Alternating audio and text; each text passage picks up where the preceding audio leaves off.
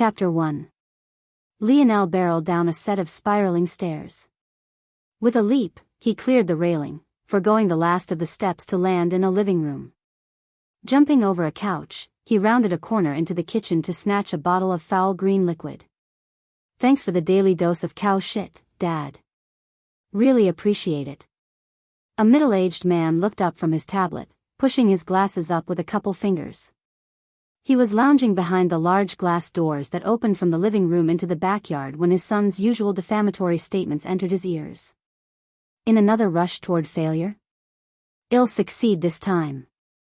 Instead of launching himself out the front door, Lionel actually made his way back up the set of spiraled stairs. "That's what you said the last over 100 times." Lionel didn't wait for his father's next sarcastic statement. He pushed open the attic doors and swung himself out of the 3-story high triangular windows. His actions looked no different from an attempt at suicide, but his hand just barely caught the ledge, swinging himself upward to latch onto a weakening water drainage pipe. Like a spry monkey, the plastic lid connector of his bottle hanging from his teeth, he climbed to the roof, landing on the angled tiles with a practiced ease. Subject: Lionel Morales, Infraction Code 118. 67. 2. Unauthorized scaling of a residential building. Under the Parkour and Freerunning Act of 2034, this is classified as a Type 1 misdemeanor. It is advised that subject Lionel Morales immediately cease illegal activity to avoid charges. Lionel ignored the beeping female voice emitting from his wrist, his eyes having locked onto his next target. The suburb Lionel and his father lived in was decently well off and could be considered a part of the upper middle class. However, the location of their home could only be described as odd. Or, rather, the entire suburb community was out of expectations. The community existed on a large flying platform that orbited a main city below like the moon did the Earth. These so-called floating paradises acted as a solution to the housing crisis of 2066, effectively fixing the problem by creating more surface area for housing. Nowadays, only the obscenely wealthy could live on the surface. Lionel's destination happened to be this lofty surface world. Though, while most who lived on these floating paradises could only catch a glimpse from time to time, Lionel traveled down almost every day. 17 seconds. Lionel crouched on his home's roof. His and his father's home happened to be at the very edge of the floating paradise. Of course, there were several safety measures taken. But that wouldn't stop Lionel. Despite his vantage point, he couldn't see the backyard his father had been sitting in. In fact, his home looked completely empty from the outside due to a privacy setting. He swung his head back, taking a big swing of his dad's green concoction. In that moment, not only did his tongue seemingly light on fire, but even his lungs burned. One would think he was breathing in a raging fire's smoke instead of drinking a smoothie. Ack. Really outdid yourself this time, old man. Lionel suddenly took a leap. At first, it seemed that he wouldn't make it very far. He'd fall 3 stories and come out with a broken leg if he was lucky. However, that was when a sudden gust of wind crashed into his body. If it wasn't for its sturdy straps, the backpack to his back would have been flung off entirely. A fierce whoosh filled Lionel's ears as he was taken into the skies. His arms and legs spread out, a refreshing smile playing his features as though he didn't realize that he looked no different from a madman to any sane observer. He was a lone man above the clouds, free falling without a care in the world. His clothes whipped against his own body, revealing a hidden toned torso. When it seemed that Lionel would be falling hundreds of meters to the surface below, his body tucked and rolled, bursting through a layer of white clouds that spritzed a refreshing dew across his face. His last bit of fatigue vanished without a thought. With a dull thump, he rolled across the hard ground. It only took a moment to realize that this wasn't in fact the ground at all, but rather the very top of a skyscraper that seemed to hold up the clouds. Perfect score. Lionel grinned, praising himself. Infraction Code 213. 13. 1. Unauthorized entry to the surface.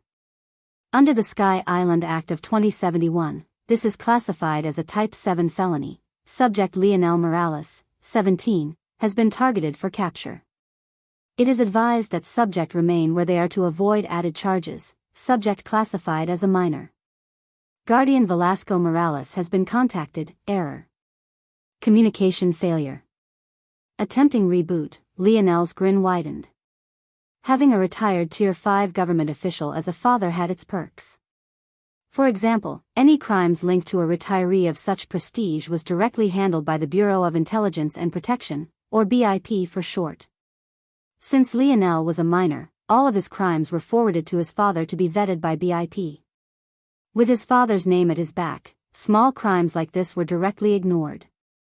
Unfortunately, though, his 18th birthday was coming up soon. Lionel popped up, grabbing a silver-framed bicycle hidden in a corner.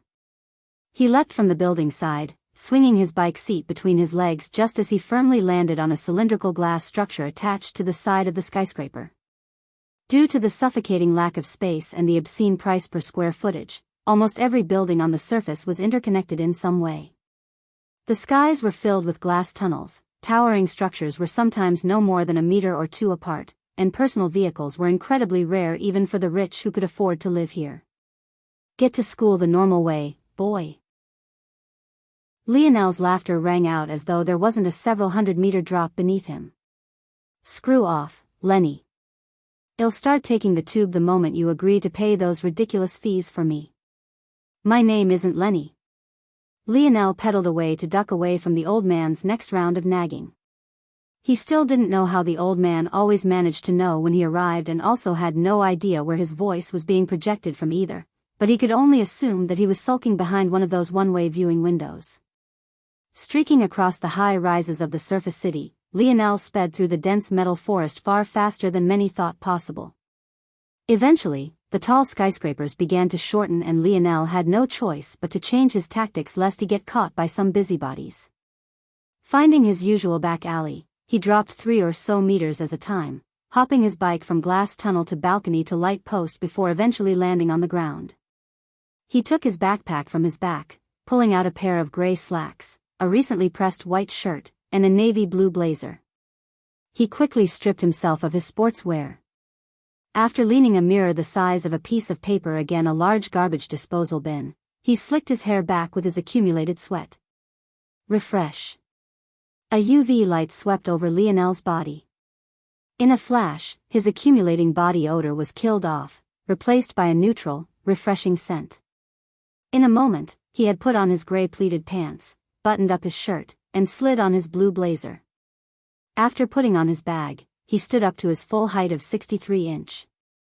He smiled toward his propped-up mirror. It wasn't because he was overly satisfied with his own appearance, though he could be considered to be quite handsome. Rather, he was testing to see which smile came off the most charming. His skin was a tanned bronze, his short hair swept freely in the wind with its dirty blonde almost amber color, and his eyes were a pale green. Lionel was not only tall and toned, but his frame was both lean and well-built. Despite this, he had a kind and inviting disposition. His presence made others feel comfortable. In truth, if others knew he was practicing his smile, they'd think he was crazy. He was more than charming enough. Was there a need to practice anymore? Surprisingly, almost an hour ticked by before Lionel's watch beeped once more. Realizing he would be running late if he wasted any more time, he hopped on his bike. But, his pace was much slower this time, not wanting to ruin his effort by sweating once more. He didn't have long to go. The streets leading to his school were nothing like the congested communities he had passed through before. It was like entering a whole new world. There was greenery all around, ancient trees vibrantly recovering from the winter months, and winding paths that led to beautiful architectural feats. This place was the third-ranked academy on Earth, a prestigious place only for the elites of the younger generation, Royal Blue Academy. Leo. Good luck. We have bets on you succeeding this time. Lionel grinned as he passed by a few groups of students preparing to head to their classes, waving in acknowledgement. Soon, Lionel's gaze landed on a massive dome-like building. It stretched hundreds of meters in every direction and had several entrances just from the front. Even among Royal Blue Academy students, there were different separations. To be able to step into this building, only the highest-ranked seniors could do so. However, even with such a masterpiece before him, Lionel's view was completely filled with the sight of just one young lady standing near the top of a wide set of white marble stairs. She looked like a dainty fairy descended from the skies. Her long, flowing black hair gently waved in the wind, only resting at the small of her back every so often. Her eyes were a warm amber that bordered on gold, making her seem like a goddess separated from the world. A small group of friends stood around her. Their banter caused her to smile, a shy smile that gripped Lionel's heart and refused to let go. When she looked up and met Lionel's gaze, he felt that the entire world aside from her had turned various shades of white. Her delicate tanned yet fair skin, the small slope of her nose, the way the wind gently caressed her thigh-length dress, revealing the curves she so modestly hid. Though not an inch over 57 inch, she had a presence that captivated the world, one larger than even Lionel himself believed he had.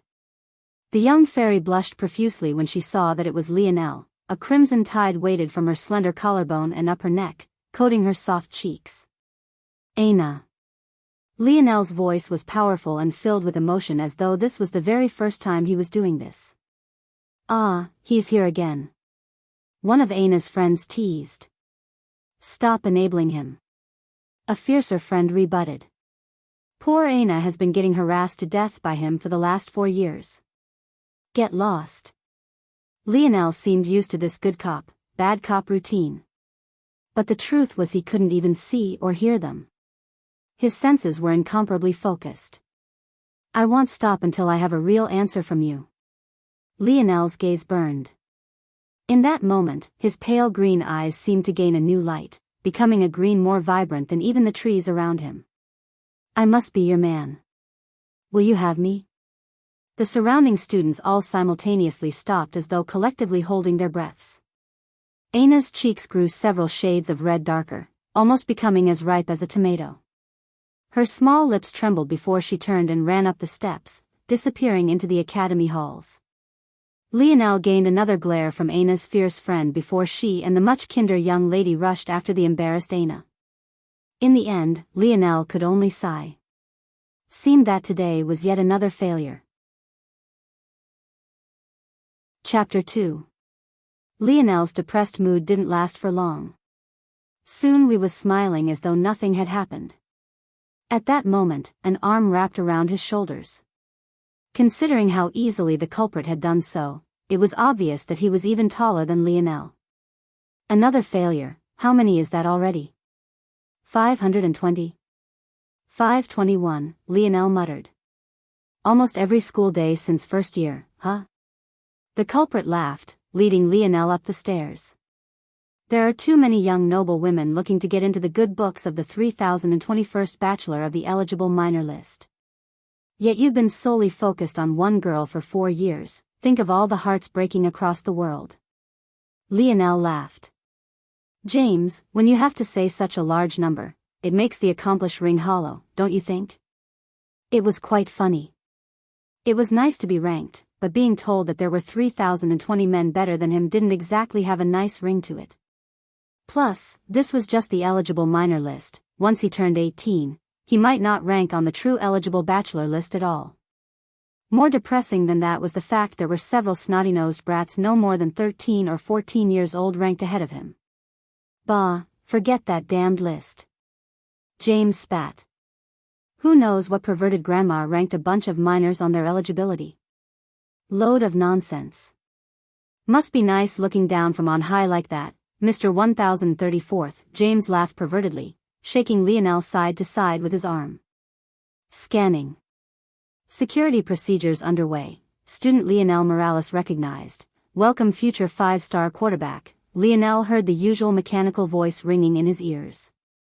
Though he knew no one else could hear it, he still felt a deep disgust whenever he heard this introduction. Think about it this way, James continued as they entered the grand hallways of Royal Blue Academy. There are over 3 billion people on Earth who are under 18. Half of those are men like us. Yet we're in the top percent of a percent of them. You gotta stop chasing after this one girl. There are too many who want you. As long as she rejects me, I will leave her alone. But in 4 years, she's never said a word after one of my confessions. She always just runs off. Lionel swiped his finger under his nose a few times. It's obvious she likes me. James was stunned for a moment before bursting into another fit of laughter. It seemed the students were used to his boisterousness because no one batted an eye to his ridiculous laugh. I don't know why I waste my words. I know you don't care about these surface things. I should have known nothing would affect your state of mind for the big game. James pulled his arm from Lionel's shoulder, pounding a fist to the latter's chest. Those preppy boys can just wait patiently for their 4th national championship loss in a row.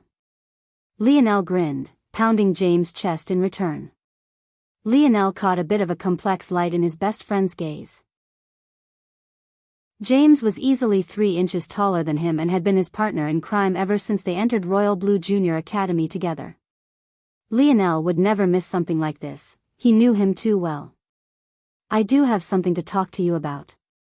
James' voice was cut off by the ring. Damn it, there's a test today. Lionel shook his head as James ran away like a madman, likely trying to find someone he could cheat off of. Without thinking much, he pulled out a binder from his backpack to cram for his own test while he walked to class. Unfortunately, he and James weren't in the same class. While Lionel ranked 3rd academically across all subjects, James was near the bottom of the barrel. If it wasn't for the fact his gene analysis decided that his fateful career was that of a 5-star tight end, he wouldn't be allowed to enter this building at all. Royal Blue Academy took these separations very seriously. Due to this, it was already a miracle that Lionel could make it into senior class A to begin with. When Lionel was young, like every other child at the age of 3, he took a mandatory genetic analysis examination. Among other things, this test was meant to decide your optimal career path while weighing your benefit to society. This career path would be graded from 1 to 5 stars depending on several factors. Ultimately, a 1-star professional was average. This person wouldn't cause any waves in their career path, but they would be able to stabilize its foundation, allowing the innovators at higher star evaluations to drive progress. 5-star professionals were on another level. These were people that would revolutionize their fields. In a single generation, there wouldn't be more than 100 children with this level of evaluation, and not every profession was guaranteed to birth one either. It should have been great that Lionel had such an evaluation. He too was a 5-star professional. The trouble was that he had no interest in joining the National American Football League and becoming a Hall of Fame quarterback.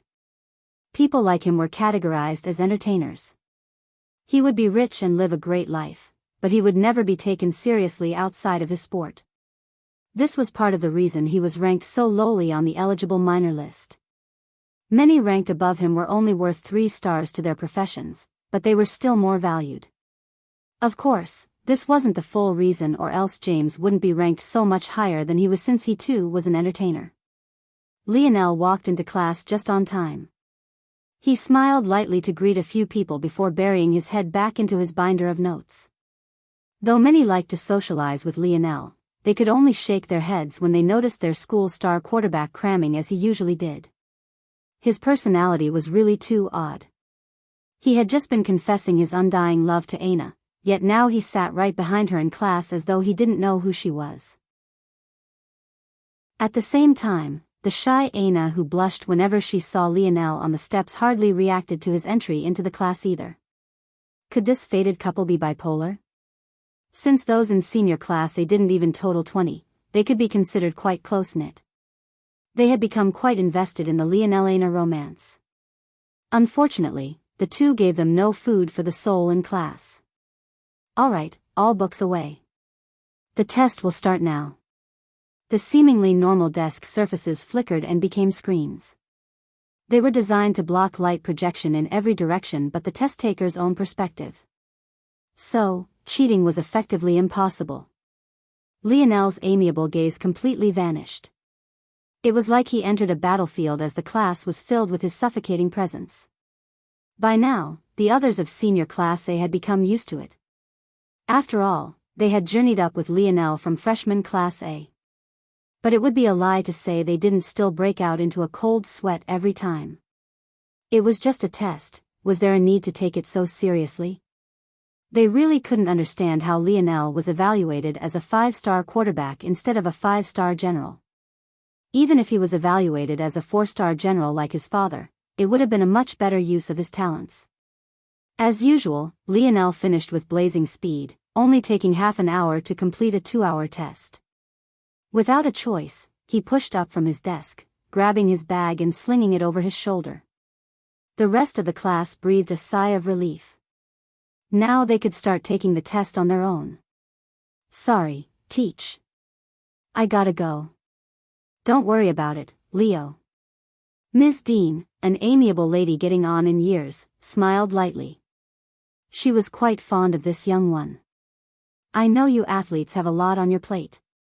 Go on now. Lionel was about to jog out of the classroom door when he suddenly thought of something and paused. He looked up to the ceiling and muttered something as though he was gathering strength. With a grit of his teeth, he turned back. With purposeful steps, he made his way back to Aina, who was still focusing on her exam. His finger tapped the metallic watch on her small wrist before she could react. There was a light glow that signaled from his watch to hers. She sat in a daze for a moment before she looked up and realized it was Lionel. For a moment, she didn't know how to react. I know you probably won't go, but I thought I would try anyway. Lionel smiled lightly. His disarming smile seemed to warm the air.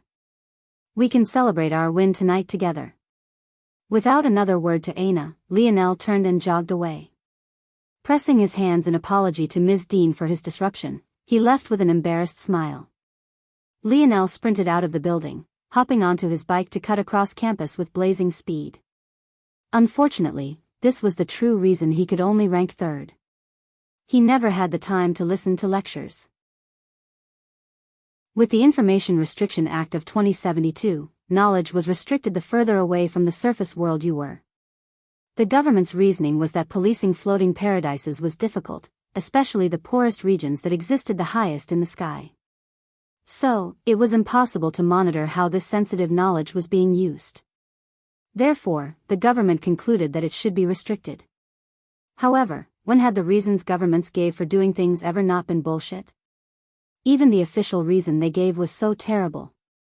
In the end, the only time Lionel had to study was the time he spent on the surface world. Otherwise, this oh-so-useful watch on his wrist watch would censor his textbooks. Still, this wasn't the worst of what Lionel had to deal with. In order to enter one of the top 3 academies' main campuses, there were extremely strict requirements. One had to be a 3-star professional in what were known as the essential professions, things like engineers or surgeons, or a 4-star professional in an auxiliary profession, careers such as lawyers or businessmen. If one wanted to enter the main campus with an expendable profession like Lionel's, 5-star was the minimum. What did all of this mean? It meant that Lionel was only allowed to enter the same building as Aina based on his credentials as a star quarterback. He had no choice but to follow the athlete recruit's curriculum, which was obviously not academically centered. James' so-called test this morning was only for the basic knowledge every adult should have. Over 80% of his workload was actually evaluated at Royal Blue Academy's state-of-the-art athletic facilities. The logic was sound. Since his career path had already been decided as a muscle-brain jock, what did he need physics, maths, and literature for? Lionel sped into a massive glass-panned oval-shaped arena. After entering the locker room, he was greeted by the moans of dozens of grown men. Pinching the bridge of his nose, he sighed like a disappointed parent. Captain. You're all too embarrassing, I don't want to be your captain anymore. Don't be like that, Cap. These 4-star masseuses have the hands of angels. Come on, Cap, you gotta try this. They only hire these goddesses for the national championship game. If you don't take advantage now, you'll have to wait until you get drafted by the NFL. Well, since you're all so sincerely begging me. Soon, Lionel's own moans filled the locker room. An eruption of boisterous laughter shook the arena's walls. It didn't seem that the biggest game of the year was just a few hours away at all. And why would it? Lionel had led them to victory 3 times before already, this year would be no different. Chapter 3. Don't worry for those who don't understand most of what happens in this chapter. I know American football isn't exactly an international sport. Rest easy, this is the only chapter the sport will have relevance in. Smiley face. Good evening, gentlemen, I hope we can have a good game today. Everyone knows the stakes, so play free and play safe. Stay within the rules as we don't have to have a problem. The crowd was deafening. The thumping of feet, the boisterous chants, the heated anticipation boiled in the air, shaking the very stadium they stood within. The Royal Blue Academy's Royal Stadium sat within a massive glass structure formed of curved triangular panels. It danced with the setting sun beautifully, capturing dark reds and oranges that played across its reflective surfaces. The green, white-striped football fields were completely empty with the exception of 11 men who stood on the 50-yard line facing one another. Clicking and flashing cameras sounded, trying to capture every moment. Lionel stood proudly, two of his teammates to either of his sides. He calmly smiled at the arrogant sneers of his longtime opponents from Angel Wing Academy, his helmet tucked under his arm. His football pads and jersey fit on like a knight's armor, glistening a beautiful deep blue. The only exception was the number on his chest, which stood out as a bright white. The number 3. Here is the coin we will be flipping today. The head referee continued to speak, stretching out a beautifully designed coin that was about half the width of his palm. On one side we have a football decorated with the flag of the fallen American Empire. This will be tails. On this side we have the Paradise Palace. It will be heads. This coin was designed by a 4-star metal worker. It was given the name Uniting. It represents our Ascension Empire's ability to ingratiate all of its past conquests, leaving a place for all. The head referee allowed the 10 players to see both sides. Are you prepared to lose? A gaze filled with confidence bore down on Lionel. The culprit was a young man with long flowing blonde hair. His white jersey was almost blinding under the lights, making one have to squint just to maintain eye contact. This young man was a 4-star quarterback prospect, Conrad Siegfried. The result will be just the same as it's always been. Lionel replied faintly. You know the drill. Royal Blue, you're the home team. Call it in the air. The head referee tossed the coin into the air. Time seemed to slow to a crawl. The piercing gazes of 2 young men met across space, a spinning coin falling slowly between them. Tails. The coin landed with a soft thud on the grass below. The result is tails. Royal Blue, would you like to receive or kick? Lionel grinned as though the answer was obvious. We receive. Angel Wing, pick the direction you'd like to kick off from. Conrad casually pointed. He hadn't let Lionel's comments bother him. If it wasn't for Lionel's birth, it would be him who would be the best of this generation. Others would let this fact crush them, but it filled Conrad with a burning desire to win by any means. Lionel turned, heading back to the sidelines. He grabbed his helmet's face mask, sliding it onto his head like a knight's helm. In that moment, his aura completely changed. A violent pressure suffocated the Royal Blue's sidelines as almost 100 pairs of gazes landed on Lionel's dark, tinted visor. Soon, the entire stadium fell into an eerie quiet as Lionel met each one of their gazes head-on. Respect the game. Persist to the end. Was all Lionel said. Respect the game. Persist to the end. Royal Blue repeated these words as one. The crowd joined in, a torrent of momentum climbing to infinity. A rush of emotion filled the air, a wild cheering shaking the very ground once more. Let's go. And here we go again. The 4th year and the 4th national championship appearance for 5-star quarterback Lionel Morales and his Royal Blues. Will it be another victory? Or will the star quarterback end his tenure with the only blemish on his resume? I think we all know the answer to that, Phil. In case you've all forgotten, let me remind you. This is the greatest quarterback prospect to ever be birthed. This young man was throwing darts in his diapers. He could sleepwalk through this game and still win by 30. Don't think we don't know what you're doing, Rick. You're just hoping your Los Angeles sewer rats trade up to pick him in the 2198 draft. Well, let me break it to you. We have the number 1 overall pick this year. The entertaining commentary of the Phil-Rick duo was in full swing, the liveliness was intoxicating. And here it is. The kickoff of the 119th National Championship game. Angel Wing's kicker did a light jog up before unleashing a booming kick that soared through the air, landing out of the back of the end zone for a touchback. With that, the game had truly begun. Here we go, the first play. It seems that Coach Owen is really letting Morales have full reign now. Immediately entering a 5-wide set, not even using a running back, Morales is all the running back they need. Lionel shifted his gaze from left to right, checking the defense. He could see the vicious gazes of the Angel Wing defensive line. Their middle linebackers' gaze locked onto Lionel's. He was a 4-star professional in his junior year. Unfortunately, much like his quarterback, he had been played to death by Lionel for the last 2 years. His eyes swiftly met James as though in tacit agreement. Blue 80. Blue 80. Set. Hut. Lionel clapped his hands, his legs slowly raising and setting into position as he accepted the snapped ball. He glided backward effortlessly. His back leg had hardly planted before he cocked his arm back and released a laser. A corner blitz.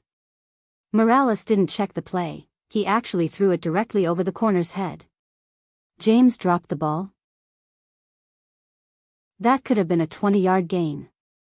How unlike him, hey. The loud blowing of a whistle sounded. Unnecessary roughness. Roughing the passer. Number 21. 15-yard penalty, first down. Lionel felt that the wind had been knocked out of him. Having opened up his chest to throw the ball, he had been completely blindsided by the blitzing corner. Of course, he had known it was coming, but he couldn't throw and dodge at the same time. Gonna be a long night, pretty boy. Number 21 grinned down at Lionel just as another whistle blew. Unsportsmanlike conduct. Number 21. 15-yard penalty, first down. The corner raised his hands in mock defeat, swaggering back to his side of the field. You good, Cap? One of Lionel's offensive linemen helped him up. No problem. Lionel said with a cold smile. The team huddled in. Sorry, Leo, you took a hit for no reason. James' gaze was filled with shame. Don't worry about it, it happens. Leo hit his shoulder pads. Head up. Didn't we just gain a free 30 yards anyway? Since they want to play games, let's play games. The play goes, trips right, red under seam, wide out bang. On two. Break. The huddle broke, leaving Lionel to jog to the line. He paused in shotgun, waiting for his team to get set. Usually, he would scan the defense. But this time, his head turned to the right, his gaze piercing toward just one side of the field. He raised a finger pointing at number 21. He had never seen this player before, so he must have been a freshman. Considering his cockiness, he was most definitely at least a 4-star recruit. It seemed Lionel would have to teach him to be more obedient. Oh. He's done it now, Blue 21. Blue 21. Down set. Hut. The whistle blew. Offside. Number 21. 5-yard penalty, first down. He's toying with the rookie now. You think the little guy thought Lionel would just try to force the ball toward his side of the field? He's too naive. Football is a game of the mind, excellent use of the hard count to deal with an over-aggressive rusher. What is Angel Wing thinking sending a corner blitz twice in a row? From now on, Morales is in control. And in control he was. The first drive was no less than a masterclass in timing, accuracy, and precision. In just 12 plays and 7:36 minutes, the Royal Blues found the end zone. Even with his star tight end having 2 dropped passes, Morales finds pay dirt, stacking 1 touchdown to the stat sheet. The game became a back-and-forth affair. Though Royal Blue had Lionel and James, not only did James seem to be having a bad game, but Angel Wing had far more 4-star recruits than they did. Aside from the dynamic duo, Royal Blue was mostly constructed of 3-star prospects. After all, they were only ranked 3rd of the academies while Angel Wing was ranked 2nd. However, Lionel pulled the team from the depths of despair time and time again. What a bullet over the middle. Morales is really carrying the load of the offense, but he's taken a lot of hits this game. You have to wonder if it's worth it. He has nothing left to prove at this level of football. That's just part of his charm. Would he really be Lionel Morales if he pulled himself out of this game? Time ticked and the 4th quarter came around, a score of 35-31 in favor of the Angel Wings hanging on the scoreboard. What the hell are you doing out there, Bennett? Coach Owen grabbed James' chest pads, fury billowing through his thick mustache. You choose the biggest game of the year to shit the bed? James' head hung low. I get it. Coach Owen took a step back.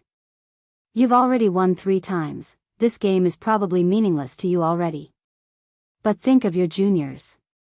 This may very well be their only opportunity in their lifetimes. Coach, that's... James wanted to defend himself, his gaze flickering with a complex light. He simply couldn't find the courage to do so. He already had 5 dropped passes this game alone. That may be as many as his whole academy career from the start to now. He really was playing out of character. Lionel came over with a smile. In truth, if one ignored the happy expression on his face, it would be easy to see the kind of sorry state he was in. He had already been forced to tape up his ribs at halftime after yet another late hit. Come on, coach, you know hell, step up when it really counts. If we didn't keep this game a bit close, wouldn't the crowd be too bored? The sound of a whistle came from the field. The Angel Wings kicked off, leaving the ball in their possession for a final drive, 1:15 sitting on the clock. Isn't this what we live for? Lionel's grin sent a wave of calm through the sidelines. Let's go win this. Lionel slid on his helmet. Like a general leading his army, he stepped out onto the field, his mind incomparably focused. And here we go. Scoot up to the edge of your seats, everyone. This is the final drive to decide it all. A nice and easy run on first down. It's clear the Royal Blues are taking their time, settling the pace, looking to end it on their own terms. Excellent timing on that out route. 87's been a key piece with Bennett's down game. He may only be a 3-star prospect, but he's stepped up big today. 0:47 on the clock and the Royal Blues are already at midfield. Morales has them running like a finely tuned engine. Oh no. 56 whiffs on a block, letting a rusher free. Morales spins out of the tackle, rushing to his right, a work of art, nothing less. A slight flick of the wrist to send the flying 40 yards right between the numbers. 87 tiptoes out of bounds at the opponent's 6. 0:03 on the clock. My blood is boiling. Can they do it? Can they seal their dynasty with a victory? This is it, boys, leave it all out there. Respect the game. Persist to the end. Lionel's gaze blazed. All right. Z personnel, Y boot swing over, motion zig fade. On one. Break. Lionel walked to the line, his heart as calm as a lake. The blaring cheers of the rocking stadium, the countless flashing cameras, the sea of white uniformed enemies glaring at him like a piece of meat. It all rolled off his shoulders as though they weren't there at all. With a light smile, Lionel turned his head to the right of the field, his arms slowly raising to point at a familiar freshman. It can't be. Morales is doing it again. Ahaha. This is the spirit of the game. To call out your opponent on the final play, what guts, what imposing grandeur. Blue 21. Blue 21.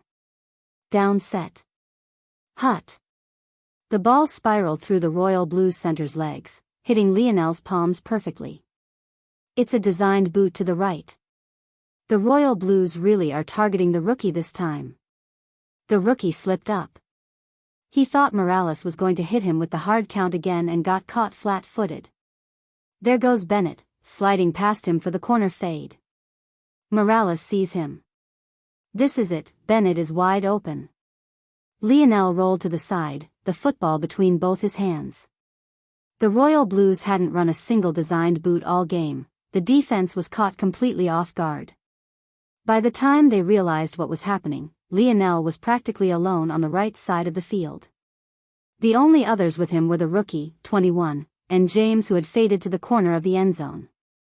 The rookie was caught in no man's land.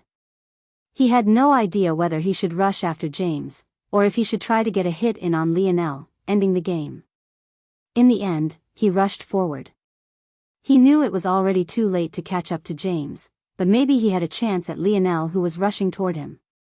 Unfortunately, Lionel smirked. With a flick of his wrist, the ball soared over 21's head, landing right in James' hands. Morales does it again. Royal Blues W. The deafening crowd fell into an eerie silence as the ball slipped through James' hands and the clock hit triple zeros. Chapter 4. James grabbed his helmet with both hands, dropping to his knees in despair. At a time like this, Lionel could only sigh. However, under the silence of the arena, a resounding boom of two clashing bodies sounded. Lionel grimaced, feeling his already fractured ribs break cleanly as his vision was filled with sights of the moon above. It was then a loud whistle blew through the silence. Unnecessary roughness, roughing the passer, number 21. Half the distance to the goal, still first down. Lionel landed heavily on the ground, grasping at his chest with his eyes squinting in pain. The rookie stood over him in shock. At first, he had let his frustration get the best of him. He had never for a moment thought that James would drop such an easy layup of a pass, so he unleashed everything he had on Lionel, knowing they would lose the game. Never did he think that his actions would give the Royal Blues another chance with 0 seconds on the clock. The medics rushed onto the field. Despite the Royal Blues gaining new life, the stadium still remained silent. The sight of Lionel writhing in pain made many send furious gazes toward the rookie and James. "Bennett, get the hell off the field. Rook, you're in." Coach Owen coldly benched his 5-star prospect. He didn't know what was wrong with James today, but he was clearly in his own head too much. It was impossible to use him for this final play. The medics quickly lifted Lionel's jersey, undoing the bandage wraps from the first half to reveal ghastly purple and green bruises. It was simply impossible for a bruise to spread so quickly. The only explanation was that Lionel had suffered this injury very early on in the game. "Don't." Lionel grabbed the hand of the middle-aged male medic who tried to take his pads off. "There's just one play left, I got it." Coach Owen, who had rushed onto the field, frowned deeply, his arms crossed over his well-built chest and his mustache billowing. The team stood around Lionel's slowly rising figure, solemn expressions on their faces. They knew that everyone made mistakes, but at the moment, they were having a really hard time forgiving James. "What are you all pouting for? An injury timeout doesn't last forever, let's do this. Line up." Seeing Lionel's resolute attitude, the medics and Coach Owen had no choice but to jog off the field under the silence of the crowd. In those moments, the heavy breathing of the players who stood on their last legs was all that remained hanging in the air. Lionel's fiery gaze lit a fire under them all, filling them with a strength they didn't know they had. On the sidelines, Conrad looked on with a gloomy expression. Victory had been in his grasp, yet it slipped away, just like that. Lionel slapped his hands together, standing behind his offensive line as though he wasn't injured at all. Blue 80. Blue 80. Down set, HUT. Lionel sat in the locker room breathing heavily. The sounds of celebration surrounded him, causing a light smile to play his handsome features. Who knew how they did it, but the guys managed to get their hands on a few dozen champagne bottles. Their wristwatches were probably beeping away with talks of the underage drinking code. Unfortunately, he couldn't take part too actively. Though he could forcibly ignore his pain if need be, as he did on the final game-winning play, it was probably best he didn't move too actively, lest his ribs puncture his lungs. "Stop moaning and groaning, Cap. You're not getting out of partying tonight." One of Lionel's O-linemen, 3-star center Milan Inga, slapped his shoulder without regard for his grimace. He swung back a flask of vodka, his massive fat-covered body somehow appearing ripped of muscle at the same time. Oof, I already promised I'd come. No need to kill me first. The guys laughed, hopping in the showers one after another. Lionel gingerly took off his sweaty pads and undergarments, taking his time. He planned on hopping into the showers last. Although he was pretty certain that Aina wouldn't come, he still had to put his best foot forward just in case. Luckily, he had already prepared a decent outfit. It wasn't as flashy as what those rich boys could bring out, but he was still happy with it. I'll probably have to have one of the medics re-bandage this for me, Lionel thought to himself. Hearing a sudden plop by his side, Lionel turned from his locker to see his coach half dozing off, a strong scent of alcohol leaking from his mouth. Lionel laughed. "Coach, you're gonna get yourself fired going around like this." "Bah, fuck those preppy pricks." Coach Owen tipped his flask up as though mockingly toasting the very people he insulted. Lionel almost didn't understand his slurring words. "Look at you, how embarrassing. You get like this every year. What's it to you? You're gone after this time anyway, off to the bright lights of the NAFL. This old man will just stay in his little town." PFT Lionel couldn't hold back his laugh. "You're the coach of the best academy football program on Union Continent. Your salary is enough to retire now and live a life of luxury until you finish putting that other foot in the grave." Usually, Coach Owen's mustache would blow and he'd have another witty comeback waiting for Lionel. But this time, his response was completely unexpected. "Thanks for choosing royal blue, kid." Lionel was stunned silent for a moment. He very well could have chosen Angel Wing, allowing him to attend the second-ranked academy. But he chose royal blue because he liked Coach Owen's straightforward personality. As for the first-ranked academy, they didn't have a football program, seeing the entertainment path as something beneath them. In the end, Lionel smiled lightly. "Don't thank me, thank that dead rat on your lip. If not for how fun it is to poke fun at it, I would have never come here." Coach Owen laughed uproariously, slapping Lionel's back even harder than Milan had. "Finish drinking that green vomit your old man gave you, kid." Ignoring Lionel's grimace of pain, Coach Owen walked away. "Enjoy it while you can." Lionel was too busy trying to calm his pain with ice to hear Coach Owen's last words. But they were never intended for him to hear to begin with. After his pain pangs slowly faded, Lionel dug through his locker to find his black bag, pulling a familiar bottle of green sludge out. As far as Lionel knew, his father worked in a government division that focused on nutrition and enhanced nutritional supplements. The Ascension Empire believed that while their technology advanced rapidly, the human condition lagged behind. So this unnamed division worked toward maximizing human potential with food. This gross concoction was one of his father's creations. According to his gene assessment, he was slotted in to grow to 6 feet tall. But, after drinking this poison every day, he superseded that by 3 inches and might very well gain another inch or 2 by the time he reached his 20s. Of course, Lionel's father was actually a 4-star general.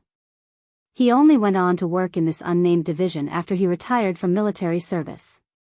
Then he proceeded to retire once more from said division. After chugging what remained of the bottle, a familiar scorching pain seared Lionel's chest. But, at the very least, his aching ribs dulled down a bit. It would probably take a normal person about 2 months to heal, but Lionel would only need about 3 weeks. Time ticked by and Lionel was finally the only one remaining. Though he could have used the refresh ability of his watch, he preferred taking a shower as did most people. There was just something about it that felt cleaner. Taking his time, he scrubbed every inch of his body before walking out with a towel around his waist and one hanging loosely over his head. Slightly obscured with a pattern of green, purple and brown bruises, his torso rippled beneath the heated steam. Lionel rubbed the towel through his hair, wincing as he struggled to keep his arms above his head. Reaching into his locker, he put on a pair of deep blue jeans, a skin-tight white turtleneck sweater, and draped over a long black trench coat. "It's only 8 p.m. right now. Dad won't kill me too much if I'm home by midnight." Lionel slung his backpack over his shoulder. But the moment he turned, his footsteps stopped. What are you moping around for? Lionel smiled toward James. If it's a struggle for you to tell me, then just don't tell me. There's no need for you to be sorry, that rookie would have hit me like that whether you caught the ball or not. For a while James didn't know what to say. But, he didn't move out of the way of the door either. You knew you would get the unnecessary roughness call, right? Lionel's smile dimmed a bit, but he didn't respond. I know you too well. You don't like to lose, but you're too soft-hearted to call me out on my bullshit too. So, you'd find a way to protect our friendship and ignore it, all while winning the big game anyway. Am I right? Lionel sighed. Is there really a need to know the answer? Of course there is. James' voice rose. If you knew I needed your help, why couldn't you just lose this one time? This is just a game, isn't it? You've already won 3 times, did you really need to win for a 4th? You don't even want to be a quarterback. Lionel's gaze narrowed. Whether I want to or not is irrelevant. In everything that you do. I already know. I've heard it a million times. Respect and persistence. Respecting this garbage hand you were dealt, you're definitely the first. Congratulations. Lionel's eyes flickered with a hint of sadness. James, why are you being like this? You didn't even try to talk to me beforehand, we could have come up with a solution together. Did you think using being late to class as an excuse was enough? James' expression rapidly changed, flaring with anger, then shame, then finally, capitulation. I'm sorry. I lost my cool. There are just some things that... Never mind. It doesn't matter anymore. What's done is done. James shook his head, recollecting himself. Turning away, James reached for the door. After a pause, he turned back with a bright smile as though nothing had happened. Come on, all your adoring fans are waiting outside to crucify me. The party's going down in Blue North Dormitory.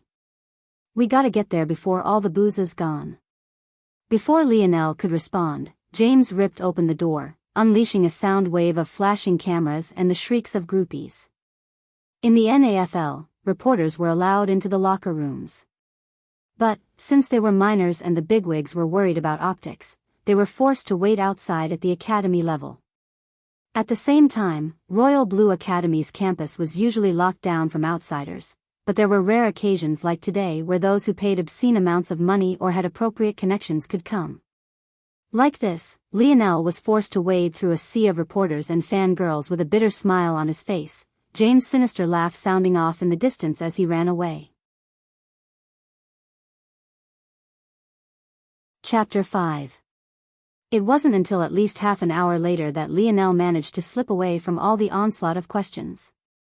Since he was pretty much locked into the first overall pick in the coming months, it was no wonder he was being hounded like this. That said, just because he understood, didn't mean he liked it. Damn it, I'm late. I don't want Aina to misunderstand. Lionel pedaled madly across campus, his silver bike streaking like a comet across the skies. About 5 minutes later, he finally made it to the northern dormitories. Since there were too many outsiders on campus today, he clicked a hidden button on his bike's frame, causing it to fold in on itself and becoming a silver rod about 2 meters long. In the end, it further collapsed, splitting into 4 pieces that neatly fit into his bag. The blaring of music could be heard even from Lionel's distance away. He hadn't even entered the apartment-style building yet, but the sounds of clattering glass, laughter and club music was impossible to miss already. Blue North Dormitory was the male boarding house of the northern dormitories. It had the greatest luxury and accommodation of them as well. Usually, women wouldn't be allowed anywhere near this place, as their dorms were located in the south. But, nearing the end of senior year, there was an unspoken rule among supervisors to let some of these things slide. At the very least, Lionel could see many of these blooming beauties through the windows and even strewn around outside, sneaking away with their lovers. Seeing these sights, Lionel sighed. Would Aina really come to such a place? Maybe he was asking for too much. Thinking to this point, his footsteps couldn't help pause. These were some of his last chances to capture Aina's heart. If he failed now, who knew when he would see her again? Aina was a 5-star professional. Lionel didn't know of what profession due to certain protections. In order to protect students from being poached and harassed by conglomerates and distracting them from their schooling, this information was usually sealed. Lionel was a special case in that he was an entertainment professional. As such, his protections weren't as great. Considering how high Aina's protections were, she was definitely destined for a very important industry. The only reason Lionel even knew she was 5-star at all was due to simple coincidence and a slip of the tongue. Lionel clenched his fists. How well did he know Aina? What were her hobbies? Her favorite foods? Favorite color? Lionel didn't know the answers to any of these questions, however he was enamored. There were other women just as beautiful as Aina, some of whom had even tried to deliver themselves into his arms. But there was something about this woman in his heart that overshadowed them all. If my profession isn't enough to be by her side, then I'll toss it aside. Lionel's aura blazed almost like a beacon under the night skies. Just as Lionel was about to take another step forward, the sound of a crashing window shook him out of his thoughts. The screams of the female students shot across the night sky. However, the blaring music hadn't come to a stop. Lionel's gaze shot upward to a body half hanging out through a 4th-floor window. A young man's lower back scraped along the now jagged windowsill, his body barely being suspended by the hand grasping his collar.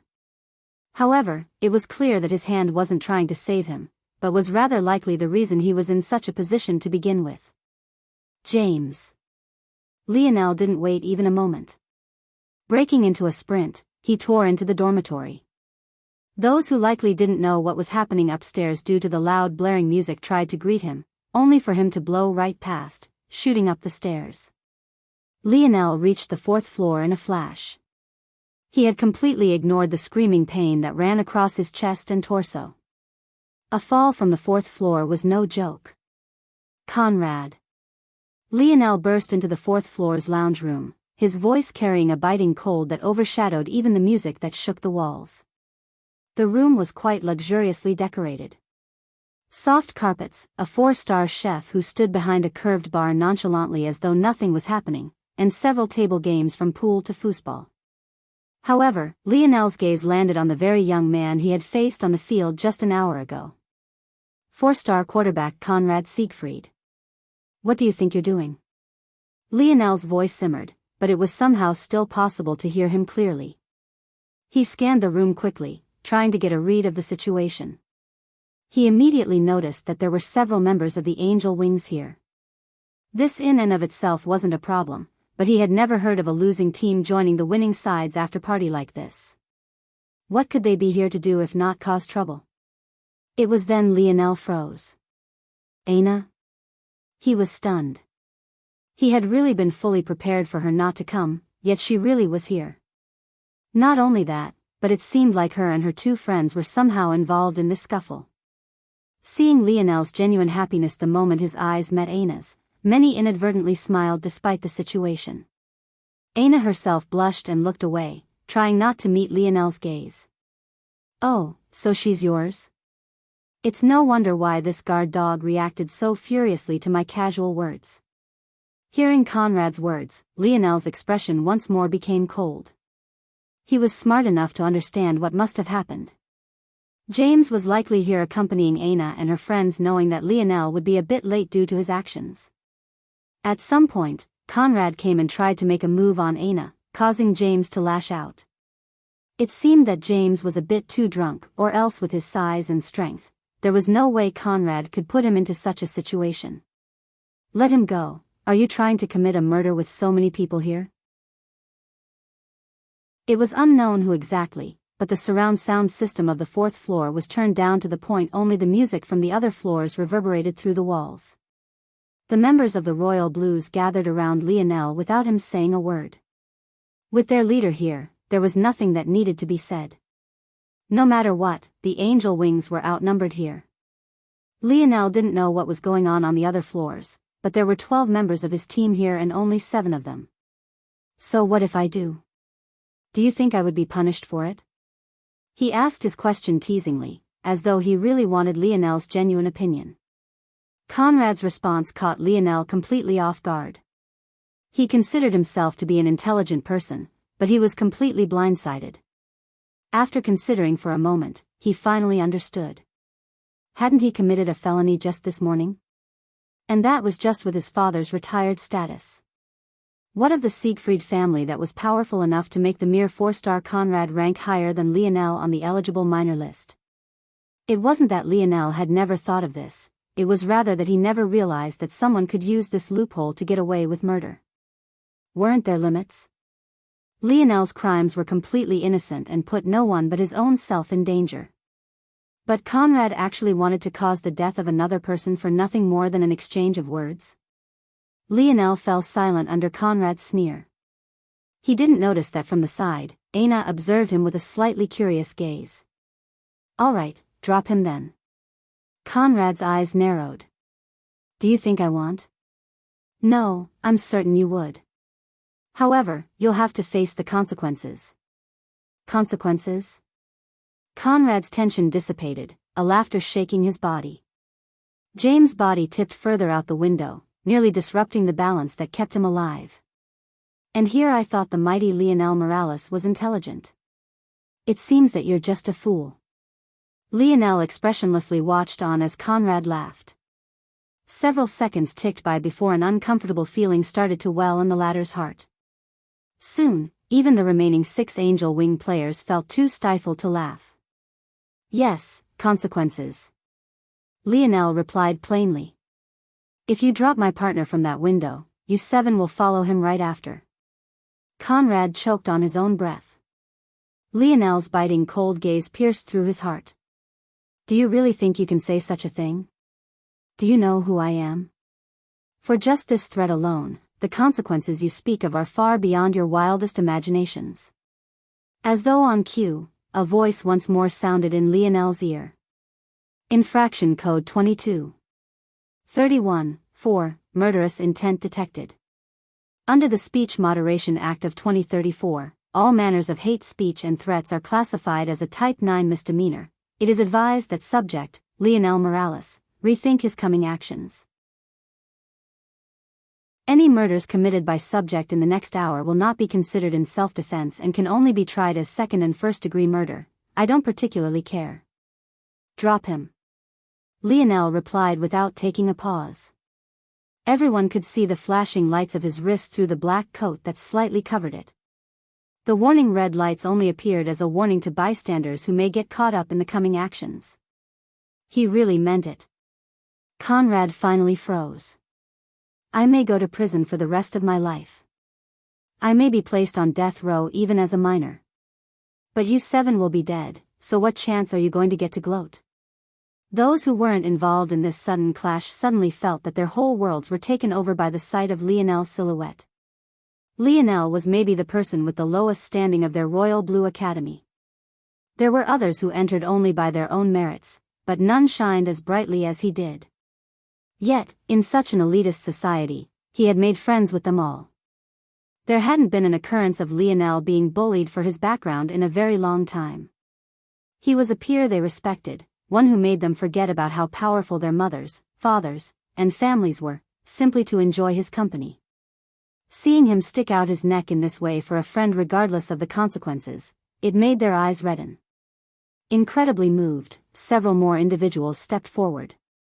There were no words spoken, but Conrad went from facing just 12, to feeling the emotional tidal wave brought forth by almost 30. At this moment, Conrad was caught between a rock and a hard place. If he took a step back, he would look weak. But, if he continued along this path, he might really lose his life. It was then that it happened. Centuries from now, historians would come to know this event as the dimensional descent. It was the day that Earth evolved and their plane of existence morphed. It was the day they ceased to be the top of the food chain. A loud blaring noise cut through their silence and the wall-shaking music of the other floors. The expressions of everyone present changed, their wristwatches vibrating with several, continuous warnings. Warning. Warning. We have entered a code red, Class 9 state, warning. Warning. We have entered a code red, Class 9 state. Everyone present knew exactly what this meant. Code black. It was the lowest and most normal state. Class 1 was a normal day, while Class 9 was used in situations like the spread of a minor virus. At most, the worst death totals would be in the few thousands to tens of thousands. Code blue. It was a medium state of alertness. It was usually used during rebellion by one of the Paradise Islands or the satellite moon societies. The worst death totals would number in the hundreds of thousands, potentially millions. Code red. This was a cataclysmic event. It was a situation where the Ascension Empire's efforts had to be focused on solving the problem as opposed to protecting its citizens. As a result, there would be very few individuals in position to help them. The death totals would be within the billions. And Class 9 was the highest of them all. A sudden blinding light streaked across the skies. For a moment, it seemed it was day rather than night. Everything trembled. The ground, the air, even their bodies, as though an inexplicable pressure was bearing down on them. Gravity seemed to increase by at least 10%. The air grew heavier, a lack of oxygen making those around feel stifled. At the same time, their gazes grew foggy as a dizziness overwhelmed them. It felt as though they had entered an elevator that decelerated far too quickly. Then, everything shut down. The music, the lights, their wristwatches. The world fell to darkness. At that moment, hundreds of Paradise Islands across the planet plummeted from the skies. Chapter 6. While everyone was distracted, Lionel had already moved, making it to Conrad and James in a few steps and grabbing a side of the latter's collar himself. Another person might have chosen to fight off Conrad first, but Lionel was well aware how foolish such a choice was. No matter what just happened, securing James' safety came first. No matter what happened between them, James was still his best friend. And, luckily, he had the now darkened lights on his side. As expected, Conrad wasn't able to react. Seeing that Lionel now had a firm grip on James himself, he could only let go, allowing Lionel to pull James up. Leo. James' words slurred. It was only now that Lionel realized James had actually been unconscious. It was likely his head that had smashed the window apart. It wouldn't be surprising if he was diagnosed with a concussion. Coupling that with the fact he was drunk, and it was a recipe for disaster. Hey, Mon. You're late, my sister-in-law was waiting on you. Lionel sucked in a cold breath through his teeth when James heavily leaned on him. He was really in no shape to be taking on such a burden, but he still carried him out, letting him sit on the couch. Chef, do you have any gas burners back there? We need some light. Lionel called out. The 4-star chef, who had not said a word even when James' life was on the line, finally looked a bit shaken. He didn't seem to know what was going on. Yes. We use a blow torch for the finishing touches of certain dishes. He absent-mindedly fumbled through the dark, pulling out the drawer of a hidden compartment to take the torch he was speaking of. But, before he could think to hand it to Lionel, it happened. In that few minutes, it felt that the planet would collapse. A cacophony of booms so loud Lionel had no choice but to cover his ears sounded. The earth beneath their feet trembled fiercer, the building swaying wildly from left to right. It was then that Lionel froze. He didn't need to think to know what was causing this. The Paradise Islands. Dad. A bout of worry seized Lionel's chest. No Paradise Islands were allowed to have routes that crossed over important landmarks. The top 10 academies, government buildings, and historical landmarks all fit this description. So, they were safe, for better or worse. However, Lionel didn't care about his own safety. He was worried about his father. Higher-class Paradise Islands like the ones him and his father lived on had several safety features in case an event just like this one happened, however they weren't perfect by any stretch of the imagination. This was especially so considering the scope of this power outage. The only slight hope was that Lionel and his father lived on a Paradise Island very close to the surface, the closest they could get, in fact. If their island crashed into some of the high-rise skyscrapers first, it could slow its descent enough to save his father's life. These skyscrapers were exactly the very last line of defense for these disasters. They were built with this potential cataclysm in mind. In the end, Lionel could only force his worry down. If it was a normal power outage caused by some sort of system-wide failure, he would immediately run out of here, even leaving Aina behind. However, before everything happened, their wristwatches had warned of a Class 9 code red. It was very obvious that there was nothing normal about this event. Setting his jaw, Lionel weathered the shaking earth with his hands firmly clasped over his ears. It was lucky that their buildings were built with the highest earthquake technology, or there was no way it would have lasted this long. The atmosphere became gloomy. Students who could go here didn't think often of the Paradise Islands above their heads. They would occasionally obscure the sun, but no more invasively than the clouds do. However, this time, with each crashing boom, they became more and more aware that each represented the deaths of countless innocent people. Completely unprovoked, several began to heave and vomit. A putrid smell filled the fourth-floor lobby along with mute sobs almost completely obscured by the vicious torrent of sounds.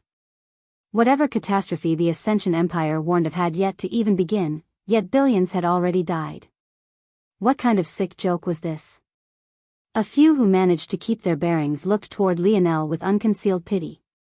Even though he had closed his eyes and clenched his jaw, keeping his visage expressionless as he covered his ears, they knew well what he must be feeling. Some of them were in the same boat. Even if their families were affluent enough to have a home on the surface, not all of them were able to have a home in those protected zones. Their families might very well die by being crushed by those falling Paradise Islands. Over 10 minutes later, the booms finally stopped, the earth still swaying beneath their feet. Maybe it was only now that they had become aware of just how many of those islands hovered above their heads, of just how many lives they hadn't even cared for to now. When they did, Lionel began to work as though nothing had happened. He carefully took James' shirt off, being mindful to support his head. As expected, not only did James have a concussion, but the remnant shards of glass on the bottom ledge of the windowsill had left deep gashes to his lower back. Accepting the blow torch from the 4-star chef, Lionel borrowed a few scented candles from a resident of the dorm and lit them, finally giving them a semblance of light. Lionel wasn't a medic, but he had taken a few first aid classes. He was unsure if the medics they had on standby for the game were still here, or if they had left to their homes. After all, it had been over an hour, approaching 2, since the game ended. He didn't have the luxury of looking for them. Cleaning out James' wounds to his lower back as best he could, he slowly removed pieces of glass stuck in his flesh.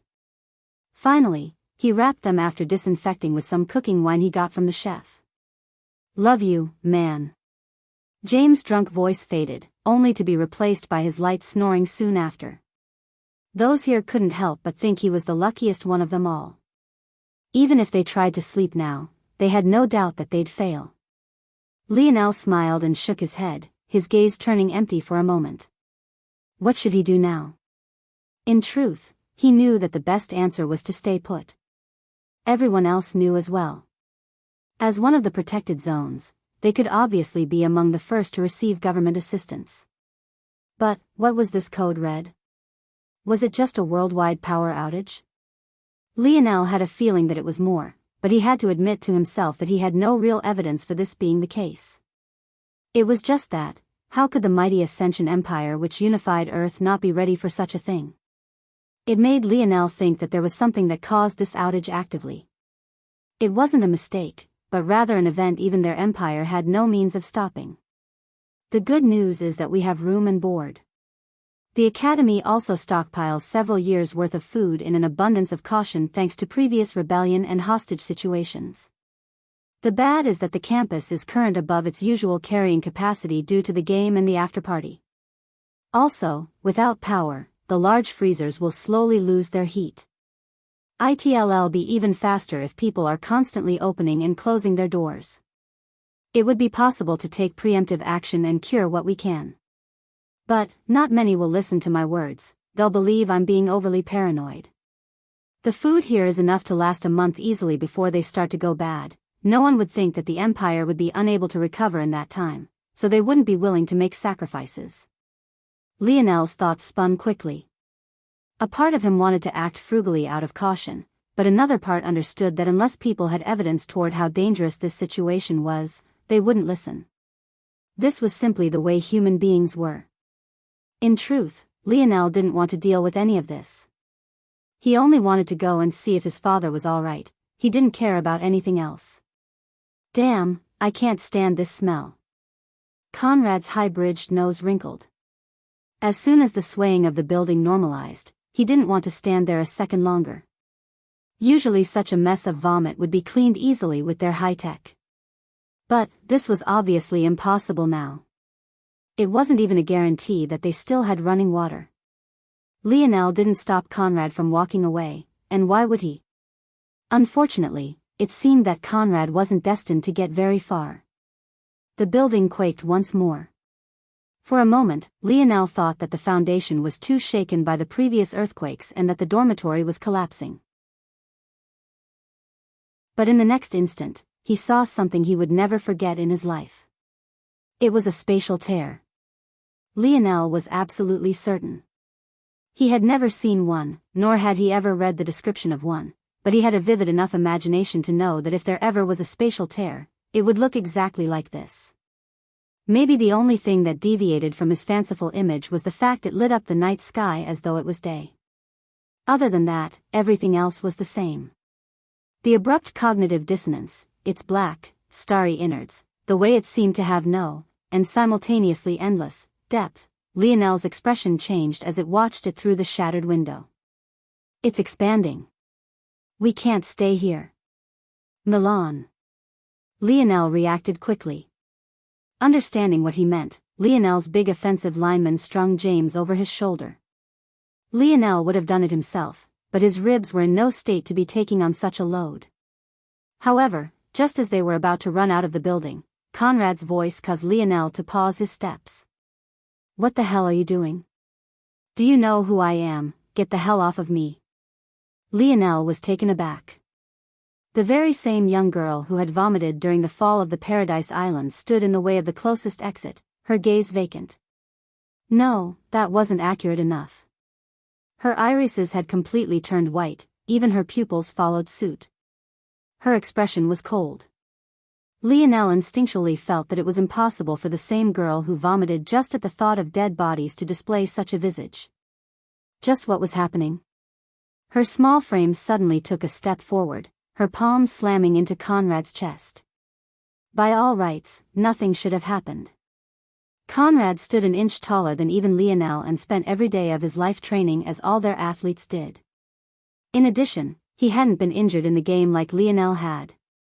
At the same time, the small girl was just a junior dragged to this party by one of her seniors and was barely 54-inch. Yet, it seemed the illogical was the theme of this day. With a dull grunt, Conrad was pushed back hard enough for him to fall to his back, a stunned expression on his face. You.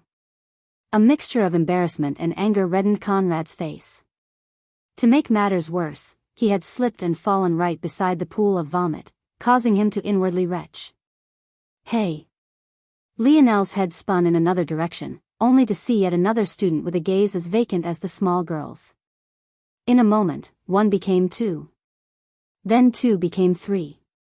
In a flash, 10 pairs of white irises shimmered under the blue light of the spatial rift, dully gazing toward them all.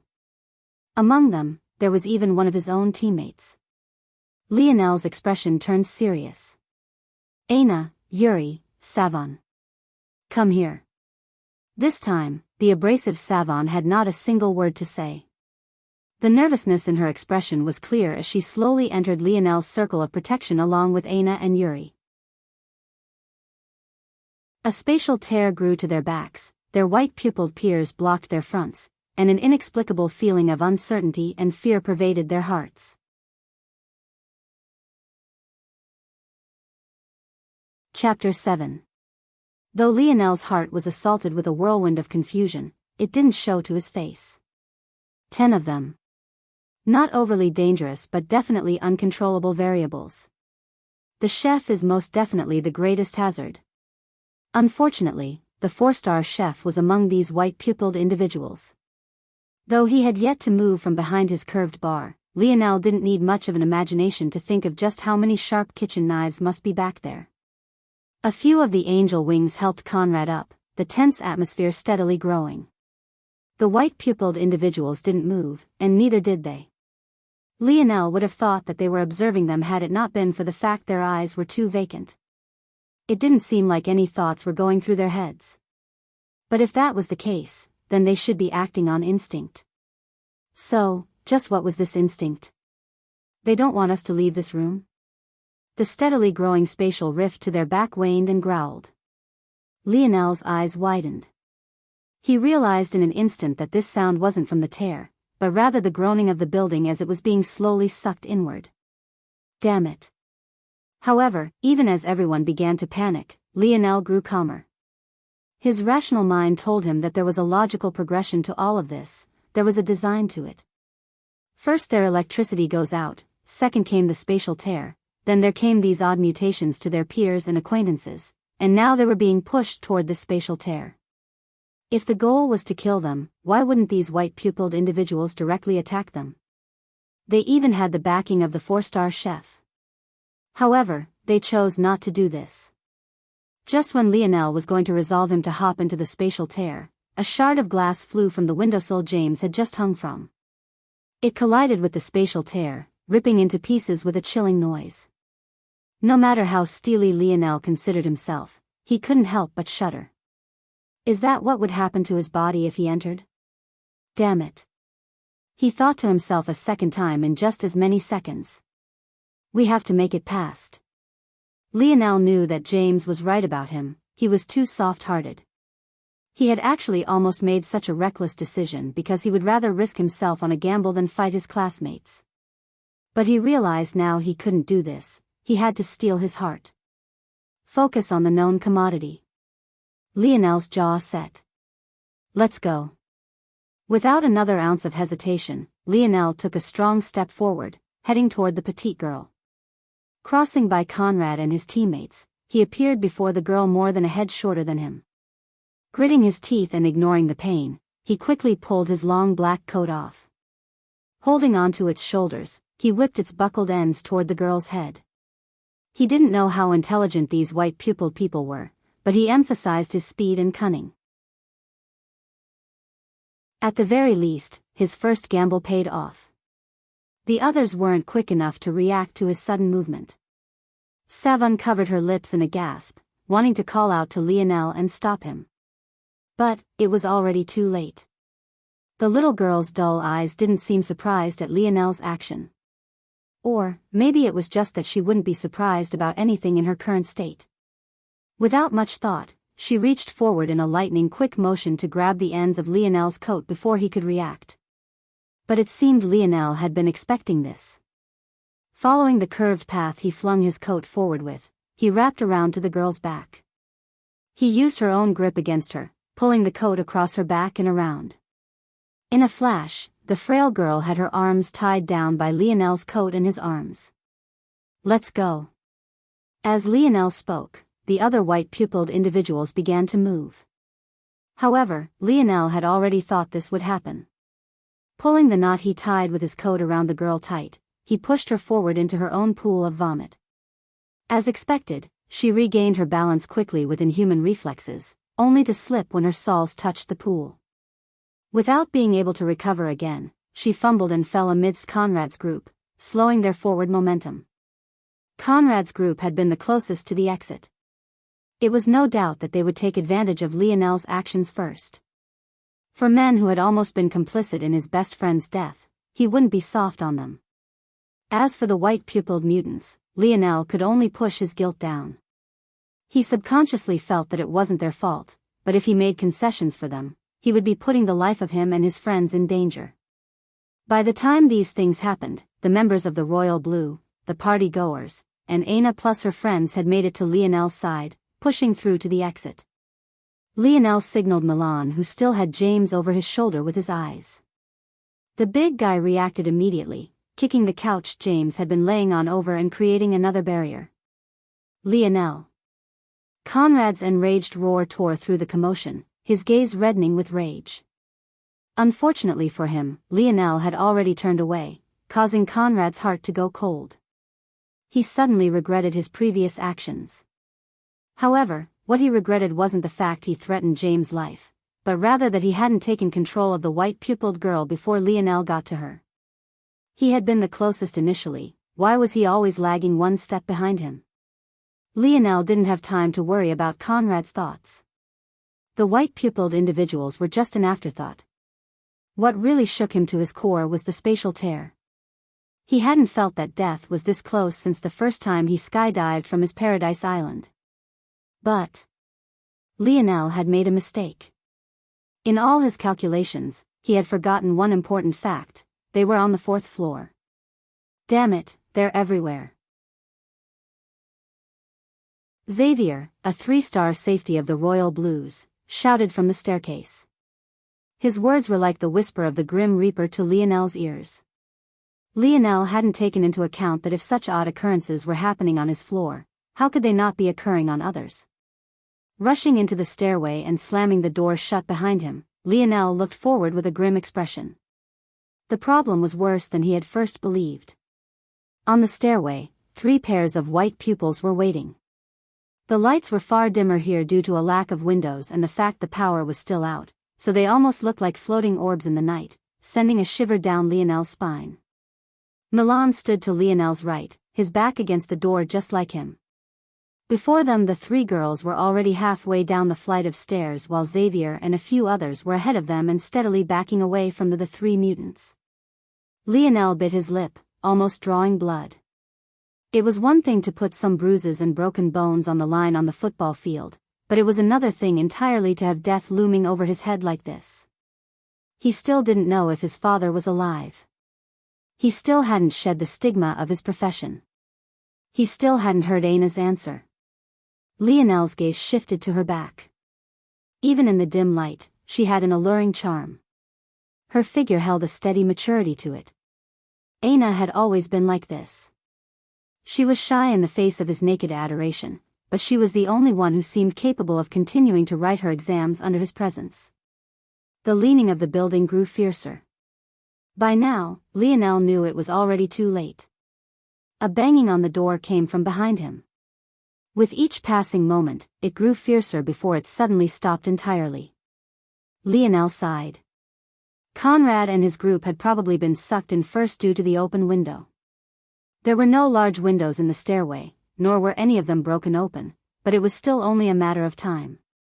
He faintly hoped that in their last moments, even if he couldn't see his father, that Anna might say the words that could put a smile on his face even now. But her small frame seemed to have no intention of turning. Maybe I was wrong. I guess she doesn't like me. These were Lionel's last thoughts before the building gave way, snapping off from its foundation and flying into the spatial tear. There was yet another thing Lionel was wrong about, though. The spatial rift didn't take everything. The moment those with white pupils touched its surface, they were safely rebounded away. The grotesque sound of shearing metal, brick and foundation sounded through the air. In an odd way, it almost sounded like chewing. As though the spatial tear was having a good meal as it smacked its lips. All around Earth, similar events occurred. Many shared the same thoughts of agony and despair Lionel had. Many more had suffered terrible acts of revenge, guilt and sometimes even both in just those spare few minutes. The world was changing in a completely unprecedented way. There were some who managed to escape the tears, but it was impossible to tell if their situations were any better. In a world filled with white-eyed mutants, normal humans had suddenly become the minority. The odd mutations continued, even transcending the human race and affecting the other animal kingdoms. However, even as their population grew, they did nothing. They stood silently, their pale eyes gazing vacantly toward empty space. Even those who stood just a few steps from another of their kind didn't speak, as though they were all collectively waiting for something.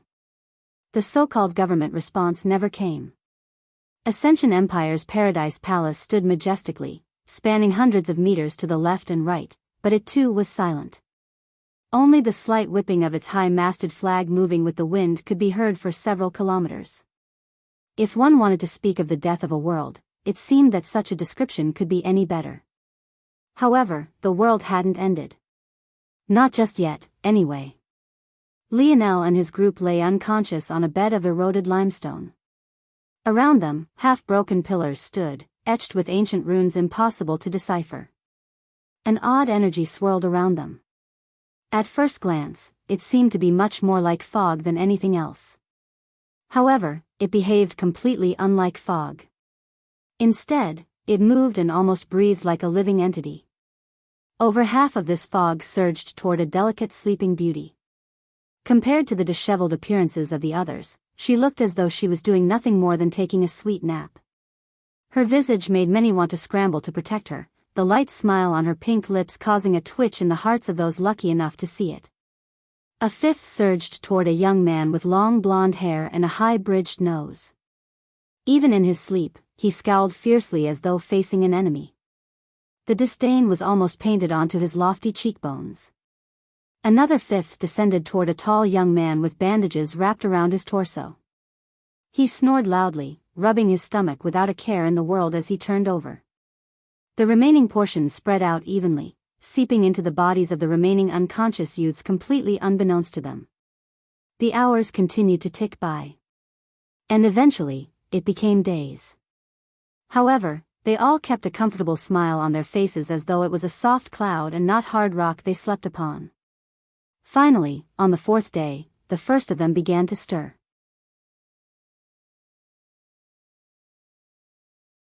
Chapter 8. Lionel stirred awake. His eyes blinked for a moment before he sat up far quicker than he should have, something that he instantly regretted. However, the sharp pain he expected from his ribs never came, causing him to look down at himself in confusion. My injuries are healed. Wait, where am I? Lionel was bombarded with a sudden wave of sensory information. The limestone beneath his butt and hands, the odd wind that gently blew against his exposed skin, even the ancient smell and that hung in the air, almost reminiscent of a copy room with a slight mustiness to it. The feeling made Lionel keel over, vomiting out the contents of his stomach. It was just that his belly happened to be quite empty at the moment, so he could only dry heave. By the time his body finally stopped convulsing, Lionel was left with a bitter feeling of confusion. Everything seemed too loud, too bright, too textured, all at the same time. No matter how much Lionel willed it away, it didn't seem intent on disappearing. He sat there for hours, feeling sicker than he had in all his life. The world had suddenly become too detailed for him to take in. It was as though he was staring at an optical illusion puzzle, one that if you gazed at long enough, it would appear to be moving. Yet, this wasn't an optical illusion, it had become his reality. Half a day later, Lionel felt his throat burning. He felt a thirst he had never felt before in his life, but there was simply no water here, there was nothing but ancient ruins and the unconscious bodies of his friends. He would go look for water if he could, but every time he tried to stand, his head would spin. Not only did the world give him more detail than he could handle, but his body did as well. He could almost feel thoughts forming in his mind, he could feel the electrical pulses going from his brain to his limbs, he could feel the powering of every cell as they contracted. Just simple movements felt worse than even observing the world around him. Out of desperation, Lionel slowly slung his backpack off of his shoulder. Luckily, when he had been forced to use his coat to bind that girl, he had taken his backpack off and hung it from one arm. If not for this, he didn't think he could manage to do even this simple task. Taking out a familiar bottle of green sludge, he brought it to his lips, drinking shakily. Unfortunately, he could only feel a wave of despair, remembering that he had finished the rest of it after Coach Owen reminded him to.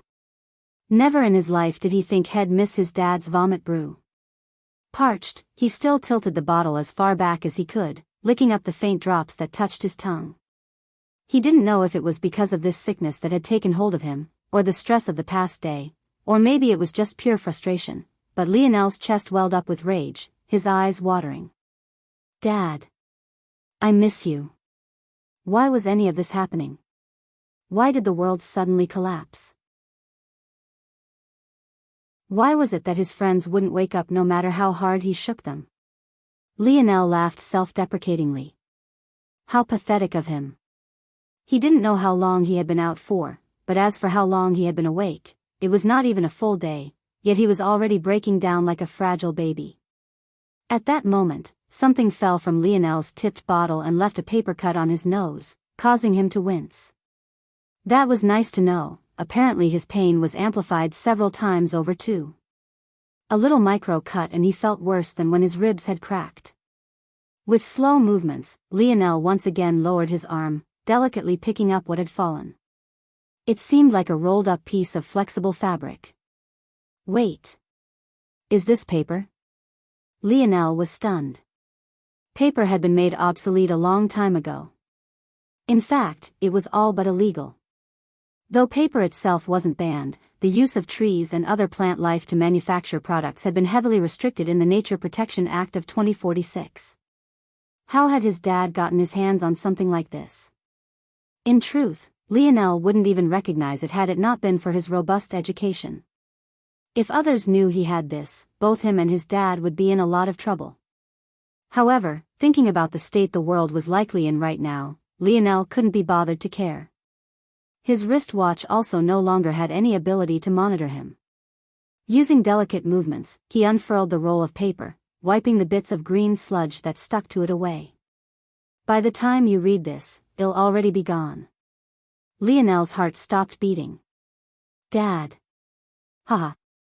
You probably thought I meant I died, right? Be honest, you started crying, right? Lionel's mouth hung open for a moment before he started gritting his teeth. Damned old man. Don't let me catch you. For a moment, Lionel forgot about his odd sickness. He scolded his father relentlessly, but the smile of relief that hung from his lips was clear. Don't worry, there's no one on earth who can threaten me. Those folks haven't dared to bother me for a long time already. Lionel raised an eyebrow, but he could only keep reading. There's not much I can tell you here. I was tempted to make like a father in anime and disappear without a word, but I thought you were too much of a crybaby to survive through that. Lionel opened his mouth to refute, but remembering the mental breakdown he almost just had, he swallowed his words. In the end, he just laughed, his poor mood dissipating completely. His dad had always been a big anime fan, they often watched all the oldies together. Still, only he would make such a joke during a time as serious as this. So, I will be quick. First, don't bother trying to wake up your friends. You've likely woken up long before them, and they won't wake up for at least several months. Focus on yourself for now and use your nepotism to your advantage. Lionel's expression flickered. Don't wonder too much about what I mean by that. Just know that your mother isn't dead, nor has she abandoned you. I also haven't abandoned you. We both love you very much. Your body is different from others in this dimension, and the scar across your right hip isn't there by accident either. A frown set in on Lionel's brow. He had a faint scar near where his liver would be. But, he hadn't thought about it in a long time. In fact, most people would miss it even if he had his shirt off. He didn't know why his father would mention it now. But the idea that his mother was alive took over his thoughts.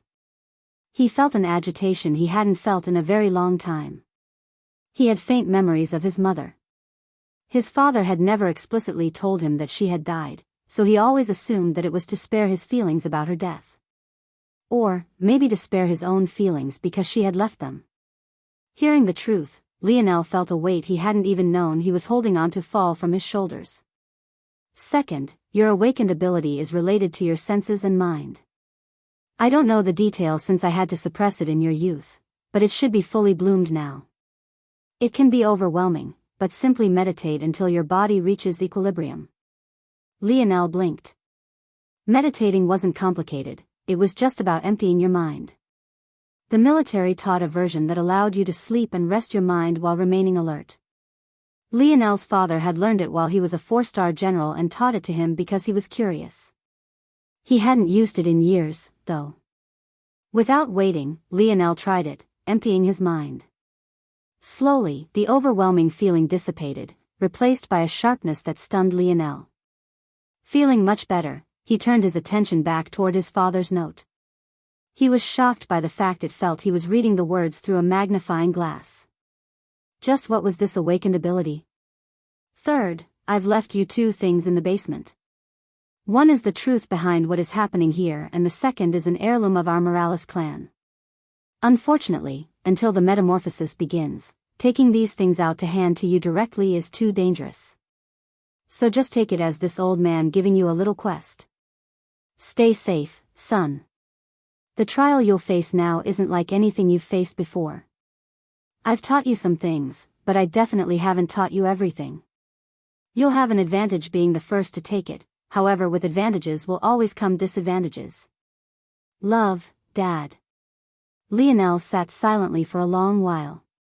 He lost count of how many times he reread his father's words. Unbeknownst to him, he had actually completely memorized it the first time, a fact he didn't realize until maybe the 6th or 7th read through. His memory had always been good, but it definitely wasn't this good.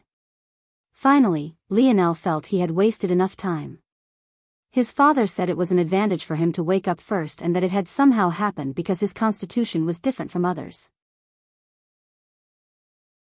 At least that's what he gathered from his words.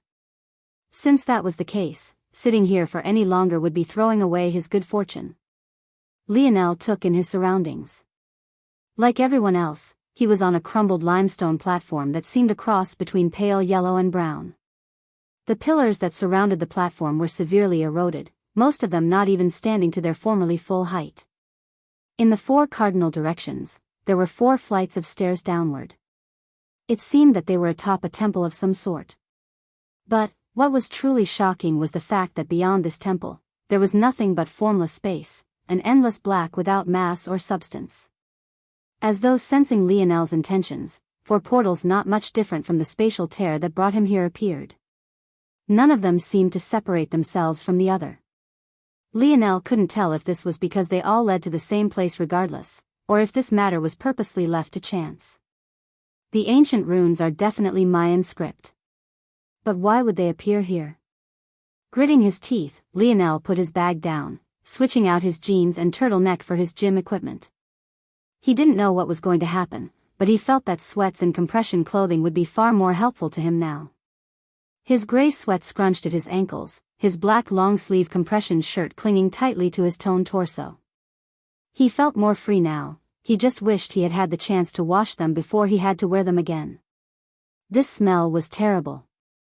After hesitating for a moment, he also took out the 3-piece silver rod his bicycle was formed out of, screwing them together back into their combined 2-meter length.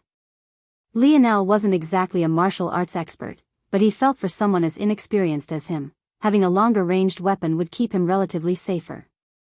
Whether or not that was true, he didn't know. But he did know that the frame of this bike was strong enough to withstand his jumping down several meters without giving way.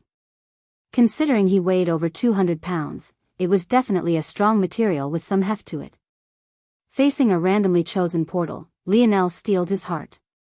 However, after a moment, he hesitated again.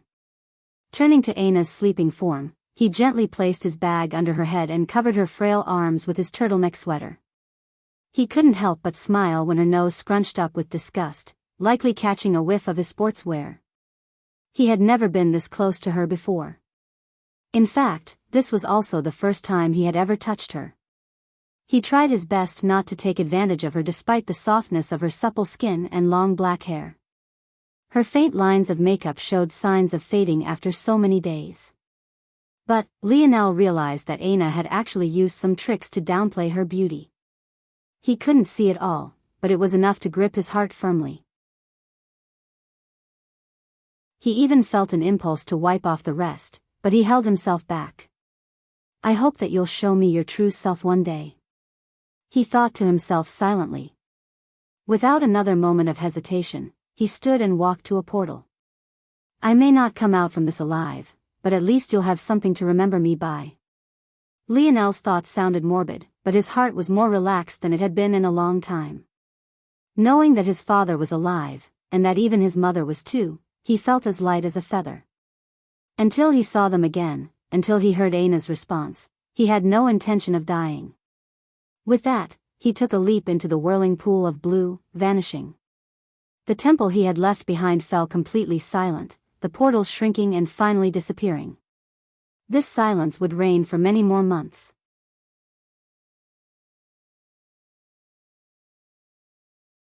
Chapter 9. Lionel felt a slight dizziness that soon disappeared. He could vaguely feel that his quick recovery was anything but natural, however he didn't have much evidence to back this. He found himself in a long corridor, dimly lit by flickering torches that hung from the walls. Large irregularly shaped stones formed the bricks that built the surroundings, giving the place the feel of an ancient tomb. Just as Lionel was about to take a step forward, something completely unexpected happened. Subject detected. Lionel Morales, 17, credit, first to enter subdimensional zone. Accomplishment recorded. Lionel stared blankly at the wristwatch on his arm. Earth is currently in a state of metamorphosis, ascending from the third dimension to the fourth. Its present state is that of an in-between dimension. To complete the evolution, certain requirements must be met. The Ascension Empire will rely on its citizens more than it ever has before. Godspeed. To someone else, maybe these words would have had a calming effect. But to Lionel, his chest tightened as he tried to suppress the desire to simmer with rage.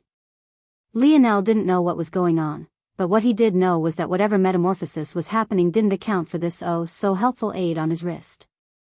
This meant that the Ascension Empire knew that this change was coming and did nothing to prepare for it. No. That wasn't accurate. They had prepared. It was just that they felt the lives of the billions who fell from the skies weren't worthy of protecting.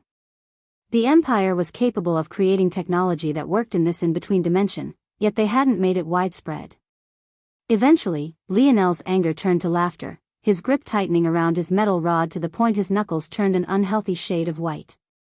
Subject, Lionel Morales, ability detected, sensory type, ability grade, D, warning, margin of error for subject Lionel Morales is outside reasonable bounds. Only 5% of DNA recognizable. Abnormality recorded. It is advised that subject not trust his life to this data.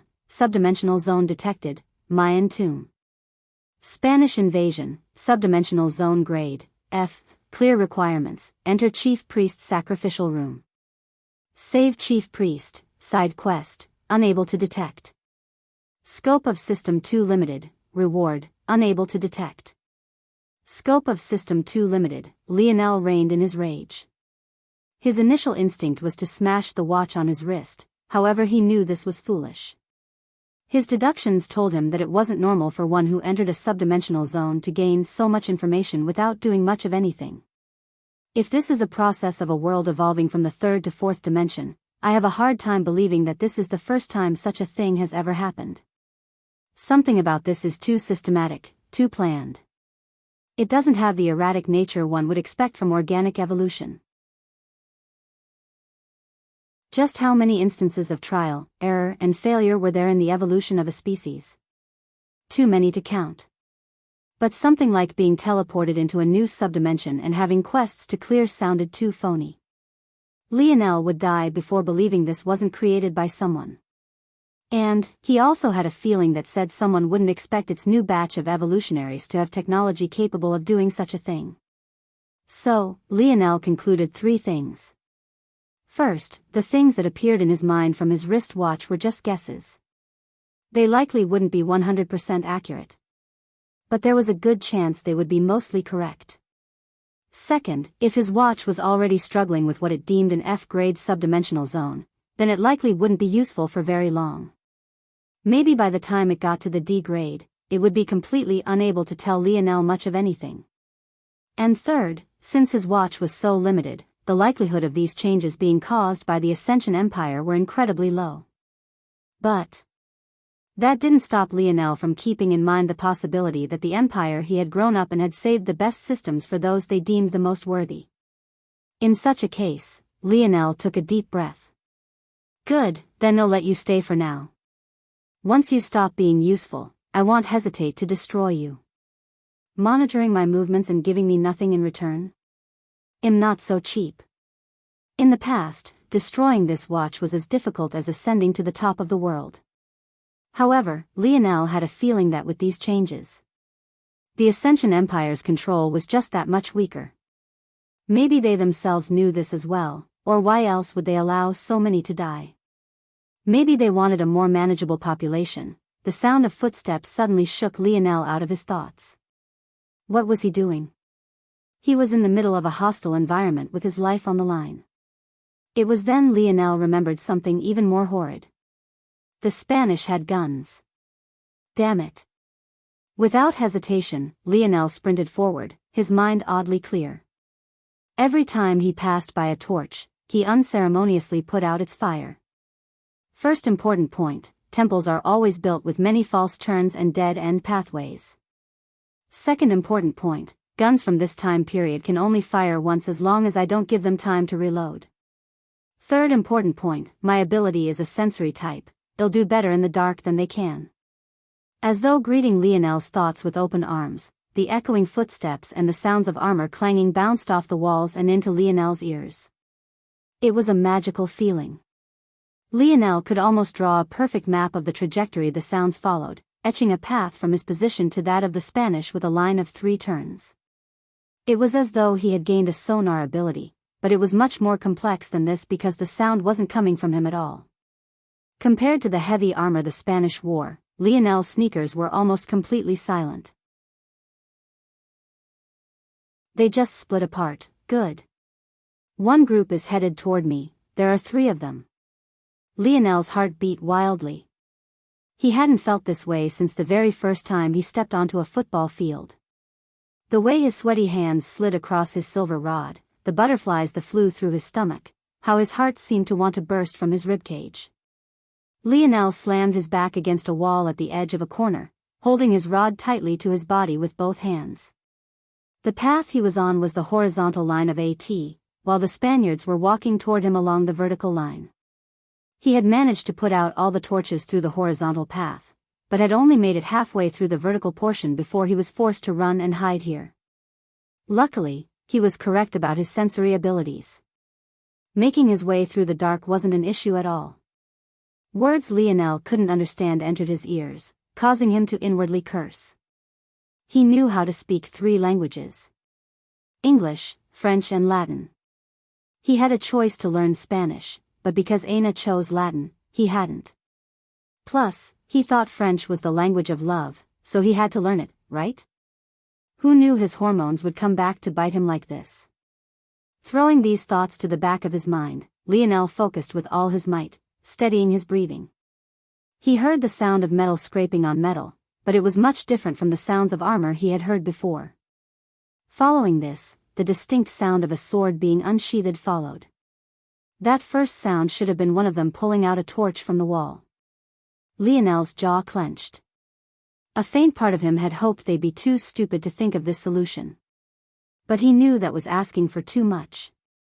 Still, this put him in a better position.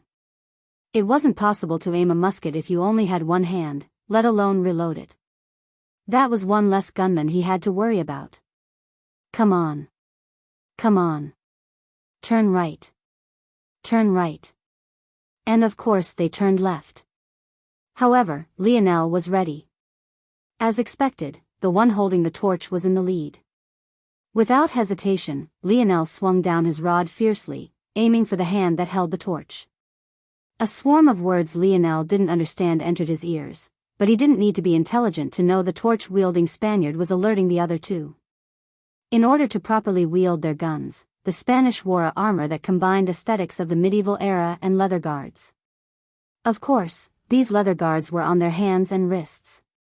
With Lionel's rod weighing just a bit over 30 pounds, did the soldier's wrist even stand a chance? The barbarians are scuttling around like rats.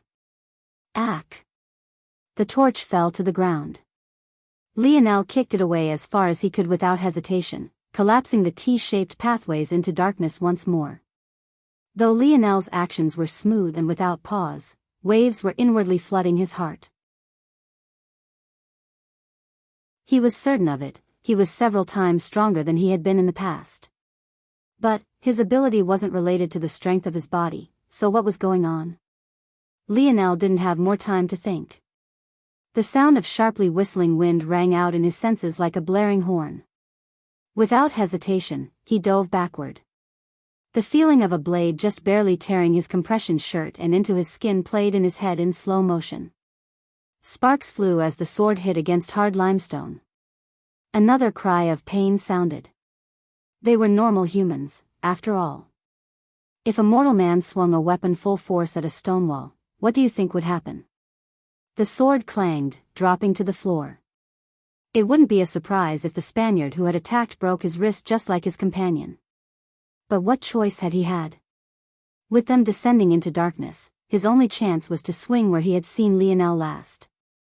2 injured, 1 in full health. Can't let them retreat to the light. With a roar, Lionel didn't retreat at all. Raising his rod far above his head, he swung down as hard as he could, bashing it against the head of the Spaniard who had held the torch originally. Every muscle of Lionel's body flexed to its utmost limit. He squeezed so hard that the line of blood that ran across his chest spurted out like a waterfall. The sickening feeling of the metal helm bending under his rod made Lionel shudder. For a moment, he froze completely, his hands trembling. He hadn't thought about it before. But were these people real? Lionel wanted to retch, but he simply didn't have the luxury. As one Spaniard crumpled to the ground, the shifting sound of leather sliding across metal caught Lionel's attention. That's the sound of a musket strap being pulled across chest armor. Lionel's mind had completely memorized the appearance of the Spaniards in the split second the torch had lit them up. He remembered instantly that they had all had their rifles strapped to their backs. It was the only thing he could associate this sound with. I can't sweep my rod from left to right, it'll end up hitting the wall first. Lionel immediately dropped to the ground. He choked up his grip on his silver rod, sweeping it upward through a pair of legs and turning it like a corkscrew. In a moment, the rod had swept across the back of one knee and the front of another. As the Spaniard that broke their wrist against the wall tumbled forward and to the ground, the last Spaniard turned to the sound of the noise, blasting their single round. Unfortunately for him, both his partner and Lionel were on the ground, causing him to miss completely. However, the instant flash of light had allowed him to lock onto Lionel one more time. His leg swung forward, hitting the kneeling Lionel across the chin. Lionel's mind spun. It didn't need to be said. The feeling of a metal-covered shoe kicking you anywhere wasn't very nice, but this was especially so for the face. The sound of a sword being unsheathed snapped Lionel out of his stupor. Maybe it was due to the fear of death being too great, but Lionel felt it was something else. When he was transported here, hadn't he recovered from the dizziness incredibly quickly as well? Lionel's mind worked quickly. His rod was still trapped between the legs of the fallen Spaniard, he didn't have time to pull it out. Plus, pulling it out would bring him closer to the rampaging Spaniard. Using the momentum of the kick, he allowed himself to fall backward, landing near the sword of the Spaniard who had broken his wrist against the wall. The vivid image of it clanging against the ground had already been mapped in Lionel's mind. Lionel accidentally grabbed the blade, but he could only suck it up. Flipping it in his hand to the handle, he ran it across the neck of the Spaniard he had tripped with his rod. The latter was confused about how he died even as he breathed his last. In that moment, the last Spaniard was swinging wildly. He knew that Lionel had to be in front of him. If he kept going, he was sure that he'd hit him. However, his swinging arms suddenly stopped. Completely shocked, he looked down in the dark, visualizing the sword he knew must have just gone through his heart. Till the end, he had no idea how Lionel had done it through his wild swings. How could he know that every time he swung, he was giving Lionel more and more information about his position? Lionel collapsed to the ground, looking up at the darkness of the ceiling above him. He slammed the back of his head repeatedly against the sturdy stone walls as though trying to forget what he had just done. His hands fiercely trembled. Even in the dark, he could feel the sticky liquid substance coating his palms. But there was nothing he could use to wash it off.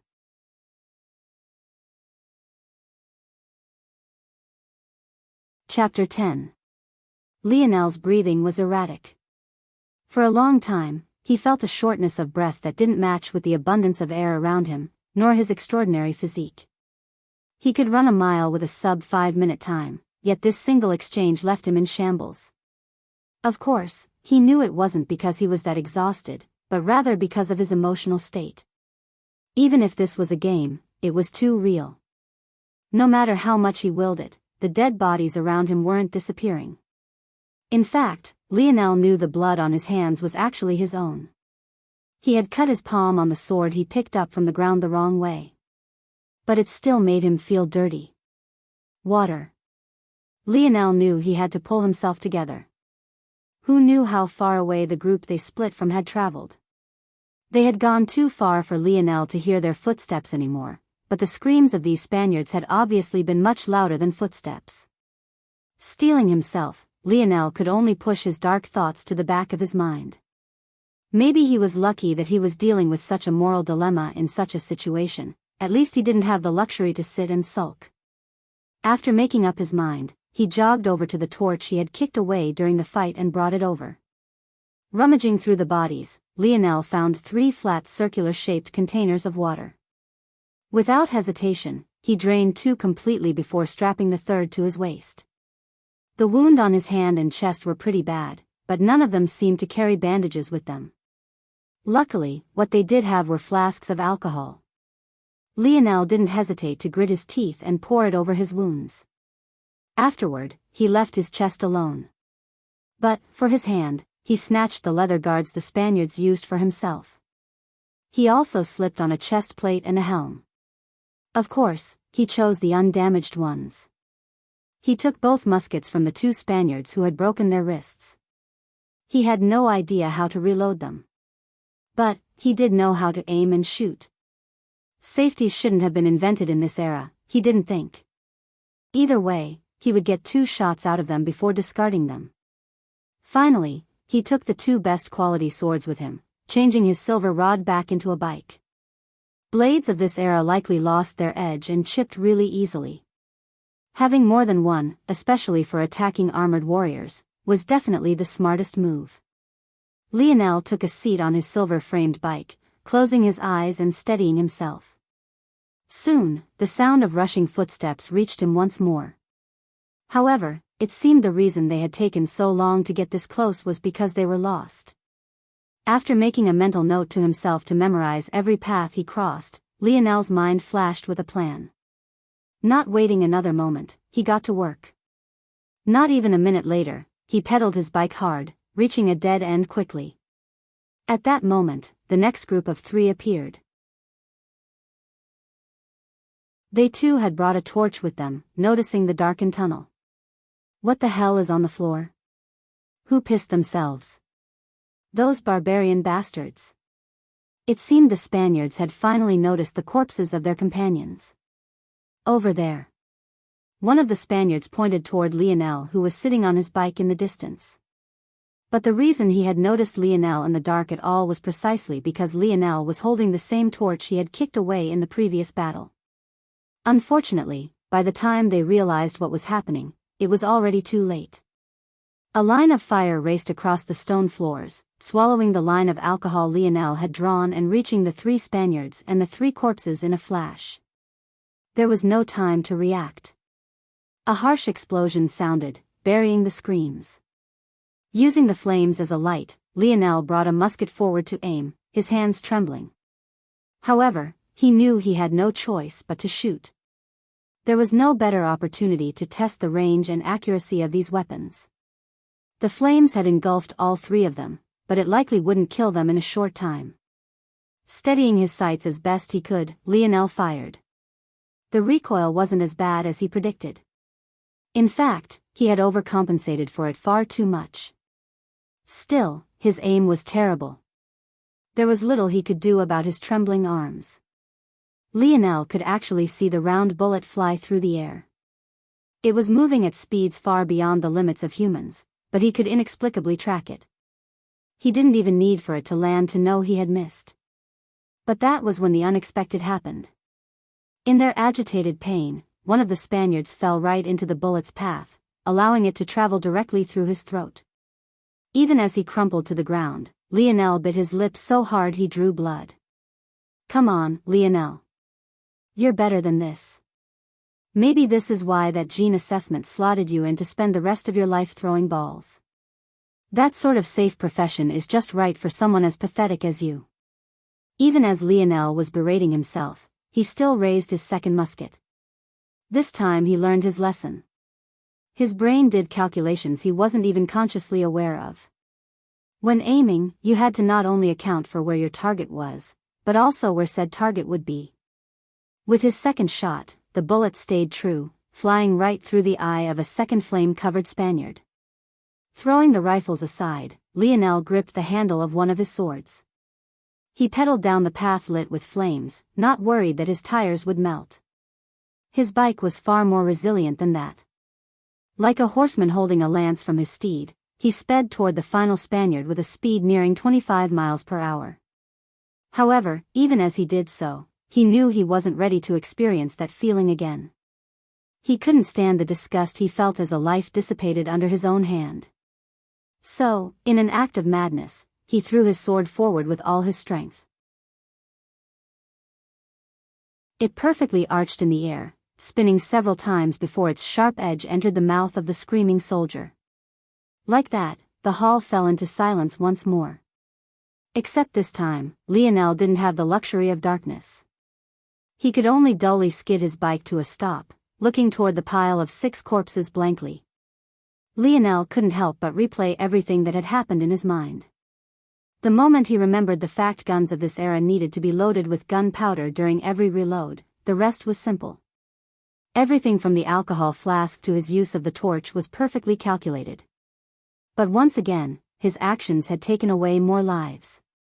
It was fine to plan something like this out in your mind, but actually seeing the results painted a picture of something other than success for Lionel. His throw in the end was something that really surprised him. He had subconsciously felt that he could count the number of turns his sword would take in the air and exactly where it would land before it even left his hand. A part of this probably had to do with his years of playing quarterback, but the much larger reason was definitely as a result of his new awakened abilities. He now knew he had great talent for throwing weapons. If he recalled correctly, the Mayans were well known for their throwing spears. If he could find their weaponry, it would be of great help to him. Lionel knew he had to slowly adapt to reaping the lives of others. If he didn't get over his apprehension and fear, he was doomed to die one day. The world outside was no longer the world he had come to know, and the Ascension Empire wouldn't protect him. After yet another deep breath, Lionel took his musket straps off, tossing them to the side. They were no longer useful since he had no idea how to reload them. He would rather not have gunpowder blow his arm off. Withstanding the scorching heat, he pulled his sword from the Spaniard's throat. Then, he pushed his bike backward to gain some distance before building up momentum to leap over the 6 bodies. Only taking a single glance backward, Lionel didn't look again, pedaling down a new corridor to blow out a new line of flaming torches. The cycle continued. Lionel never attacked a group of more than 3, always waiting for them to split down different corridors before he made his move. Eventually, he found a group of Spaniards who carried small hand axes with them which inevitably replaced his throwing swords. Though he could be accurate with either, the hand axes were more convenient. They were lighter and were better weighted, easing the pressure on Lionel's throwing arm. Aside from this, there also came a point where Lionel carried no less than 5 or 6 rifles on his back. His look would have been quite comical had it not been for his pale face. He had hoped that the longer he spent in this subdimensional zone, the more accustomed he would become. But the reality was that his guilt only grew. Finally, on the 3rd day, carrying bloodshot eyes, Lionel descended a flight of stairs far too narrow for his broad shoulders and found the weaponry he was looking for. Unfortunately, it was flooded with Spaniards. Lionel counted at least 12. To make matters worse, there was no way he could use his normal darkness tactic here. However, there was good news. The narrow stairway he was on was purposely made this way to act as a hidden path. It seemed the Spaniards had yet to notice that the meter-tall stone that covered its exit was a false wall. From here, Lionel was able to peek through the gaps to get a read on the numbers he was facing. After a moment, he gingerly turned, careful not to make any noise as he made his way back up. Though his sneakers were still silent, he had too many things on him now. It was lucky that the Spaniards were laughing it up and having a great time, likely comparing how many barbarians they had killed, or someone would have already noticed the odd scraping sounds. Lionel reached the top of the stairs, re-entering the floor he believed he had cleared. There was nothing but darkness and the stench of blood in this place. Taking out a water jug, he emptied it before tossing it aside. Then, he carefully placed the stone that hid the top of the stairs back into place. He wanted to rest after not sleeping for an entire 3 days, but doing so in that narrow corridor was foolish. If anyone found it, he was finished. So, Lionel backed away, rounding a few corners to sit in the dark corner of a dead end. His nerves were still tight, but at some point, he grew too tired to avoid sleep any longer. Luckily, he managed to enter the meditative sleep state his father taught him before his consciousness slipped away. The way he looked now, even if a Spaniard somehow managed to stumble upon him, they'd likely believe he was another of their fallen comrades. Blood coated Lionel's face and armor, numerous burn marks, bruises and cuts running along what small part of his skin were exposed. His sweat pants were in tatters, suffering several cuts through to his thighs and calves due to his lack of experience and recklessness. Lionel had no idea that this subdimensional zone wasn't meant to be cleared alone. There was a reason 4 portals had appeared. He could only cling on to his last bit of sanity as he slept in the darkness.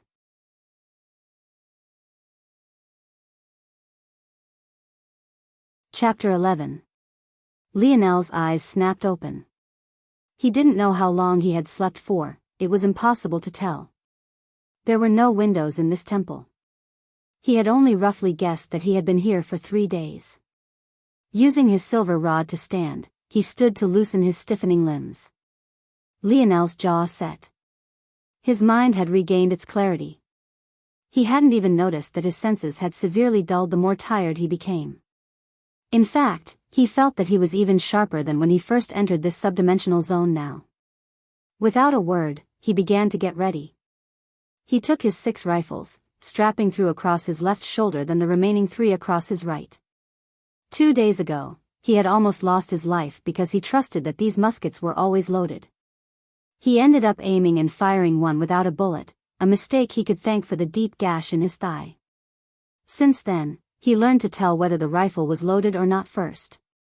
His method seemed simple, but maybe he was the only one on Earth who could do it. There was a very slight weight difference, maybe fractions of a gram, between a loaded and unloaded gun. If a gun was too light, he didn't keep it. Once the 6 muskets laid organized on his back, he accounted for the 8 hand axes around his waist and finally clutched his silver rod. With a deep breath, he slowly made his way back toward the hidden path. It seemed that during his sleep, others entered this floor once more through the main stairway. Lionel could only clear them out first in order to avoid any untoward variables. Though his heart was still heavy, he managed to control his trembling hands this time. Without having to account for his wavering aim, his efficiency reached a new level, his throwing ability especially. Half a day later, Lionel felt that he had emptied the floor once more. With how many Spaniards he had taken it, it was definitely only a matter of time before their leaders realized that something was wrong. As expected, when Lionel went to peek on the weaponry, the 12 number he had counted before had increased to 18. The weaponry was the largest space Lionel had come across to now. It was a rounded room with a single exit. All around, weapons hung from the walls. But, compared to the Spaniards, they were incredibly crude. The Spaniards turned their noses up at these weapons. Not even a single one had been touched. But, who could blame them? It was obvious that Spanish weapon technology was more than a single level higher. They had set up camp in this space for only 2 reasons. One was to stop the Mayans from regrouping and recouping strength. And second was to set up camp. It seemed that this subdimensional zone had deviated from history. There was much more of a stalemate than there should be. An internal battle was taking place within the temple between the 2 parties.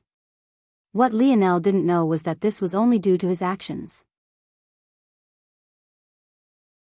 He hadn't wanted to count the number of Spaniards he had killed, but it was over 100. There were only 2,000 in total.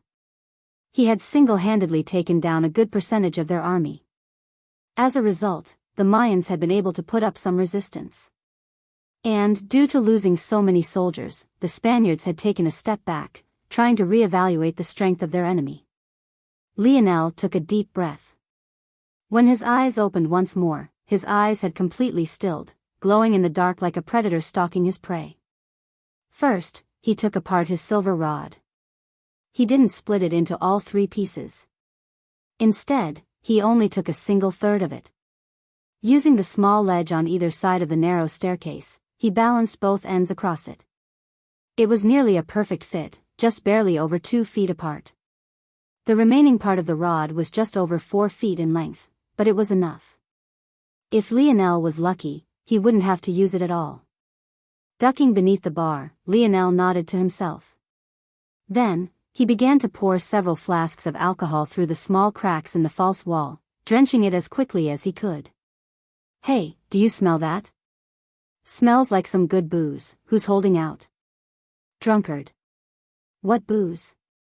"Wait, look over there." The highest-ranking officer of the Spaniards waved his hand, forcing them to fall silent. He wasn't dressed much differently, but his armor was definitely shinier and he strapped a pike across his back and a long sword strapped to his waist. Suddenly, the stone was kicked over. It fell with a loud boom, kicking up dust that obscured the dark pathway. "Enemy attack. Form up." A strong whoosh followed a flame erupting from the falling stone and the edges it had just been hidden between. Lionel steadied his breathing, kneeling behind the flames. He aimed his first rifle.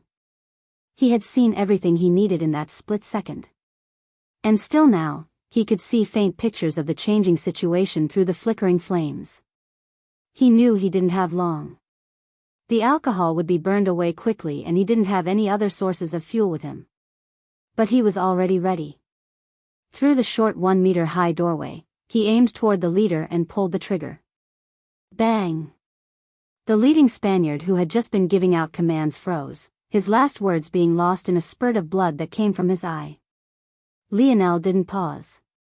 The moment he pulled the trigger, he retreated, leaping up to the ledge above him and to the silver rod piece he laid across them. He squatted down, balancing on the balls of his feet as he crouched across the silver rod. As expected, a rain of bullets sounded an instant later, ricocheting off of the steps below Lionel. 1, 2, 5, 7, 10, 11, 16, 17. No way that barbarian bastard survived that. The moment the Lionel locked onto the 17th fired gun, Lionel jumped from his perch, charging through the wall of already waning fire. He would have put his rod back together, but he simply didn't have the time. He swung the second rifle from his back, aiming it with a single arm. Bang! He tossed the musket aside even as a Spaniard fell. Without hesitation he pulled out the third rifle. Bang! With every breath and step, Lionel pulled out another rifle and another Spaniard fell. 5 steps, 5 breaths, 5 rifles, 5 deaths. Lionel dove across the room the moment he dropped his final musket, making it to the side of the leader he had killed. With inhuman strength, he ripped the rifle from his corpse, his lip twitching when he realized it was too light. How could the leader be the only one without a loaded rifle? However, the other Spaniards didn't know this. Lionel couldn't allow himself to be surrounded, so he aimed the gun toward the closest soldier, causing him to retreat with fear coloring the eyes hidden behind his helm. Without hesitation, Lionel tossed the musket aside without bothering to fire, reaching with his now free hand into his belt and pulling out a hand axe. His back drew tight and his arm cocked back, his hand drawing a silver light across the air as he rocketed the axe forward. The very same Spaniard who had retreated had his face destroyed in the blink of an eye, falling to the ground lifeless. Lionel worked quickly. His quick movements hid the dread that loomed over his heart with every life he took. In a flash, there were only 4 left. Lionel picked up the leader's long sword from his corpse, holding it in one hand and his silver rod in the other. With quick steps he retreated to the secret passageway. The fear Lionel's marksmanship put into the Spaniards was profound. Several of them thought of running, but the punishment for retreat was too severe. They could only hold out and hope the noise would capture the attention of the others. Most of their numbers were working on breaking through the shrine room. Only a few of them were tasked with guarding and resting here. However, when they saw that Lionel had run out of things to throw, they could only steel themselves and charge. Lionel's heart beat quickly. He had become used to fighting many opponents at once, but that was when they couldn't see him. This was completely different. Not only could they see him, but there was one more than he dared to fight alone even in the dark. Calm down. Over these several days, Lionel had realized something important. These Spaniards were just normal humans, they didn't have an awakened ability. This was where Lionel's advantage lied. Lionel didn't wait for them to close in. He had been planning to retreat to the narrow staircase and take them on one at a time, but this wasn't smart. It might give them time to reload their muskets. He had to stay confident and not give them time to think. In a flash, he ran up to the closest Spaniard. Yelling as though to force all the fear out from his chest, he swung down the long sword with everything he had. If a swordsman saw him, they'd probably look away so as not to cringe. Not only was Lionel wielding a two-handed sword with just one, but his wide stance and telegraphed movements were terrible even for a beginner. However, this wasn't an anime. No matter how good a mortal swordsman was, there was a limit to how well they could respond to wild movements, especially when their attacker was so much stronger than them. A scream of agony escaped the Spaniard. His arms hadn't been able to block Lionel's strike. The long sword cut into his shoulder armor and into his collarbone before stopping. Such an injury left a normal human completely crippled. His death was only a matter of time. Lionel ignored the aching in his wrist. Pulling the short sword from the fallen Spaniard, he threw it with all his might across the room, nailing the closest Spaniard in the chin. The blade split his lower lip and jaw in half, leaving him to fall over, dead. The whistle of a swinging sword came from Lionel's left, but he was prepared. Raising his silver rod, he braced himself with all of his strength. Remembering what had just happened to the Spaniard he cut down, he knew the danger of failing to block properly. A sharp clang came. The Spaniard was shocked when he saw that his sword actually chipped against Lionel's seemingly simple rod. How could the alloys of the 2100s not be far better than those from this era? The rebound was violent, but Lionel used his larger frame and power to his advantage, recovering quicker and slashing across with his long sword. Another life fell beneath his blade. This time he had learned his lesson. Cutting through metal was too difficult. This time, he only targeted the exposed vitals, using his great control to emphasize accuracy over power. Picking up another short sword, Lionel turned his hips quickly and reaped the last Spaniard. His chest heaved, hot air billowing into and out of him. A scorching feeling filled his throat and lungs, but he didn't have the luxury of resting. He sprinted with all his might toward the rounded opening of the weaponry. It was easily 2.5 meters tall with a width that was just as large. Its door was a stone circle so massive it should take at least 10 men to move. But Lionel had no choice but to do it on his own. The door was designed to be a size larger than the doorway. As long as he rolled it over from the inside, it would be impossible to open from the outside without destroying the stone first. The sounds of shouts and footsteps filled Lionel's ears. The time he had left was too little, but he dug deep, pulling every ounce of strength he had left out. Arg! Lionel roared with all his might. His senses could pick up on his muscles tearing beneath the pressure, but he had no choice. He pressed hard against the rolling door, finally feeling it move just the slightest bit. The footsteps got closer and closer before Lionel could distinctly hear the shift from walking to sprinting. The barbarians regained their weaponry. Stop them from closing the door. Under the strain, blood flowed from Lionel's nose. His teeth clenched tightly against each other to the point his gums began to bleed. A final roar escaped his lips, snapping the door into its closed position just as a Spaniard attempted to dive through. The ghastly sight of a man being cut in half was the last sight Lionel saw before he blacked out.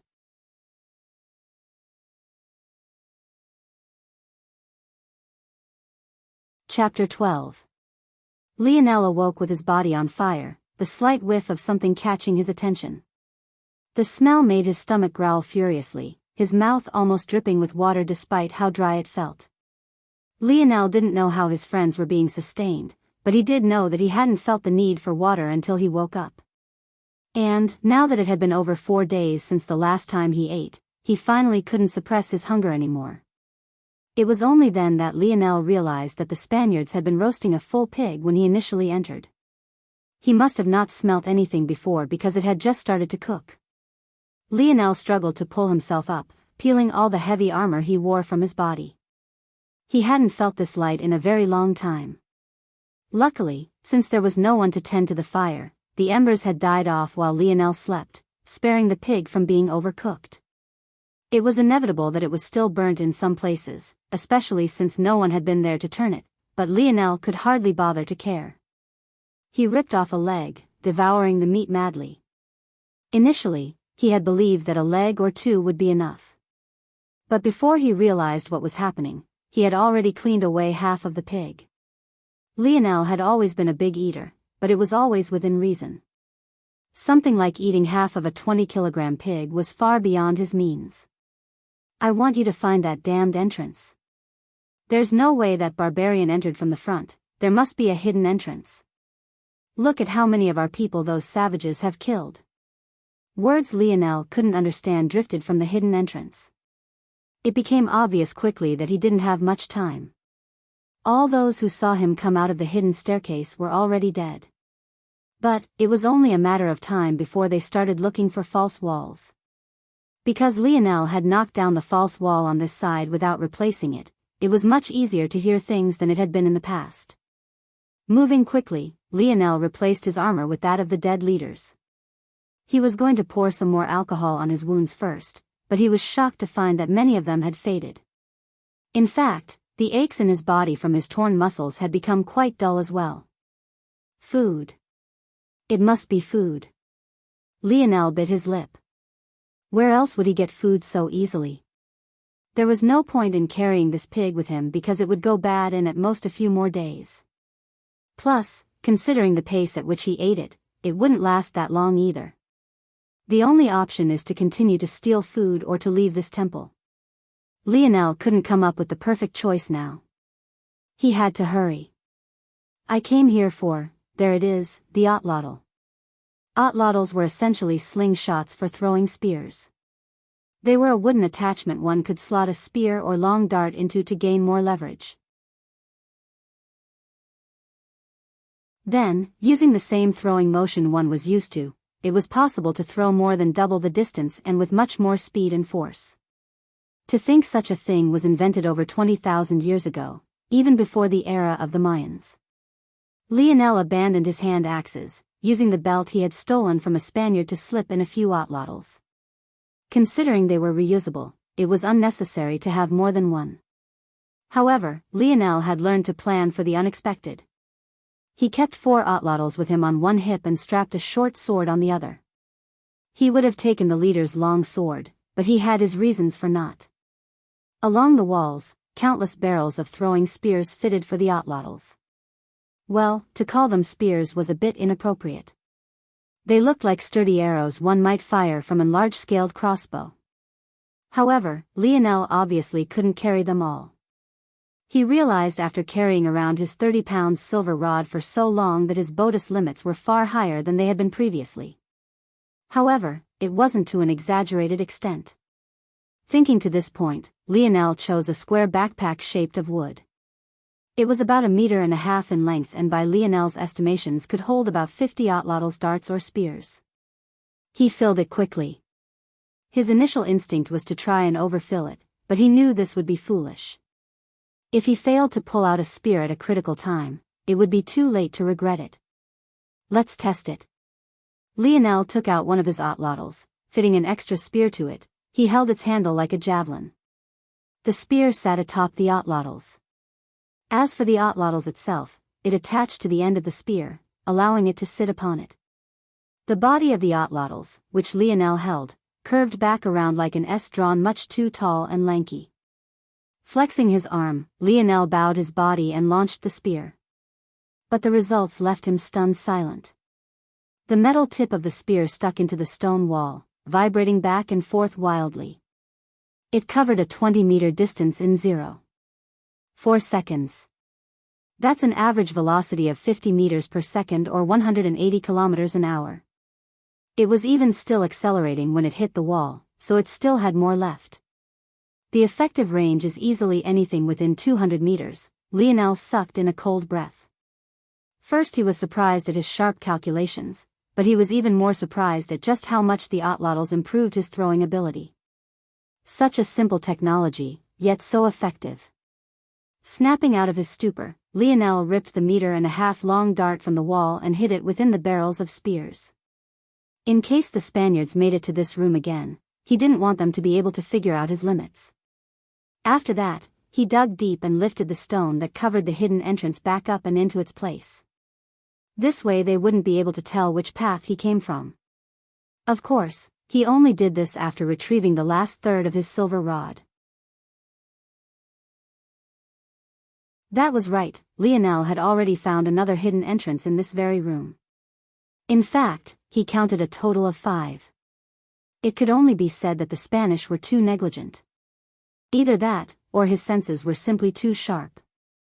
Following this, Lionel left through the hidden pathway with the least activity on the other side, slipping away to unleash hell on the Spaniards. In the following weeks, he mapped every floor of the temple with the exception of the lowest, which he believed must have housed the sacrificial room. As time passed, Lionel's senses grew sharper. He could hear footsteps from further away, and from those footsteps he could tell everything from the height of the soldier in question to their weight. At the same time, his control over his body reached great heights. He no longer threw his full power every time, only using just enough to maintain his stamina and slay his opponent. About 2 days after he left the weaponry, he did manage to find a path outside. Once he had mapped out the hidden pathways he could use to reach it, he exited frequently, hunting for his own meals before returning. He realized that he simply had no chance fighting the Spaniards from the outside. Without the ability to take advantage of guerrilla tactics, it was a futile effort. Unfortunately, as time passed, the Spaniards grew more and more wary, making it difficult for Lionel to find small groups to attack. As a result, he had no choice but to begin assaults on groups of 4, 5, eventually even groups of 10 were the smallest he could find. However, at the same time, his skill grew more pronounced. His throwing ability was already at a near unconscious level, but it was his combat ability that took the greatest leap forward. He learned to keep his movements reserved, yet firm. Simple, yet potent. He had never been formally taught in any martial arts, but as his mind spun and his deductive abilities deepened with his growing senses, he felt as though it didn't matter. With every encounter, a new possibility was stored in his memory. With this additional data point, he would adjust his fighting style ever so slightly to account for it. Months later, Lionel no longer had to rely on his throwing prowess to gain victory against large groups. Even when battling a group of 10 Spaniards, the combination of his inhuman senses and battle experience was enough to take them on. By this point, Lionel was certain that his wristwatch's assessment of him bordered on fraudulent. He wasn't entirely sure how the grading system worked, but if others had higher grade abilities than what he was already able to accomplish, it would be far too exaggerated. Lionel reached a point where with a single glance, he was able to categorize his opponent by giving them an athleticism score. He broke down his categories into strength, speed, agility, coordination, and stamina. Strength was simple, just how much power a person could generate. However, with how many different ways strength could be applied, it became incredibly complex. Lionel chose to weigh this category by how much power a person could generate by swinging, throwing, or using their best attack. In this case, it would be how hard a Spaniard could swing their sword or stab their pike. Speed was something Lionel categorized as straight-line running velocity. Agility encompassed both acceleration, speed in changing direction, and how quickly a person could use their weapon, how fast a sword swung, etc. Coordination was mostly hand-eye coordination.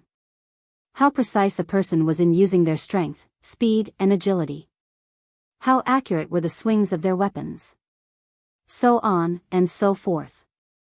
Finally, stamina was the most straightforward. How long could you maintain your optimal fighting strength? Lionel ranked all of these from a scale of 0 to 1, where 0 was having this ability completely crippled and 1 represented the pinnacle of the human race. This pinnacle was something Lionel used the limits of his own body to extrapolate and estimate. By Lionel's estimates, an Olympic athlete of Earth would have a 0.5 in the category they needed the most for their event. As for the Spaniards, they averaged about 0.4 in every category. And Lionel. Strength, 0.67, speed, 0.51, agility, 0.55, coordination, 0.82, stamina, 0.63. After a few more weeks passed, Lionel felt it was necessary to add a sixth category, reactions. Unexpectedly, it ended up being his highest stat, sitting at 0.91. This category not only encompassed reaction speed, but also factored in the instinctual movements battle experience gave you. Of course, most of the reason Lionel's reaction was so high wasn't due to his experience, but because of his inhuman senses. Lionel found that when he broke down his opponents systematically with his self-created method, taking them down became even easier. He shamelessly targeted their weaknesses without remorse. For those with great speed and agility, he overwhelmed them with strength. For those with great strength, he overwhelmed them with speed and agility. For those with great stamina, he left them to last, allowing them to tire themselves out first before he dealt the finishing blow. Before Lionel realized it, he had grown numb to the slaughter. After breaking down their lives to mere numbers floating in his mind, it suddenly became easier to do what needed to be done. At the very least, it became easier to use the excuse that the Spanish committed terrible atrocities in this era to bury his guilt. Emboldened by his growing strength, Lionel began to assault the Spanish from within the temple and in the camps outside under the cover of dark. Their numbers continued to fall quickly. Lionel had no idea how much time he had spent in this subdimensional zone, but it was enough for the Spaniards to start calling him El Diablo. He might not have known much if any Spanish, but he definitely knew what that meant. It was a name that let his actions over the last months truly set in. His numbness turned to cold. On yet another seemingly monotonous day, a drastic change finally occurred. With the number of Spaniards drastically lowered, the Mayans holed up within the sacrificial room burst out, leading a mighty counterattack of their own. Lionel watched the battle play out from one of the few small windows he had found in the temple. He felt a wave of relief overcome him. Maybe he would be able to head home soon. But that was when another question struck him. Did he have a home to return to now? Sighing, Lionel made his way through the network of hidden tunnels. A few had been found by the Spaniards in this time, but many of them were still intact. Slowly but surely, he finally entered the only floor he hadn't. Victory seemed close at hand, but Lionel knew that the chief priest was currently in the greatest danger now. He had led enough football comebacks to know that people were the most vulnerable when they believed victory was at hand. So, Lionel chose to watch silently behind a false wall. He had found this tunnel long ago but had never exited it. There was no point. He couldn't communicate with the Mayans since he couldn't speak their language, so it was better if he helped from the shadows. But, who knew that the first things Lionel would see was an old man with wrinkled brown skin, standing over the body of a youthful beauty who seemed to be trying her best not to cry. Her nude form could just barely be seen by Lionel, as could the knife the chief priest held high in the air as he chanted something he couldn't understand. Lionel was so stunned that his face drained of all color. That girl was about to die, and the reason she would was in part his fault. Had he not? No, that didn't make sense. Wouldn't her fate at the hands of the Spaniards be even worse? Just forget it, they're not real people anyway. Just finish the quest. Protect the chief priest. Just protect the chief priest. Before Lionel knew what he was doing, he had kicked down the false wall in a maddened rage. Guilt he had suppressed in his heart for months came spilling over in a bloody killing intent built from the deaths of hundreds of Spaniards. His left arm reached into the container of long darts, his right gripping his otlotls as he hooked in his first attack. Die. This was the first time in Lionel's life he truly wanted to kill. Even with Conrad, his intent hadn't truly been there. But the result was far beyond his expectations. The chanting priest turned toward him with a stunned expression, but reacted quickly, a barrier of something Lionel couldn't see appearing to block the piercing spear. Lionel stood frozen. Chief Priest, Strength, 0, 12, Speed, 0, 13, Agility, 0, 15, Coordination, 0, 42, Stamina, 0, 33, Reactions, 0, 73. Not only was the priest's reaction the highest Lionel had ever seen aside from his own, it was the highest score Lionel had ever given, period. On top of this, Lionel suddenly felt that he was missing a seventh category. Just what was that wall of energy?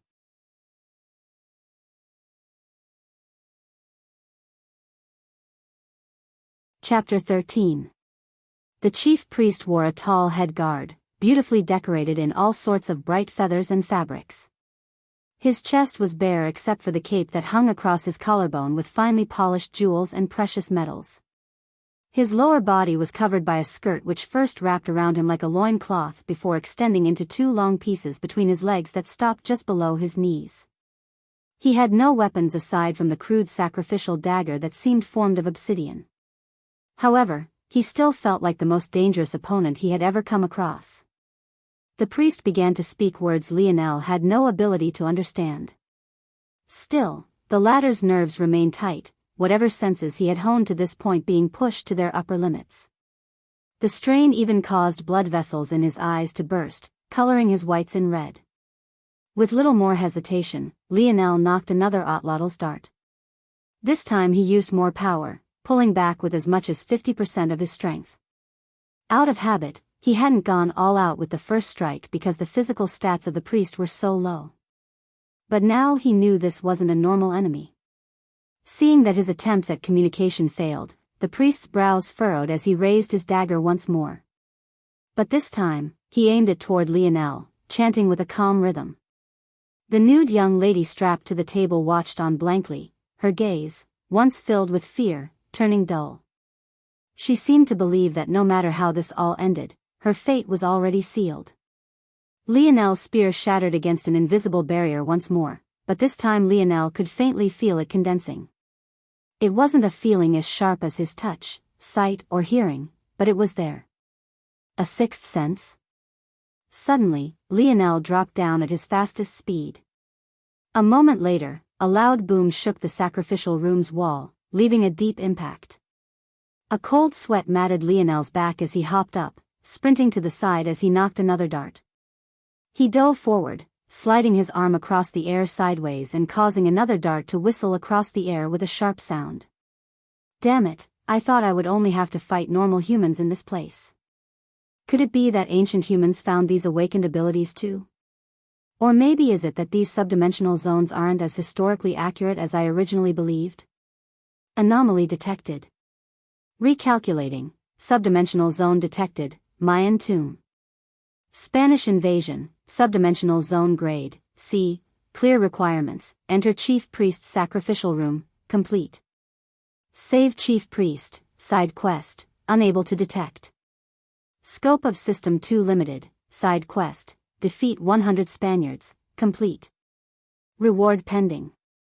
Recalculating, side quest, unable to detect. Scope of system 2 limited, side quest, defeat 1,000 Spaniards, complete. Reward pending. Recalculating, hidden quest, defeat the chief priest. Recalculating, reward upgraded, reward, unable to detect. Scope of System 2 limited. It is recommended that subject, Lionel Morales, complete this quest with a minimum of 3 other individuals. Subject's D-grade ability is too low. For a moment, Lionel almost forgot his rage toward the priest. He wanted nothing more than to throw this broken watch across the walls till it broke. How was this considered a system? How could it be anything other than a jumbled mess? Instead of telling him that he should enter in a team of 4, it waited until it was already too late to tell him. Instead of telling him what the side quests were, it waited until he had already completed them to tell him. And it couldn't even get the grade of this subdimensional zone right. What absolute bullshit. Forget it. Focus. Lionel's father's note told him that his father had to suppress his awakening during his youth. What if other people besides him had experienced this as well? The only problem with this theory was that his father had also said his constitution was different than others. But who was to say there weren't others like him? Lionel's dart was blocked once more, but his sharp senses caught the fact the priest was forced to slide back, albeit a minuscule amount. With a flip, Lionel took advantage of his own centrifugal force, landing on his feet and not losing a single dart carried on his back. I only have 47 more darts. If I can't see any results by the time I have 25, I need to take the risk and get closer. Lionel maintained his strength perfectly, never using more than 50%. He realized that this priest was entirely reliant on his odd energy. The old man getting on in years didn't make any large movements. Aside from shifting his feet every so often to face Lionel and raising his arms, he did nothing else. It can't be endless, I don't believe that he can do this forever. Suddenly, Lionel felt a strong sense of danger from his back. Immediately he knew he had made a mistake. He dodged the priest's last strike, but he hadn't heard a loud boom to his back like he had heard every time previously. He hadn't accounted for the possibility that the priest could control the trajectory of his attacks. Lionel managed to leap out of the way just in time, but his pack of long darts didn't survive. The sound of splintering would follow the ugly expression Lionel wore. Just like that, the 40-some-odd darts he had left were shattered to pieces, leaving the priest grinning an ugly yellow-toothed smile. Lionel sprung upward a moment later, running for his life. Without having to divert his attention toward Lionel's darts, the priest completely unleashed his strength. Lionel dodged like a madman, sprinting around the room as though he was on a racetrack and not in a temple.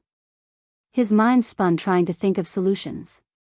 First important point, every strike takes 2 seconds to charge and fire.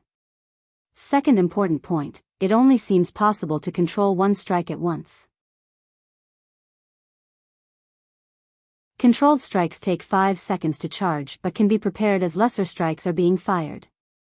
However, a normal energy strike cannot be formed while the controlled strike is being maneuvered. Third important point, these strikes carry a strength of 0.82. I should adjust his strength before I figure out how to rank this 7th category.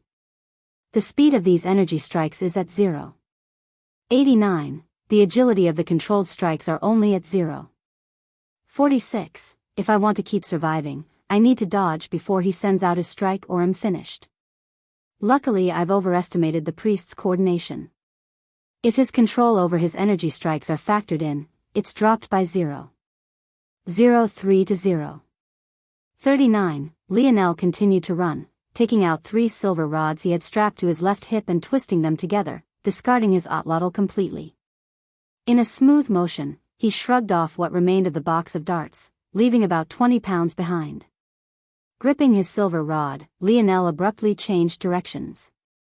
The moment he ducked the most recent controlled energy strike, he leaped into the air toward the chief priest, his silver rod morphing into a bicycle before he landed on the ground. The priest was stunned for a moment. Where could he had ever seen such technology? Luckily for Lionel, his silver rod worked with folding technology and not electrical technology, or it would have lost its morphing ability long ago. The sacrificial room was quite large, being about 200 meters in diameter. The distance between Lionel and the priest was currently just over 100 meters. Even if he ran full tilt, it would still take him over 9 seconds to make it. However, with some momentum built up in his bike, he could cut it to 8.1 second, 2. Lionel tilted his bike to the side so far that his knee scraped against the ground. Sparks flew as the metal fitting he placed over it skid. With an abnormal feat of strength, Lionel slammed his palm into the ground, pushing himself and his bike back upright. He had fought with his life on the line for too long to feel the same shuddering nervousness. There had been nothing but him and his own thoughts for months. There was no way he was going to lose to the first person he consciously chose to kill. The next strike will very likely target my bike itself, too. Lionel's thighs flexed, his bike hopping just over meter in the air.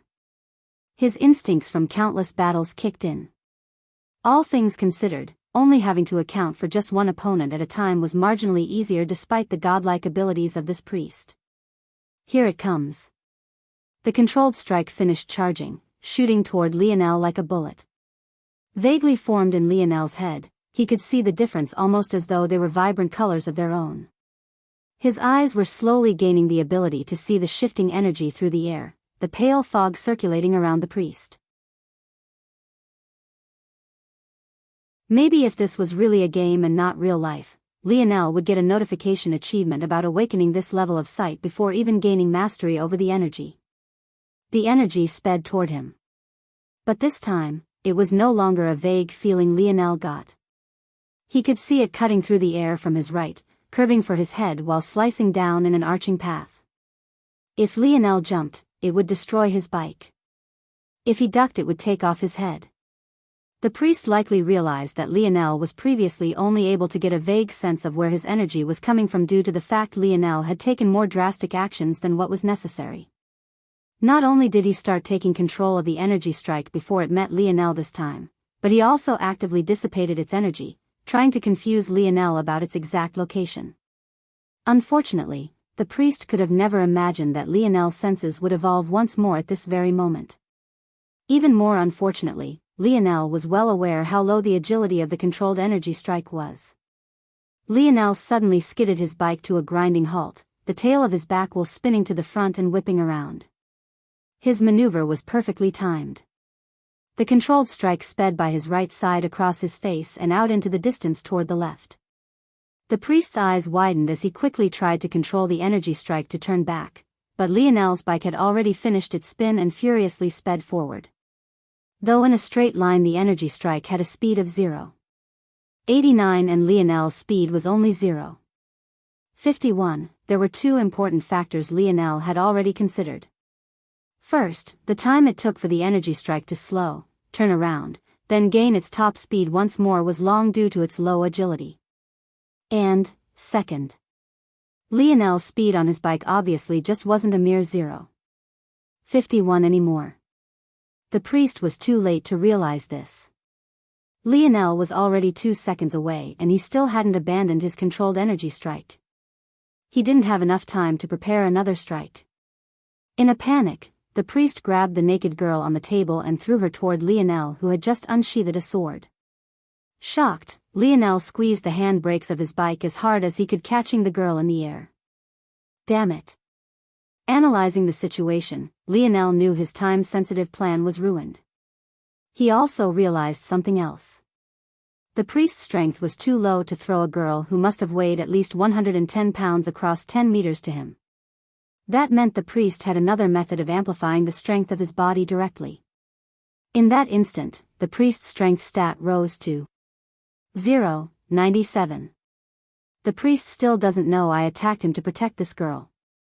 If he knows this, he'll use it against me. Lionel recovered from his apprehension quickly, battle instincts he had honed for months kicking in as he apologetically dropped the girl to the ground without hesitation. It might have been cruel, but a drop of a less than a meter was better than whatever attack she would have to suffer from the priest otherwise. His plan worked just as intended. The priest completely ignored the girl, believing that Lionel wouldn't care about her life one way or another. However, by now, he had already prepared another strike. Lionel clicked the button on his bike, turning it back into a pole and rolling out of the way. It was already too late to build up momentum with his bike again. He had to cross the last few meters himself.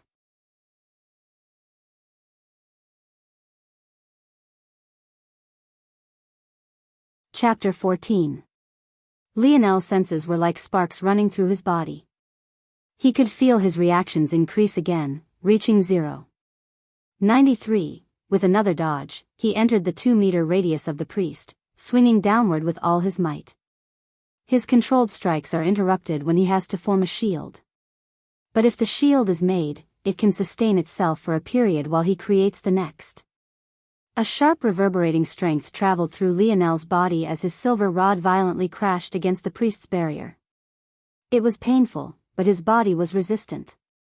The glow in his eyes only grew fiercer when he saw the barrier give way a bit. The priest's next shot was at point-blank range, but Lionel's reactions were too quick. The former's arm had only barely twitched when Lionel shifted his body, dodging the next strike. At such a close distance, the controlled shots had become meaningless. With their poor agility, if Lionel timed a dodge well enough, the priest could end up hurting himself. He can only shoot these strikes of energy from the hand wielding his dagger. But is that true? Or is it superstition? When he threw the girl over, he clearly used a hand without the dagger in it. The priest's arms suddenly shot forward. Maybe believing that his shield would be down soon, he preemptively struck, his strength soaring past his base stats once again. But Lionel was ready. With the priest's poor coordination, catching Lionel off guard was too tall a mountain to climb. At the same time, however, the priest was more clever than Lionel gave him credit for. The instant his arm punched toward Lionel, another strike of energy was sent forth. Except this time, there was no 2-second wait like Lionel was expecting. Caught completely off guard, Lionel's eyes widened in shock. In those split seconds, he managed to tell that the strike was shooting forward at a speed of 0.94 and it was completely impossible for him to dodge. That dagger, it can charge and store attacks too. Shit. Lionel managed to shift his shoulder out of the way of the priest's punch, but the flash of energy barreled into his left hip, treating Lionel's armor like scrap metal and fracturing his hip bone before its strength dissipated. A cold breath rushed through Lionel's teeth as he spun like a top. He had never felt such excruciating pain in his lifetime. He was certain that the him of just a few months ago would black out in an instant. If he has another one. Lionel's heart trembled. But luckily, even with his vision growing foggy, he could sense the priest gathering energy once more. Whether it was because his dagger's ability had a timer, or because he didn't feel it was necessary to use it again, or maybe because he couldn't, it didn't matter. With a wince, Lionel collapsed to the ground, but he had already pulled out another otlotl. All this time, the priest had completely forgotten about his ability to throw. How could he not? Lionel made a big show of throwing his otlotl away as though it was useless to him. Those action made the priest completely miss the fact that Lionel had 3 more to his right hip. And just now, he just so happened to have landed by one of the darts the priest blocked when he first entered this place. As for whether it was by coincidence or not. If someone asked his best friend James, he would emphatically choose not. Lionel took control of his senses, forcefully sealing the pain in his hip from traveling to his brain. Rolling over, he plucked the damaged dart from the ground and fitted it into his otlotl. By the time the priest noticed that something was wrong, it was already too late. He was in the middle of conjuring another energy strike and he would have to cancel it in order to form a shield. But that singular second was all Lionel needed. With a roar that expelled every drop of energy he had left, Lionel balanced himself on his only good hip and butt, angling his torso up as he finally threw his first full-force spear toward the priest. The speed was blinding. It was as though a line of brown had been drawn from Lionel's arm to the priest's neck. The splintered wood of the dart lodged into the latter's throat, causing a fountain of blood to rain down as the priest collapsed, his dagger falling along with him. Seeing this, the last bit of will that held Lionel together collapsed. He fell back, a familiar pain returning to his left hip that almost made his eyes roll back. He knew he couldn't stay. The Mayans had gone out to fight, but there was no telling when they'd be back. He needed to move. Has the quest ended? Send me out of here. Subdimensional zone detected, Mayan tomb. Spanish invasion, subdimensional zone grade, C, clear requirements, enter chief priest's sacrificial room, complete. Save chief priest, failed, oh for fuck's sake. It can't be that they want teleport me out because I failed, right? If he had the strength, he would definitely smash this watch now regardless of the consequences. Breathing heavily, Lionel rolled to his right again. He found his silver rod to his side and gripped it. Using it as a crutch, he slowly pulled himself up, relying on his one good leg. He slowly made his way to the dead priest, pulling the fallen dagger to his side and wasting what must have been at least a good 10 minutes picking it up.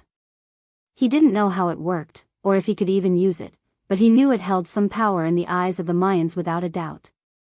Maybe if they came rushing here, he could scare them away with it. Finally, Lionel hobbled to the still naked girl who sat dazed on the ground. Now that the fight was over, his teenage hormones seemed to want to kick in. She was truly a beauty with delicate brown skin, though it was now covered in bruises and scrapes. She should have been around 20 years old, so though she was young, she still held a maturity to her that too easily swayed boys as young as Lionel. However, Lionel snapped out of it, trying his best to avert his eyes from her most treasured places, though she didn't seem to care anymore. "Are you all right?" Lionel asked. The moment he did, he started kicking himself. She couldn't understand a word he was saying. What the hell was wrong with him? If Aina saw him babbling like a fool here, she'd never talk to him again. The young woman seemed to shake out of her daze, looking up at Lionel from her seated position as though shocked he was before her. Still, what shocked her even more was his kind gaze. She hadn't seen such a thing in a long while. Even her own parents had only looked toward her with sadness and grief after they learned she was the chosen virgin for the chief priest's sacrifice. Though Lionel's face was mostly obscured by his metal helmet, it was still the best she had seen in a long time. She re-entered her daze for another long while as she recalled what happened. Looking toward the priest's dead body, her body suddenly started to tremble. Her breath quickened, her breasts undulating beneath the far too fast beating of her heart. Lionel snapped out of his embarrassment and bent down with a worried expression. "It's all right, you'll be fine now." Lionel knew she couldn't understand him. But he hoped that a soothing voice would do something. However, what he didn't expect was for his heart to stop beating completely when her gaze met his own next. It was an inhuman gaze. A reddish, devilish stare that looked like a madwoman intent on seeing the world burn. She shrieked, lunging at Lionel's neck with both hands. No matter how quick Lionel's reflexes, with almost one half of his body being completely useless, and with how close the two were, there was absolutely nothing he could do. A sharp pain shook Lionel's body as he fell to his back. The breath was knocked out of him as he gasped in shock. But he noticed a second later that he couldn't breathe. His throat was completely sealed by this seemingly frail girl. She was almost like a rabid dog, snarling and screaming as she squeezed with all her might. It was as though the only wish she had in this world was for Lionel to die. Lionel was in shock. Hadn't he just saved her? What was she doing? Even if she didn't thank him, she shouldn't be trying to kill him, right? Lionel's eyes reddened both due to a lack of oxygen and a slowly building anger. He didn't have to step out and save her life. In fact, his quest didn't ask him to anyway. Because of her, months of toil and pain were completely wasted, yet she was trying to kill him? How dare she? His silver rod and the dagger still gripped in either arm, all Lionel had to do was drive the dagger into her ribcage. Just like that, she would be dead and he could breathe again. His hand raised, his emotions bubbling over, but that was when his gaze met hers again. He could see them. The tears falling from her eyes, the sheer desperation. He could even faintly see the glint of his knife in the corner of her eye, something that made him certain she saw it. All she had to do was drive her knee into his shattered hip and he would probably lose himself to pain, unable to do much of anything. Yet she did nothing. It was as though she was hoping he would just end her life. Lionel felt his vision blackening, his dagger still raised in the air. His hand trembled. He knew that her delicate skin wouldn't be able to last even a split moment against the sharp edge of the blade, yet he couldn't bring himself to do it. His hand fell back to the ground, his body finally succumbing to his injuries and lack of oxygen. As his consciousness faded, he could only see a sea of black. Maybe this is just what I deserve. Side quest, defeat 1,000 Spaniards, complete. Reward pending. In his last moments, this was what he thought of. Defeat. What a nice way to put it. In reality, he had slaughtered them all. Were they fake? Lionel could no longer fool himself into believing this. The emotions that colored that girl's eyes. They were too real. He could almost peer into her soul and see through her secrets, her insecurities. How could they be fake? Oh, today's my 18th birthday. Lionel thought. I guess I'm an adult now, right? You don't have to feel bad about my death then, Dad, you officially finished raising me. I'm no longer your responsibility. Lionel no longer had the strength to form any more thoughts.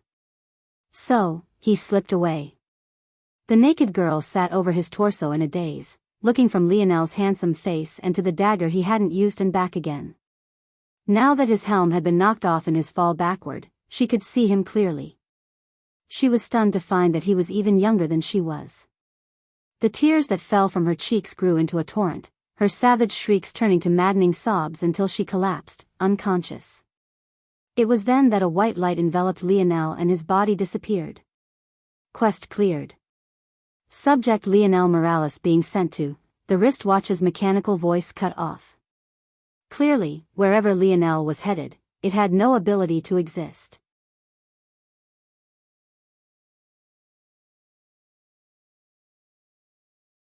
Chapter 15.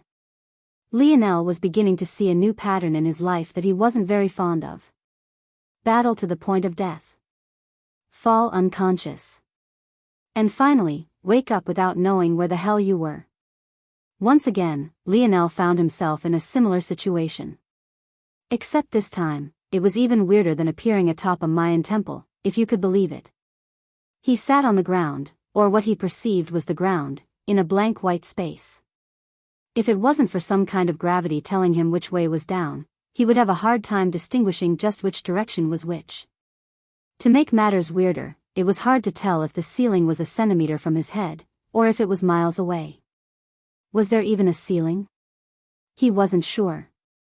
However, maybe it was due to his ability, but Lionel found that he adapted quite quickly. Soon, that feeling of disorientation faded and he began to slowly stand with the help of his silver rod. Hold on, just when Lionel was feeling that the process was too easy, he realized that his hip was no longer broken. In fact, he felt better than he ever had in his entire life. The only discomfort he felt in his hip was due to his deformed armor pressing into it. Without much of a choice, Lionel took it off. He wasn't sure where he was, and equally unsure if he still needed to be alert. But, this armor was no longer any good to him in this state. Wait. Why am I alive? Unless am not? This sort of white space, wasn't it just like every stereotype of heaven he had ever read about? Maybe he really was already dead. Lionel sighed. After unbuckling his armor, he set it aside. He really did smell quite terrible, but after so many months, it had stopped bothering him as much. His sweatpants and compression shirts hadn't lasted, so he was currently wearing so odd leather pants he snatched from a dead soldier. His chest was fitted with chain mail, but other than that, it was bare. To sum it up, he was a mess. My scars seemed to be gone too. The number Lionel had accumulated were definitely not few. His body had become a canvas of bullet wounds and blade scars, but they had vanished. Oh. It's quite rare for someone to regain their bearings so quickly in this place. The sudden voice snapped Lionel out of his own thoughts. His tension still running high, his neck practically broke off from his torso turning toward the sound, his silver rod and dagger being gripped tightly. Whoa there. It wouldn't be the first time someone attacked their guardian, but I'd prefer not to be added to that list, please and thanks. A handsome man that seemed carved of precious stone had appeared a few meters from Lionel. He was more perfect than any human should have been. Lionel had a hard time believing that he was anything other than an ascended being. He somehow managed to wear a gold-plated armor without looking absolutely ridiculous to a man of the modern era like Lionel. Guardian? Yes. The man said. It's my job to hand you the rewards you've earned in your subdimensional zone. In return, I receive a bit of karma. Karma? The man waved his hand. Guiding a baby isn't part of my job description. With that, the man unfurled a golden scroll. Maybe it was due to whatever it is he read, but he froze for a very long time. He seemed to be speaking English, but his lip movements were nothing like English. Something is translating? Lionel thought to himself. First to clear a subdimensional zone in your world, huh? Not bad. Oh, that's unfortunate. It seems that someone skipped ahead and took the world spirit for themselves, or else you'd have a right to a fourth of it. Shame, your world has 8th dimension potential, its world spirit should have great talent. Not bad, a 3rd dimensional world that can create rudimentary subdimensional zone analysis technology definitely has a bright future ahead of it. Just who could? Oh. The man's brows raised as though he saw something amusing. Is Morales your maternal or paternal name? Paternal. I see. I see. Excuse me, sir. Are you saying that my reward should have been this world spirit but someone else took it? You could say so. But it's less about the world spirit being taken away and more about it choosing its master. You shouldn't feel that it's unfair, it can only be said that this person is more gifted than you are. Or rather. That's not definitive.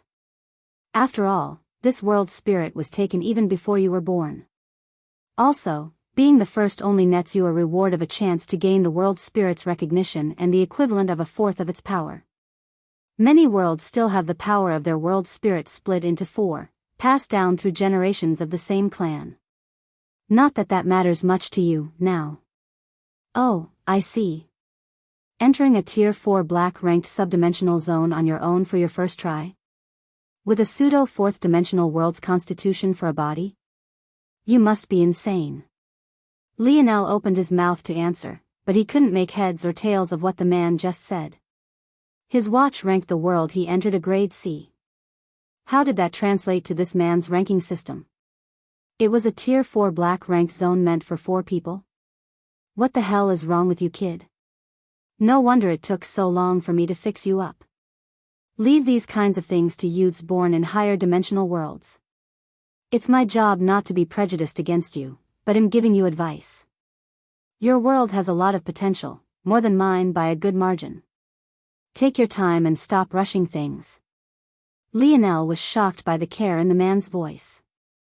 It seemed out of place. Or maybe he was just a good guy, or was just fond of his accomplishments.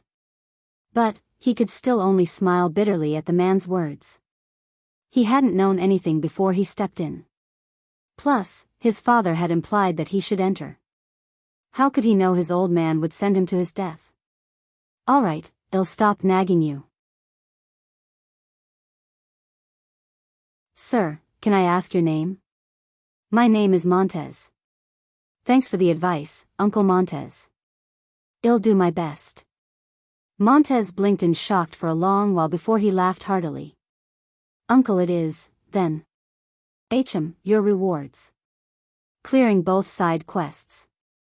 Activating the hidden quest. Completing the hidden quest. Clearing the objective. I cleared the objective? I thought I failed, you would have, had you killed that little girlie. But it seemed you didn't. Lionel's face twisted with a weird expression. What kind of quest was that? Wouldn't it go on forever then? The quest objective was to repel the Spanish and save the girl. Lionel's expression darkened. The wristwatch told him to save the chief priest. What kind of sick joke was this? Had he known the true objective, he wouldn't have gone into the sacrificial room without a plan because he would have deduced the priest would be his toughest enemy. If he was prepared, he wouldn't have ended up in such a sorry state. Montez began to laugh, eventually wiping tears from his eyes. I told you it was rudimentary zone analysis technology. How could it be completely accurate? Lionel took a deep breath. Before my rewards, do you mind explaining 2 things to me? What exactly are subdimensional zones and how does the ranking system work? Well, I'm normally not allowed to explain these things. But I think I can get away with it this time. Zones are key points in history which connect your 3rd dimension to the 4th. Due to a sort of buffer the universe has, these dimensions were stored in time so that they couldn't influence the timeline too much. In order for your world to successfully evolve to the next dimension, these instances in time must be resolved. If they are not resolved, they will begin eating away at your timeline, altering important events in history until your world is unrecognizable. If the problem becomes severe enough, your world could collapse. Lionel's eyes widened. He hadn't expected the problem to be this severe. So I'm guessing, the reason why you hire worlds help us little guys out is so that one day you'll have more help with clearing your own subdimensional zones? Montez couldn't hide his mouth hanging open in shock. Yes. That's exactly right. It's in our best interest to unite in this matter. A world with as much potential as yours will receive a lot of help. In fact, there should be a lot of influences from other worlds in your own already. You're quite a smart boy, but I really can't say much else. Influencing your timeline too much can have its own poor effects. To answer your second question, black zones are assigned to fourth-dimensional events, bronze to fifth, silver to sixth, and gold to seventh. My own world is only of the seventh dimension, so I don't know much more. Lionel had many more questions. Like the man had mentioned world potential before, and even said that Earth had the potential of an eighth-dimensional world. On top of that, he said that Earth had more potential than his own world. But if that was the case, and his world was already of the seventh dimension, shouldn't his world's job be done? Since there was no hope in reaching the eighth dimension for them, why did they still help lower worlds? And if his job wasn't finished for some unknown reason, wouldn't his seventh-dimensional world be facing eighth subdimensional zones right now just like Earth as a third-dimensional world was facing fourth subdimensional threats? So why did he not know anything about zones above the gold grade? There seemed to be a secret here that was nagging at Lionel's heart. But he knew better than to ask. Each rank of black to gold is divided into 9 levels, 1 being the lowest and 9 being the highest difficulty. In addition, the chosen difficulty is ranked by how many are allowed to enter as well. The zone you completed had an entry limit of 4 since it was relatively stable and could support that much influence without collapsing.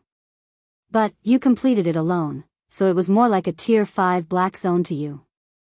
Montez clapped. Alright, that's enough. I wasted much of our time together with too many words. I'm sure you know by now that the reward system is separate from the zones. It's something us higher worlds created. Only silver and gold zones can form rewards of their own, kind of like that dagger in your hand. Though that dagger will disappear once you leave this place. That's the difference between low-grade zones and higher-grade ones. Lionel couldn't help but inwardly smile. Every time Montez swore he couldn't tell Lionel anymore, he would continue to drop tidbits of helpful information. Either way, since this is a 4-person zone, you can normally choose 4 tier 4 black rewards for a minimum clear. But, since you completed the hidden quest, that's good for a tier 5 black reward. Including the 2 side quests, the clearing 100 Spaniards reward is another tier 4 black reward, clearing 1000 is a tier 5 black reward. I also have to factor in the fact you were the first of your world to clear a zone, and that's worth a tier 9 black reward. So, 5 tier 4 black rewards, 2 tier 5 black rewards, and 1 tier 9 black reward. You are allowed to trade down by handing in a higher tier for 3 lower ones. You can trade up by using 5. Don't ask why it's like this, you know people at the top are misers. Montez clapped his hands. A moment later, a counter filled with treasures Lionel was practically blinded by appeared. Maybe the most shocking part was the fact this counter extended for hundreds of meters to the left and right.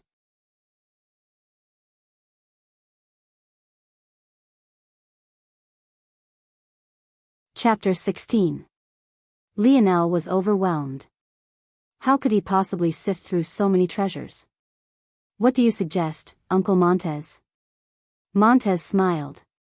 First, I don't suggest you trade in your 5 tier 4 black rewards for a tier 5 one. In your current state, you can't afford to be picky. If you have to rely on treasures you pick up in the zones you enter, you won't last very long. In addition, as I said before, the things you picked up from there will disappear once you leave this place. In this present state, not only are zones dangerous, but your world itself is dangerous too. You might have run into the invalids already. Lionel opened his mouth to answer but only nodded in the end. He had almost forgotten about the weird changes in his white-pupilled peers. So they were called invalids. He didn't have to think much to understand why that was. Unfortunately, he was running out of time, so he knew he couldn't ask Montez about it. It also seemed that Montez was purposely not answering as well. Do you have the ability to narrow these down by my needs? Lionel asked. After seeing Montez nod, he immediately organized his thoughts. How would you categorize these treasures? There are defensive treasures that range from armors to one-time use tokens. There are offensive treasures that range from weapons to, again, one-time use tokens. There are techniques that touch on anything from improving your strength to your defense to your offense. You can trade for subdimension zone analyzing treasures to get a more accurate read on the zones you enter. These are categorized as detection treasures. The best ones can be used outside of zones as well. You can also trade for information. It can be information about where zones will appear in your world, or even information about other worlds. It's also possible to buy a ticket to another world, though it would cost you your Tier 9 black reward. Lionel's eyes flashed with a sharp light. Can you show me your Tier 9 black techniques? Preferably the ones that teach how to use the same energy as the priest I just fought. Ho ho ho. Montez smiled a smile that wasn't a smile, but his eyes seemed to give away that he was extremely satisfied with Lionel's choice. The counter magically shrunk down, leaving a pile of hundreds of booklets. It was clear at a glance that though a Tier 9 black technique was valuable to Lionel now, it definitely didn't mean much to Montez. Though the options were narrowed down, Lionel still felt lost. If only his sensory-type abilities were able to seek out what he needed. At this thought, Lionel raised an internal eyebrow. What if it could? He didn't know anything about his abilities currently and he was actually tempted to ask for a treasure that could tell him about it. But, he subconsciously felt that this wasn't the best idea. One thing that was clear to him about these treasures is that none of them were perfect. He most certainly couldn't expect a black-grade treasure to be so. If he found such a helpful treasure, it might lead him down the wrong path. And, even if it was correct, it might limit him by boxing in his thinking. Lionel closed his eyes, trying to tap into the same sixth sense he used to battle the priest. Once he locked onto that feeling once more, his eyes flashed opened. In that moment, the seemingly ordinary piles of books became a violent storm of raging colors. No. Once again, they weren't truly colors. Lionel's mind only interpreted them as such, almost like an odd form of synesthesia. Lionel realized now that compared to these books, the priest had been a joke. But this made sense, he was only the boss of a Tier 4 black zone, while these were Tier 9 black techniques. However, he soon found differences between them. Among even these high-tier techniques, there were separations. Lionel immediately discarded the worst of them and focused on the 5 that shone so brightly that even while being buried beneath the pile, they exposed themselves. He stepped forward and pushed all the other away, leaving 5. Shit. I can't read what. Just as Lionel was thinking this, the words on the 5 thin booklets rearranged themselves, becoming legible English. There's still a small bit of fairness in the world. Montez laughed, hiding his shock. Anything you take out of this world will remain translated for you. Lionel nodded, thankful. I pick this one. At this point, even Montez was stunned to the point of no longer being able to hide his reactions. Lionel hadn't deliberated for more than a split second before he put his hand over a booklet, taking it from the counter. Lionel shrugged. I felt this one could help improve my ability. I had already chosen before I knew its name. Dimensional Cleanse. It can indeed improve one's ability. But how did you know that? I dunno. Just felt it. Montez's eyes narrowed. He could tell that Lionel wasn't lying. But, even if he was, Montez wouldn't press him regardless. The others are powerful as well, so why this one in particular? They gave me auxiliary abilities I didn't need. Before I think of gaining extra stuff, I want to focus on my own. I feel that it's very powerful. Montez couldn't refute. He had never seen someone with a pseudo-fourth-dimensional constitution do what Lionel just did. For my 2 Tier 5 black rewards, can you show me some flexible armors? Lionel wanted to look through Dimensional Cleanse now, but he refrained. He felt that Montez had reminded him about the time for a reason. He likely couldn't stay here forever. Montez clapped his hands once more, causing the counter to shift. This time, there were even more items to display. Not only were there more, but they also took up a larger space individually than small booklets did. In addition, it was a lower tier of treasure, so it made sense that there were so many. Lionel narrowed down the options in the same fashion. He eventually settled on a skin-tight armor not much different from his compression shirt. It was a sleek black, and the only difference was the fact it was dotted with small hexagons that flashed an imperceptible black light every so often. For his second Tier 5 treasure, Lionel chose a pair of shoes that had the ability to camouflage themselves into his chosen design. Not only did it have a small bit of defense, but it could increase his speed and agility by 0.1 each. When Lionel got to his Tier 4 treasures, he realized why Montez advised him not to trade them in.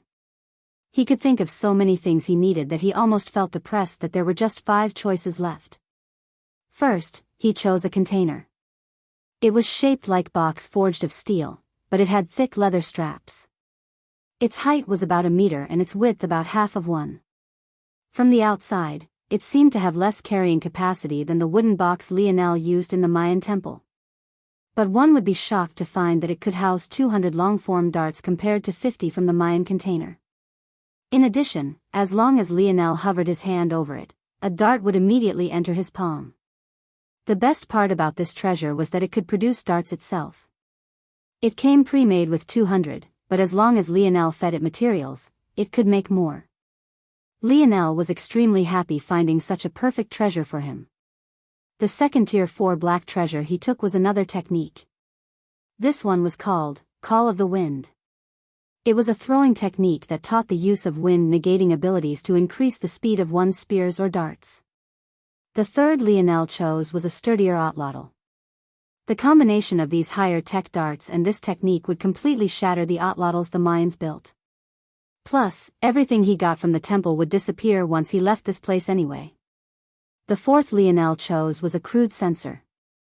It could sense the opening of a zone within 10 miles and also point out the direction like a compass. In addition, with a large margin of error, it could estimate the grade of the zone as well. The fifth and final treasure Lionel chose wasn't for himself. It was a bracelet that acted as a one-time defensive token. Though it was a Tier 4 black treasure, since it was only one-time use, it was more powerful than other treasures of its tier. Of course, he had traded for it for the sake of Aina. He may have not known the details of Aina's likes and dislikes, but he knew of her disposition. If he tried to give her too much, Lionel was certain she would reject. But this small token. Maybe she just might say yes. Uncle Montez, what are you loitering around for? That was your final pick. Do you maybe have a place I can wash myself in? I can't see her like this, it'll be a disaster. Montez looked blankly at Lionel before almost falling over in laughter. Sure. Whatever. Since you were so quick, you have 15 minutes left. Montez waved his hand and the counter disappeared, replaced by a small pond of water that fogged with a dense whiteness. Lionel didn't hesitate. They were all men here anyway. He stripped off all his worn armor and dropped them to the ground, jumping in to scrub himself furiously. He was so obsessed with getting as clean as possible that he completely missed Montez's sharpening gaze at the sight of the faint scar on his right hip.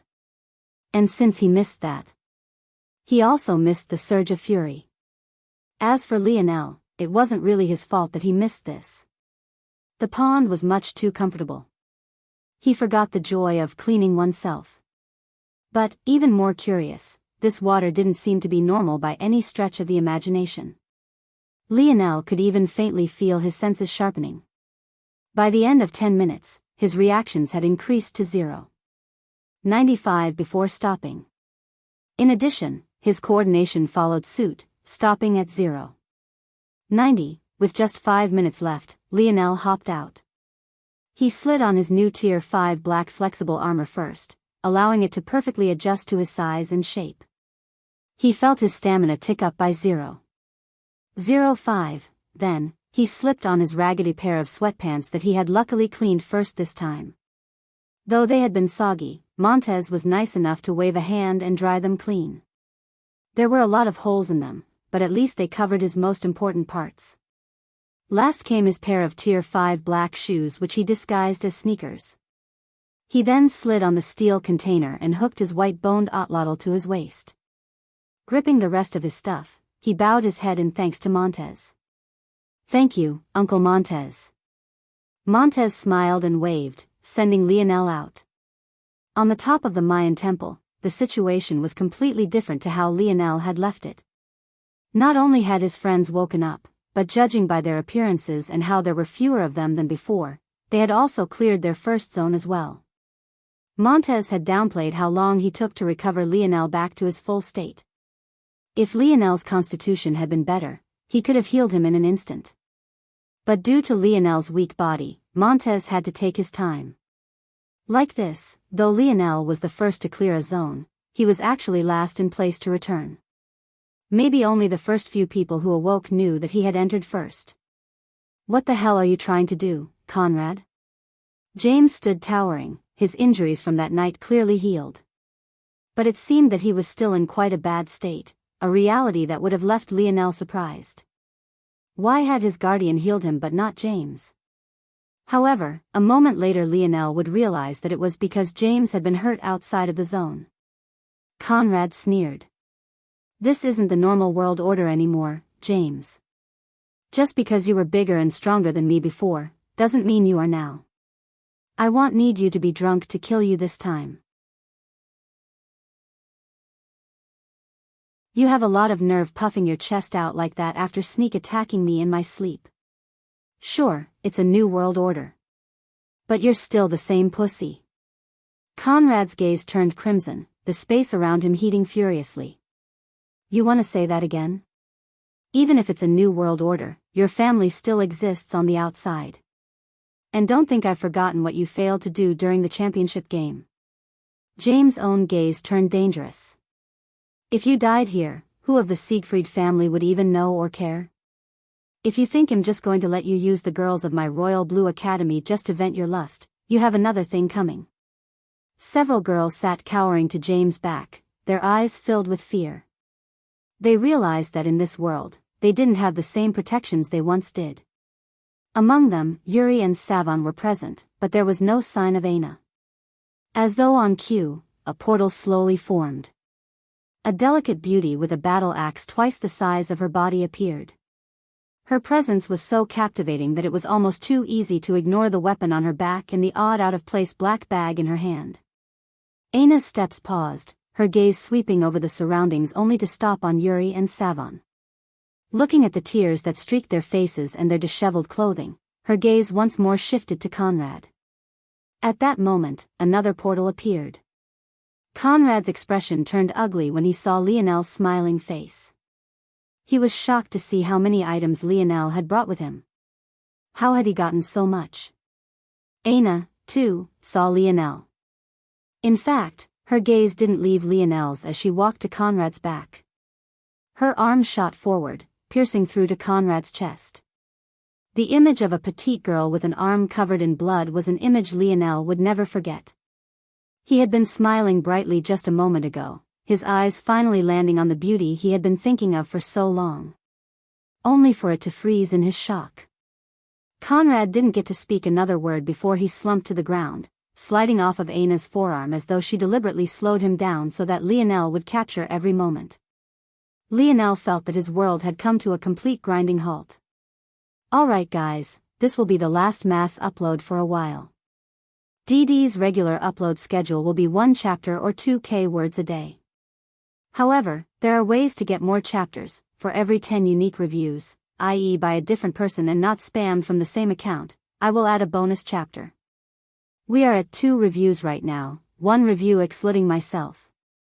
So, when we get to 11 total, I will upload another chapter. This deal is good for up to 101 total reviews. Smiley face. We probably won't get there anytime soon, though. I also plan to implement a Power Stone bonus chapter system, but I'll let you guys know about that at a later date. Anywho, hope you've enjoyed to this point. I'm excited to write more. Smiley face.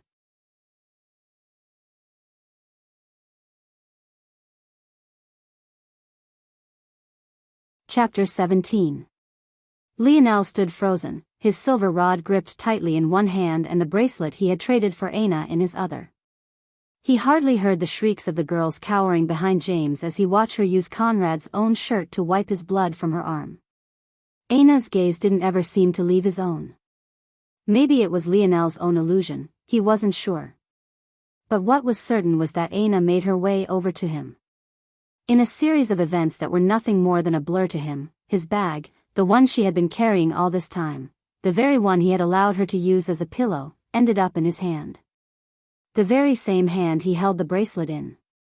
The massive battle axe on her seemingly delicate back cast a shadow over his face, dwarfing him completely. Lionel wasn't even consciously aware of what happened next, he only caught small tidbits. Savon was too scared to approach Aina anymore. Yuri's demeanor changed with Aina's appearance as though she had never been afraid. The odd world they were in began to tremble. And before Lionel knew it, he was standing on the grass gardens that once surrounded the northern dormitories. All he could think about was Aina's gaze. Her amber, almost golden eyes, peering through his soul.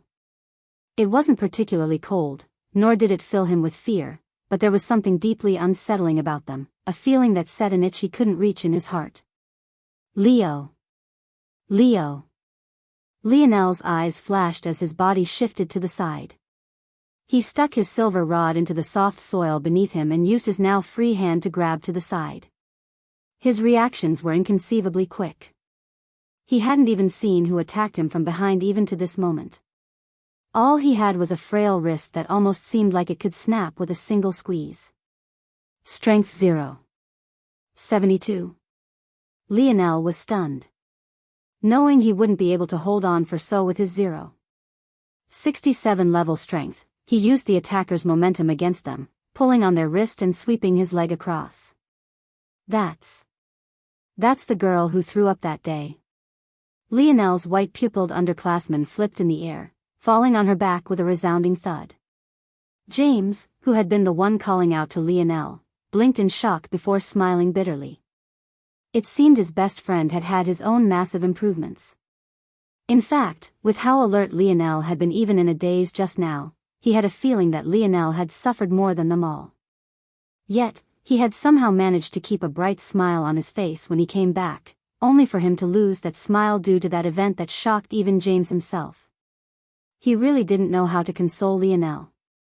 Lionel is too soft. How could he deal with the girl he's chased for 5 years now being? James sighed. We can't stay here. Lionel finally pulled himself out of his slump. He knew that this wasn't the time to be sulking. Grabbing his silver rod, he pressed it to his underclassman's chest, using his leverage to stop her from using her obscene strength. With a quick glance around, he understood the situation. Luckily, in the months they had been gone, the white-pupilled mutants had dispersed. But with Lionel's senses, he could hear many of them approaching as though they could grasp their location. Lionel counted the number of people around him, feeling a sudden pang when he realized that the number was much less than it should have been. Xavier. James' jaw clenched. I entered the subdimensional zone with him, Milan and Joel. Xavier didn't make it. Lionel's heart beat erratically for a long while before he managed to stop it. There had been over 30 of them in the beginning, but now only 12 remained. In fact, he felt that it could only have been luck that allowed most of them to survive a zone. The fiendish struggling beneath the butt of his silver rod caught Lionel's attention, causing him to frown. Before he could react, a flying dagger flew between he and James, entering the girl's throat. Lionel looked over with a gloomy expression as the girl's life slipped away. His eyes met Yuri's. She stood beside Aina with her arm raised, her expression nonchalant as though nothing had happened. Aina's gaze had been indifferent, but Yuri's almost held a teasing expression. It was the kind of look that made Lionel's frown deepened. "What the hell are you doing?" Lionel asked. Yuri seemed surprised by Lionel's tone for a moment. Maybe it was because she felt what she had done was only natural. Or, maybe it was because she didn't think that Lionel had such a fierce gaze in him. It was obvious that she wasn't in senior class A along with him, or else she would never have such a naive thought. The only reason Lionel's imposing aura had never come into play to now was because he couldn't pull his will behind killing. But when it came to his instinctual rage, there was nothing holding it back. Yuri recovered, her expression dialing back to a neutral gaze that almost said just wait. A moment later, the girl who lay dead beneath Lionel began to glow, turning into motes of light that fused with Yuri. Lionel hadn't scanned the stats of his friends because it was an instinct he reserved for enemies. But he could faintly feel that Yuri had improved in strength by a small fraction. It was too small of a fraction for Lionel to pinpoint, but he could vaguely feel it. The reason he kept his stats to just 2 significant figures was because his senses weren't yet sharp enough to break it down further. If he had to guess, Yuri's improvement was somewhere between 0.0001 and 0.00001. Miss Aina believes that it's best we work together in such a dangerous environment, so instead of being offended by your question, I will explain it to you. These white-pupiled people are called invalids. They're the people who during their awakening were instead eaten by their abilities, failing to fuse with them. As a result, they've lost their consciousness, being a humanoid mass of instincts. If they swallow those of us who succeeded, they have a chance to evolve and regain their consciousness. The reason they allowed us to enter the subdimensional zone first is because it's in their best interest that we are stronger. They were fattening us like pigs, so to speak. However, they are essentially a bundle of energy now. So, by killing them we can also grow stronger. That invalid was a C-grade invalid. It is impressive that you were able to handle her so easily.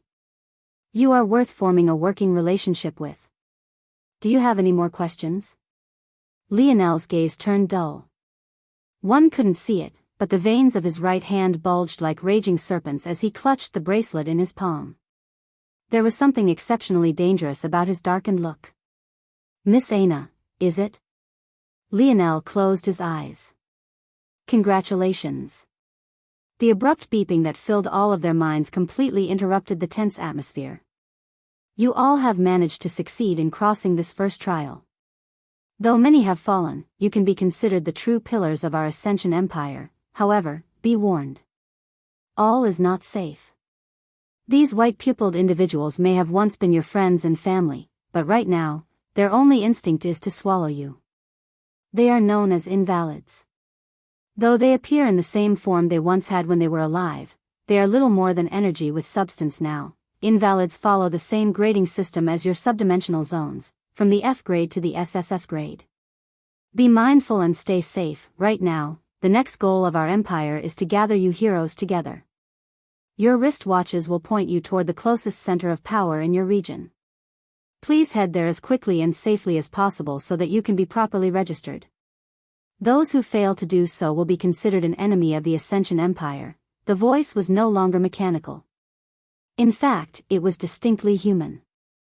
Lionel had heard this very voice before. Many times before, actually. It was the Emperor of the Ascension Empire, Emperor Gervais Fox. They want us to register. Why would they need that? Can't they already monitor us?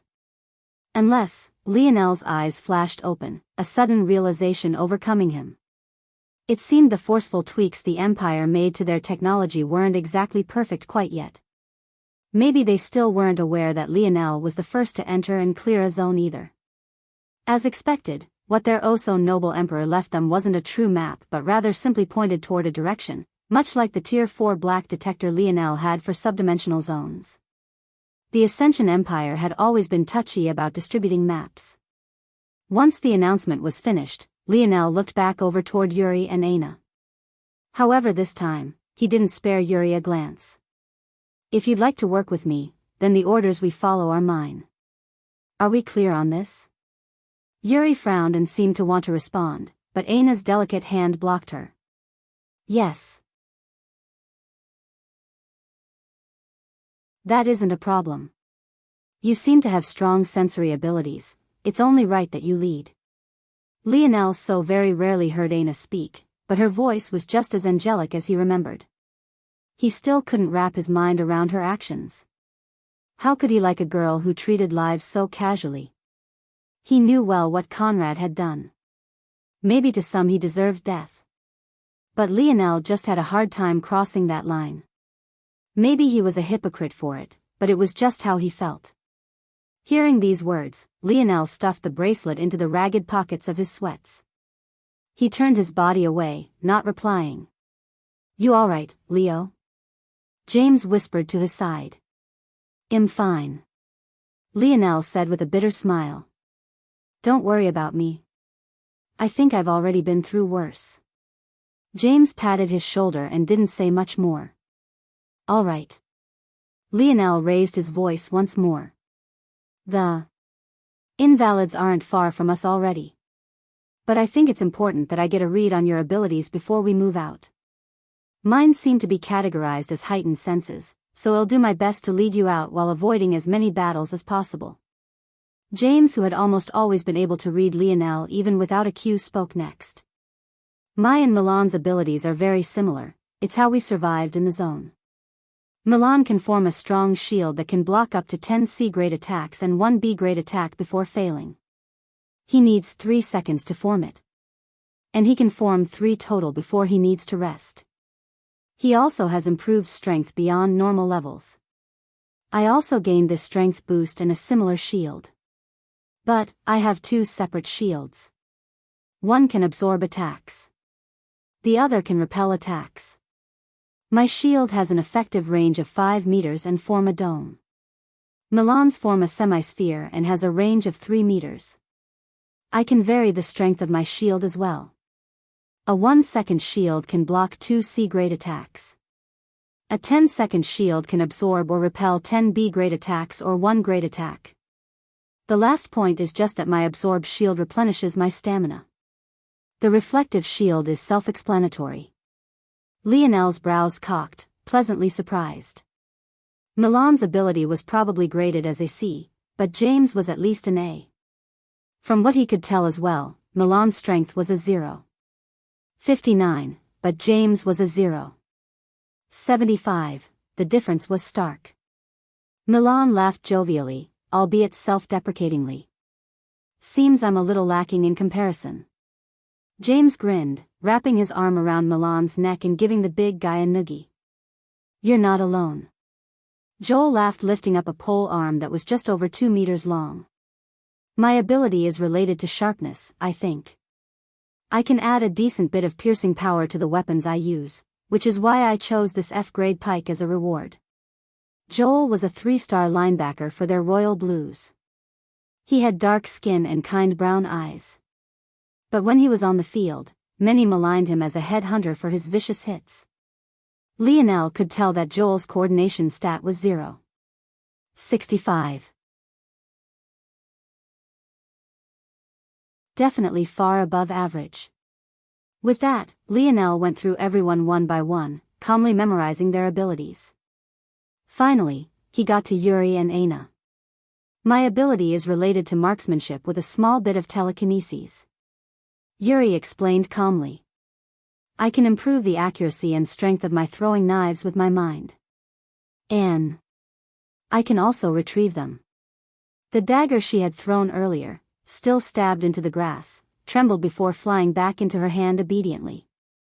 Miss Aina's ability is an overall exponential boost to her physical abilities, whether that be speed, agility, reactions, and especially strength. These were words Lionel most definitely didn't doubt. Aina Brazinger, speed, 0, 85, agility, 0, 80, coordination, 0, 95, stamina, 0, 95, reactions, 0, 97, strength, 0, 99.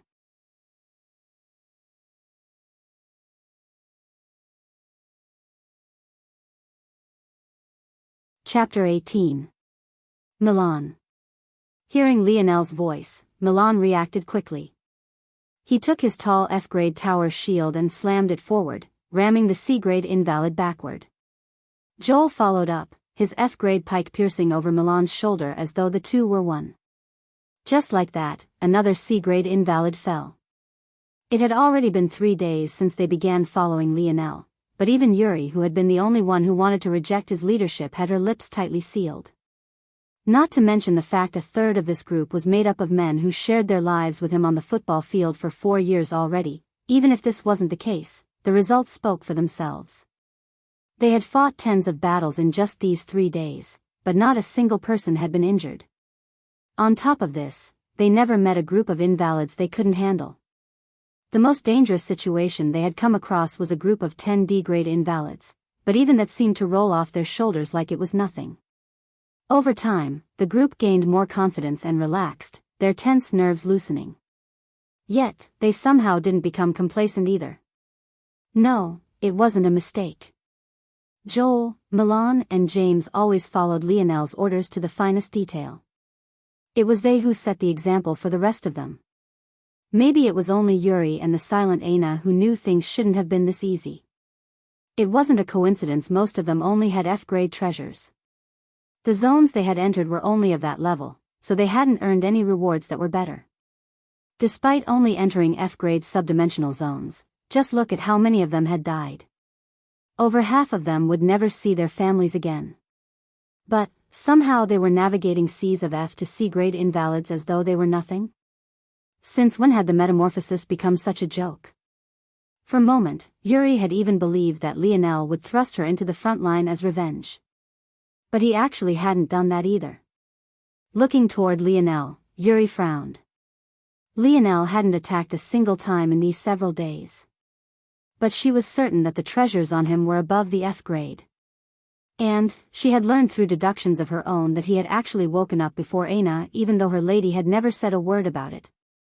Just what was going on? Yuri had known Lionel for a long time. She knew he was intelligent. She was also quite fond of his personality.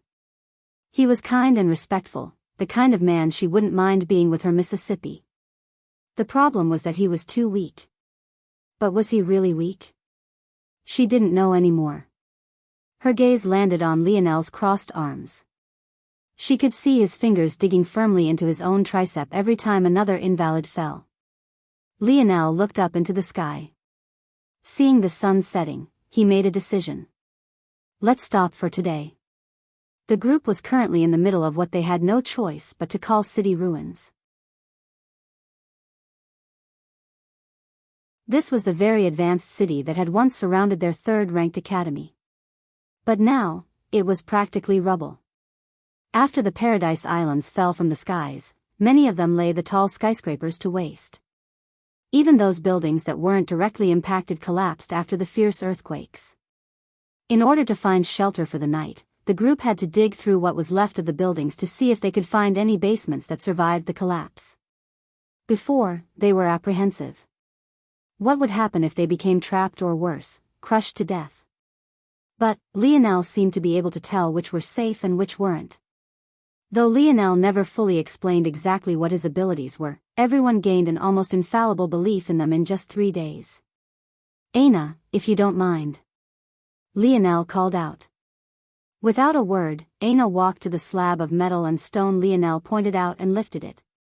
It would never stop being weird seeing such a small girl lift such a massive load, but it was at the very least easier now than it had been in the past. Still, what felt the most uncomfortable for the group was the odd turn in the relationship between Aina and Lionel. They felt that in the past, Lionel would never ask Aina to do such menial work, nor would he speak to her so neutrally. He gave her commands and assignments no differently than he did to anyone else. The group collectively sighed and thanked Aina as they passed by. In the end, Aina slowly lowered the slab, sealing them off from the outside. The underground space they found this time had a decent 10 by 10 meter size. It gave them all more than enough space to themselves. As usual, Yuri brought out an F-grade tent that took up a bit more than half of the space, inviting the women of the group in. It was quite a convenient thing. Lionel had almost chosen a Tier 4 black treasure of similar abilities. Well, it would be known as a C-grade treasure by those of Earth. But he chose the bracelet still in his pocket instead. Also, as per usual, Savon hesitated, her steps pausing outside the tent. She glanced back toward Lionel with a complicated gaze before she eventually entered as well. How ironic. Lionel smiled bitterly to himself. In the past, it was Savon who always protected Aina. Despite Lionel's overall good guy persona, she was even protective against him, shielding Aina from all the bad in the world. As a result, she had always been the most abrasive with him in comparison to Yuri. But now, their roles had inexplicably flipped. Anne. She was maybe the person who most understood how Lionel was feeling right now. Lionel sat down cross-legged, the metal container on his back clinking slightly against the stone. He closed his eyes, emptying his mind completely. Seeing his present state, James and the rest of the boys decided not to bother him, rolling out the sleeping bags Yuri had given them. They had no need for a scout to stay awake, they knew that Lionel alone would be enough. Yuri had given Lionel a sleeping bag as well, but he had never used it. She usually snorted when she saw him sitting on the cold stone floors every night, believing that his pride was overblown. But she had no idea the truth was that Lionel had simply gotten used to sleeping this way after months in the Mayan temple. Of course, he couldn't be bothered to explain this to her. Lionel sank into his own world. It was a weird state of mind being empty, yet completely alert at the same time. Everything within a 50-meter radius of his body was entirely in his grasp. Just what is this ability of mine? I don't quite understand it even now. Lionel felt that he learned new facets of his ability every day. After he started practicing dimensional cleanse, new doors opened up constantly. There was only one problem with circulating dimensional cleanse, though. Whenever he did, invalids would sense their position far easier. During the first night, Lionel was forced to stop and sneak out silently in order to clear them away, something that left him completely sick to his stomach. From that day on, he only circulated dimensional cleanse at less than 1% of his ability. This slowed his progress, but it also allowed him to cultivate peacefully without interruption. With that, Lionel locked down a new stat, Spirit. Lionel Morales, Strength, 0, 72, Speed, 0, 67, plus 0, 1, Agility, 0, 75, plus 0, 1, Coordination, 0, 99, Stamina, 0, 78, plus 0, 05, Reactions, 0, 99, Spirit, 0, 10. Spirit was what Lionel classified as the ability to use that weird energy. Unlike his other stats that were measured by the limit of the human body, Lionel set 1. 00 as the energy density of a Tier 9 black threat. After he categorized it this way, he immediately slotted himself in for 0. 10, however, in 3 days, it hadn't budged a single inch. Or, more accurately, it had, but Lionel couldn't register it sharply enough to put a number to it. Still, there were other outstanding effects. Lionel's reactions and coordination had improved to 0. 99, it was only now he felt that the barrier to 1. 00 was exceptionally thick. Luckily, though his coordination and reactions had slowed to a grinding halt, his other stats had also increased decently. Setting aside the boosts from his treasures, his speed had improved to 0. 57 and his agility to 0. 65, of course there was also the leap of 0. 05 in his strength and the increase in his stamina to 0. 73, from what Lionel could tell, these changes most definitely didn't come from dimensional cleanse. He had picked that technique primarily because it increased his spirit. His spirit, by extension, increased his coordination and reactions. In addition, his coordination had a positive impact on his agility. But spirit should have had next to no impact on his strength or speed. Simply put, Lionel had no idea where these stat increases were coming from. But his body seemed to be slowly improving over time at a pace that was out of his control. And, whatever improvement, it seemed to not appear in the zones. It might be related to what Uncle Montez was saying about pseudo-fourth-dimensional constitutions. Maybe as a world evolves, its people do too. The closer Earth comes to the fourth dimension, the closer we all come to dropping that pseudo from our title. But if that's the case, why isn't anyone else experiencing this increase? Lionel's eyes flashed open. Something big is coming. Without a sound, Lionel jumped up. Everyone around him seemed to be soundly asleep already. Looking at the time, he should have been practicing dimensional cleanse for several hours. Making his way to a smaller second exit, Lionel exerted some strength and quietly left, appearing beneath the night sky and high raised moonlight. B grade. Lionel sighed. The group he had taken out 2 nights ago were just a bunch of F-grade invalids.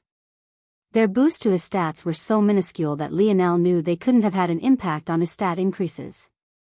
Though this quickly approaching invalid was of the B grade, Lionel wasn't afraid despite the fact he knew the priest he had struggled with so much was still a sliver away from the B grade himself. There was something Lionel had realized over these few days.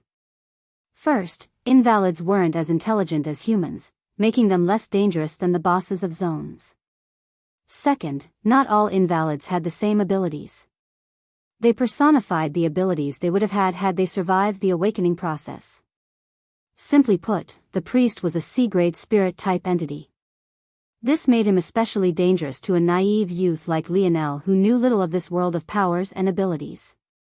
The priest's spirit had actually been much higher than Lionel's current stat. This was all to say that a B-grade speed-type invalid like the one rushing toward Lionel now was much easier to deal with. WHYD, you have to come here. Lionel stood atop the rubble, his left hand calmly reaching toward his back and his right pulling his white-boned otlotl from his waist. 40 meters. 30, you've long since gotten too close. A beautiful silver dart with feathers of white to one end appeared in Lionel's hand. It was just about 1.5 meters in length, looking more like a work of art as it sat atop Lionel's otlotl instead of the deadly weapon it was. Cocking his arm back and releasing with barely 20% of his ability, Lionel allowed a line of silver to cut across the skies, reflecting the dull moonlight. The invalid who dashed forward like a vampire in the night was suddenly struck in the forehead, a hole as thin as a bullet wound bloodying its skull. With a heavy heart, Lionel crossed the 20-meter distance between them. His use of Call of the Wind was already too refined for an enemy to survive at such a close distance. Bending down the side of the invalid who was beginning to turn to motes of light, he caught a glimpse of its face. On the last day he rode his bike to school, the day of the championship game, this invalid had been among those to greet him and wish him luck. He even said he bet on Lionel to succeed with Aina that time around. By this point, it felt like a lifetime ago. Lionel picked up his dart. It was slightly damaged, but if his treasure could build darts from raw materials, why wouldn't it have the ability to repair ones with nicks and scratches? To now, Lionel still had all 200 it came with. I guess that's it for tonight. I'll head back and rest. Lionel suddenly looked over his shoulder, frowning. He thought he had sensed something, but there was nothing. Just as Lionel was about to investigate further, his mind trembled. An inconspicuous black wristband on his arm that seamlessly blended into his flexible armor silently tugged him in a certain direction. A zone had appeared. But not just that. It was within 500 meters of this place. But what truly shook Lionel was the fact he sensed not just 1 but 7 grade invalids. It was only then Lionel realized the appearance of his B-grade underclassmen wasn't a coincidence. Could it be that zone openings attracted invalids too?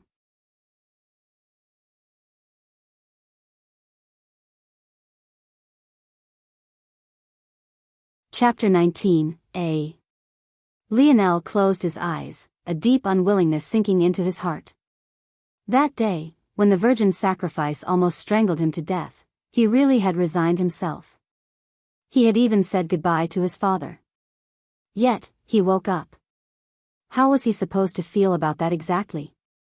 Was he supposed to think he was forgiven for the 1,000 deaths that lay squarely on his shoulders? Uncle Montez had said it clearly. Subdimensional zones were points in Earth's history where an event that connected to the fourth dimension occurred. In other words, they were real. Every throat he pierced, every head he severed, every life that slipped away. They were all real. Lionel had a hard time dealing with that.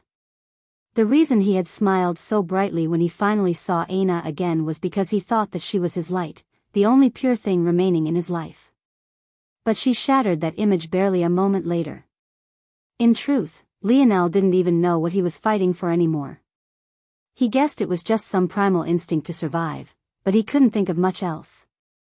Clearly his parents weren't that much of a motivating factor considering how easily he had given up in the temple.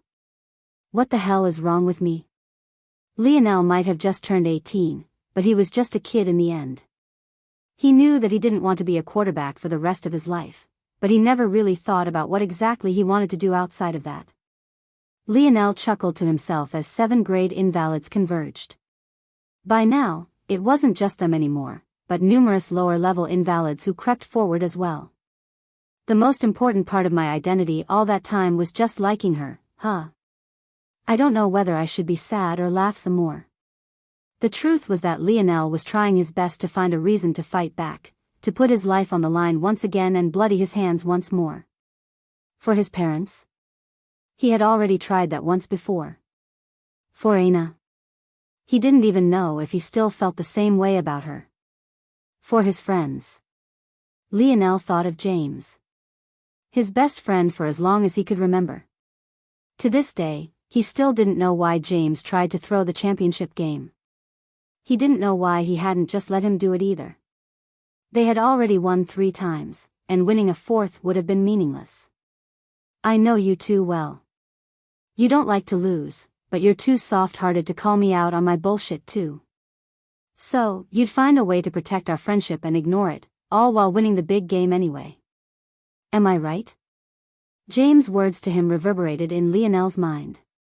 He suddenly felt his hands moving of their own accord, sliding 3 silver bars out and screwing them together. I guess it'll just have to be that simple then. He didn't like to lose. It was an immature thought. One you would expect from an 18-year-old boy. If Lionel thought any more deeply about it, he too would find it ridiculous that he was trading what he thought was his moral code for a will to win. But the reality was that Lionel was looking for something, for anything, to give him a reason to keep going.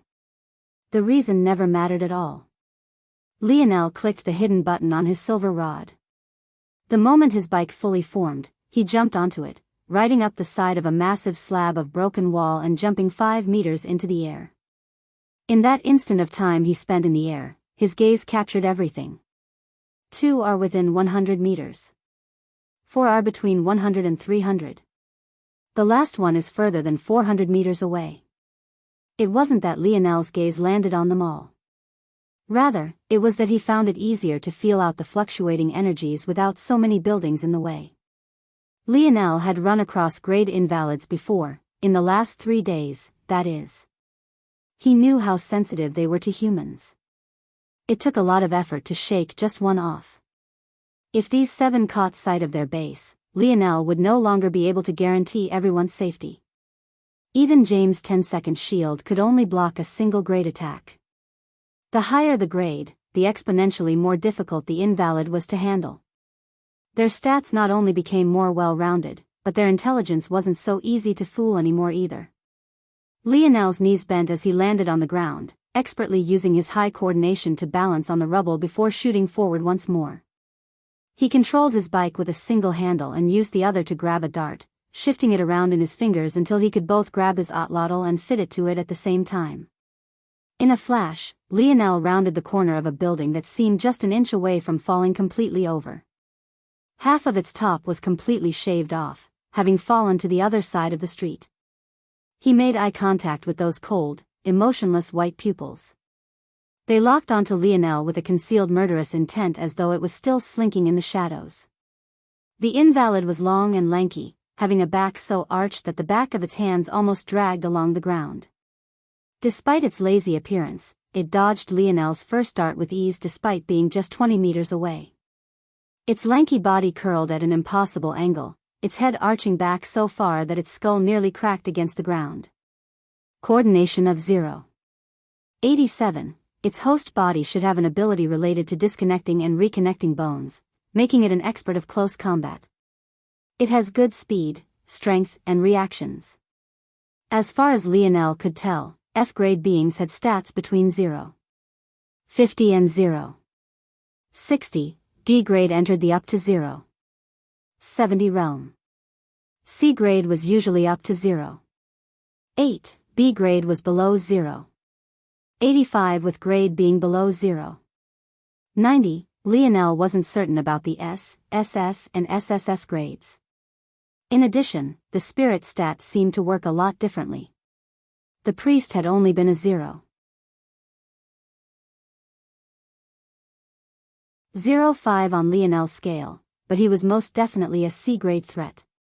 Of course, these were only averages. Some could cross barriers by having less stats, but being more well-rounded. This grade invalid happened to have more of its stats in coordination and reactions. Though its strength and speed were still above 0. 60, how unfortunate. Without hesitation he pedaled into a 10-meter radius in a flash, jumping into the air and turning his bike back into a silver rod. Your strengths happen to be my strengths. But I'm a level better. Lionel clashed with the grade invalid. His movements were wild and almost without reason. Anyone could see with a glance that he had never been formally trained. And yet, those very same wild movements seemed simple and precise to the point of suffocation. After a moment, you would realize that it wasn't that Lionel's style of battle was usually this wild. It was that he was actually adapting his fighting style to match that odd style of the lanky invalid. The invalid's arms suddenly doubled in length shooting toward Lionel, but a step ahead, Lionel had already tilted his head to the side.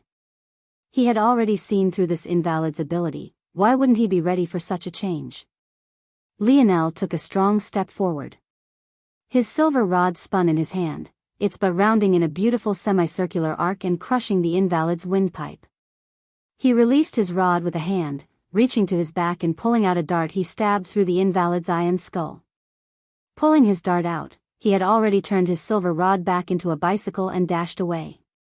By the time he scooped up the dart that initially missed and tossed it back into his steel container, the invalid had collapsed to the ground, dead. The other is already closing in. There's no way it won't sense them within 50 meters.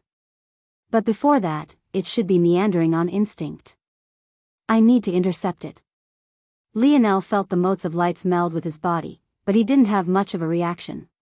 His face held an expressionless visage to it, there was no joy, nor was there any anger. He cut a tight corner, riding up the side of a collapsed building and hopping across to the roof of another. He spun his bike to the side, dragging its tires along the ground to a searing halt that left a cloud of dust in his wake. Lionel hopped off, eyeing his target in the distance. He spread out his stance, his base becoming impeccably sturdy as he tightened his torso. A dart appeared in his hand, sliding perfectly into his otlotl. Throwing a spear while on his bike was one matter. He couldn't rely on his legs for power, only his arm. However, when his feet were planted firmly on the ground, he was a completely different animal. SHWO Lionel's arm shot forward like a cannon, his dart whistling through the air with a sharp sound. Call of the Wind could only be considered to have been mastered to the entry level by Lionel. Yet, he was already capable of throwing his darts at 250 kilometers per hour. The target invalid was almost like a miniature giant. In fact, it dragged its feet around completely in the nude. Obviously, whatever clothes its host had been wearing had been ripped to shreds. What remained was a bestial man that stood at over 2 meters tall. But what was exceptionally striking was its wide body. It was almost shaped like a box. Lionel had already seen that its strength stat was at 0.95. It was one of the variant cases of a stat surpassing its grade. However, the reason it could only be of the grade is because its other stats were too low. Hulking invalid, strength, 0.95, speed, 0.47, agility, 0.15, coordination, 0.56, stamina, 0.89, reactions, 0.51, spirit, 0.00. Aside its strength and stamina, its other stats could barely be considered of the F grade, some not even that. So, when Lionel attacked from just 30 meters away with a dart that looked no different from a shooting star across the night sky, the massive invalid couldn't even blink before its eye was pierced and half its brain turned to mush. Lionel Morales, strength, 0.73, speed, 0.67, plus 0.1, agility, 0.75, plus 0.1, coordination, 0.99, stamina, 0.78, plus 0.05, reactions, 0.99, spirit, 0.10. Lionel's strength stat ticked up by 0.01. This was the first substantial change he had ever run across after absorbing an invalid's energy. There probably existed a technique that improved the efficiency, but he didn't think too much about it. In truth, Lionel more so wished for increases to his stamina. He had only killed 2 grade invalids, but he already felt it was eating into his reserve strength. 5 left. Lionel gritted his teeth, pedaling hard.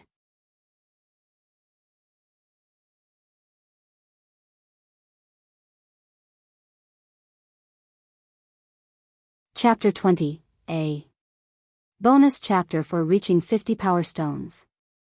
Next at 100, 7 more reviews till next bonus chapter. Lionel breathed hard. The fog of his breath under the chilly night sky reflected like crystals within the moonlight. Below him, yet another grade invalid had fallen, and though Lionel remained uninjured, he could feel himself reaching his limits. It wasn't the first time Lionel had felt like that. During those months in the Mayan temple, he experienced it all the time. It was just that he had underestimated the pressure grade invalids could put on him. Though his life was constantly on the line in the temple, it had to be remembered that the Spaniards were barely considered D-grade threats, and that was only when their weapons were factored in. Alone, they were normal mortals, not even of the F grade. Their only real threat to Lionel were their numbers, especially after his battle experience deepened. Still not good enough. I'm wasting too much energy. 1 more left. Lionel pedaled hard to the next spot. This invalid had originally been over 400 meters away, but by now, it was within 50 of their base. There was no doubt that it had already caught their scent. By the time Lionel made it there, panting, he came face to face with an invalid that seemed painted in silver. Its skin had become a flexible metal, and judging by the heavy sounds its normal footsteps caused, maybe it wasn't just its skin that followed this pattern. Across the board, its stats were completely normal. Nothing was above 0.70, but Lionel knew his senses would not lie to him. This was most definitely a grade threat. Now more than ever Lionel realized just how flawed his self-created stat system was. He still didn't have the ability to account for everything. He couldn't even begin to posit how he would perfectly account for all of these abilities properly. From just about 20 meters away, Lionel launched a dart, immediately catching the attention of the metal invalid. Just as he hoped, it diverted its attention away from his sleeping friends. However, aside from that, the results were less than pleasing. The dart's tip completely shattered against the invalid's body. Its reactions were far too slow to dodge, and its agility was even worse, but it didn't seem to matter. There wasn't even a single scratch on its body. Damn it. Lionel quickly loaded another dart, this time aiming for its eye as he continued to pedal. But the dart was shattered once more with a simple blink. Did it blink just on reflex? Or are its eyes truly vulnerable? There wasn't much time left to think. Lionel hopped off his bike once more, charging with his shoulder and ramming into the invalid's chest. A grunt escaped Lionel's lips as the invalid was sent tumbling backward. Only 5'10", lean body type, yet weighs over 400 pounds. Realizing the ramifications of this, Lionel retreated a few steps, nursing the numbness of his shoulder.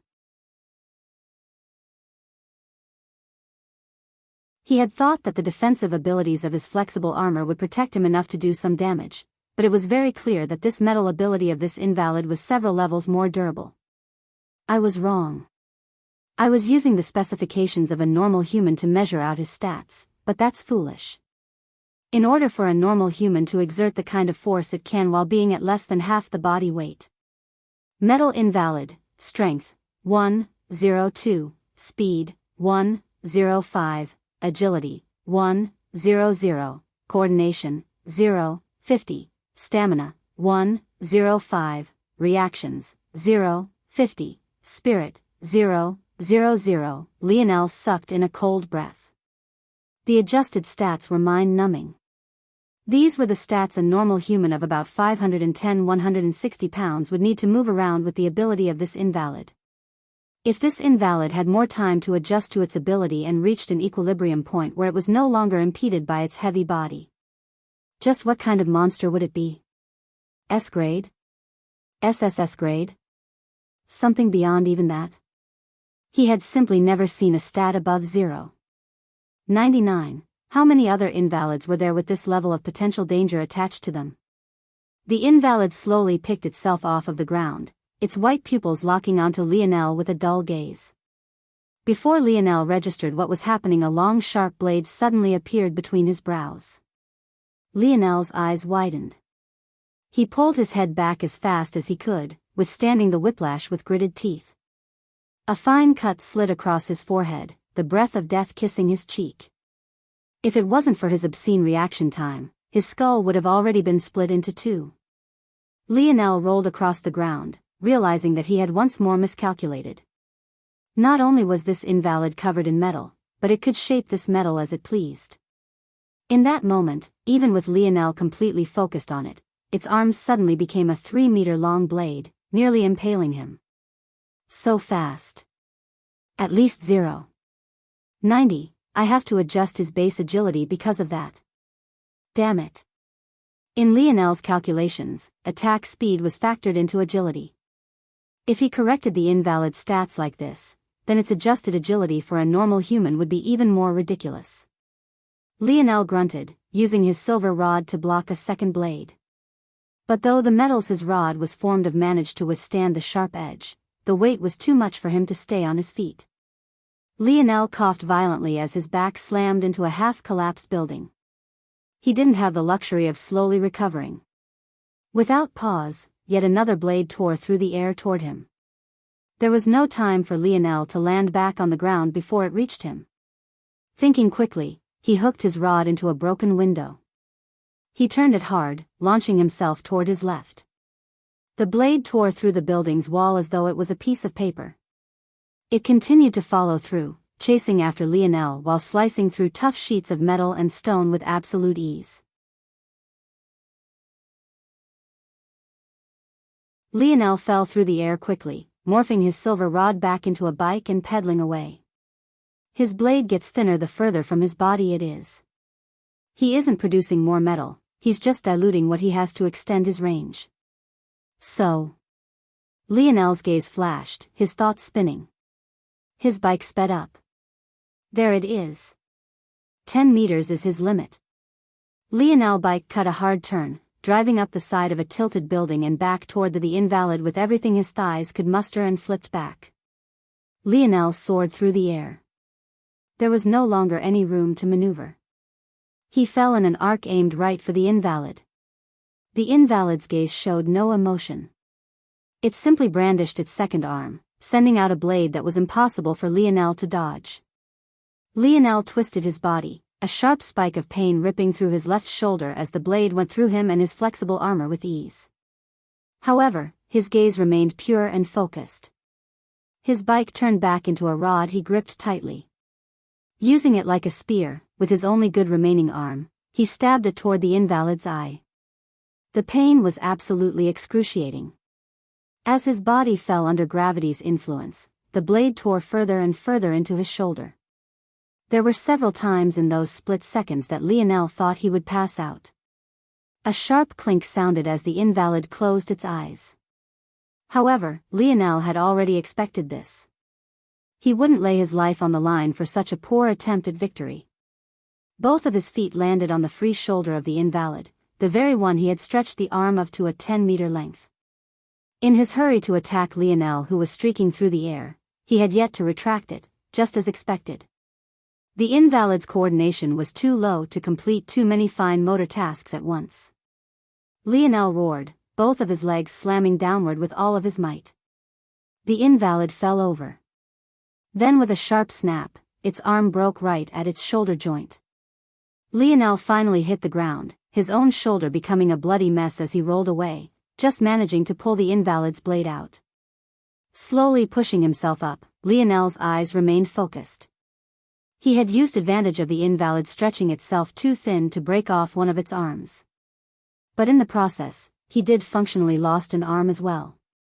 The break in Lionel's flexible armor began to mend itself, sewing his wound shut at the same time.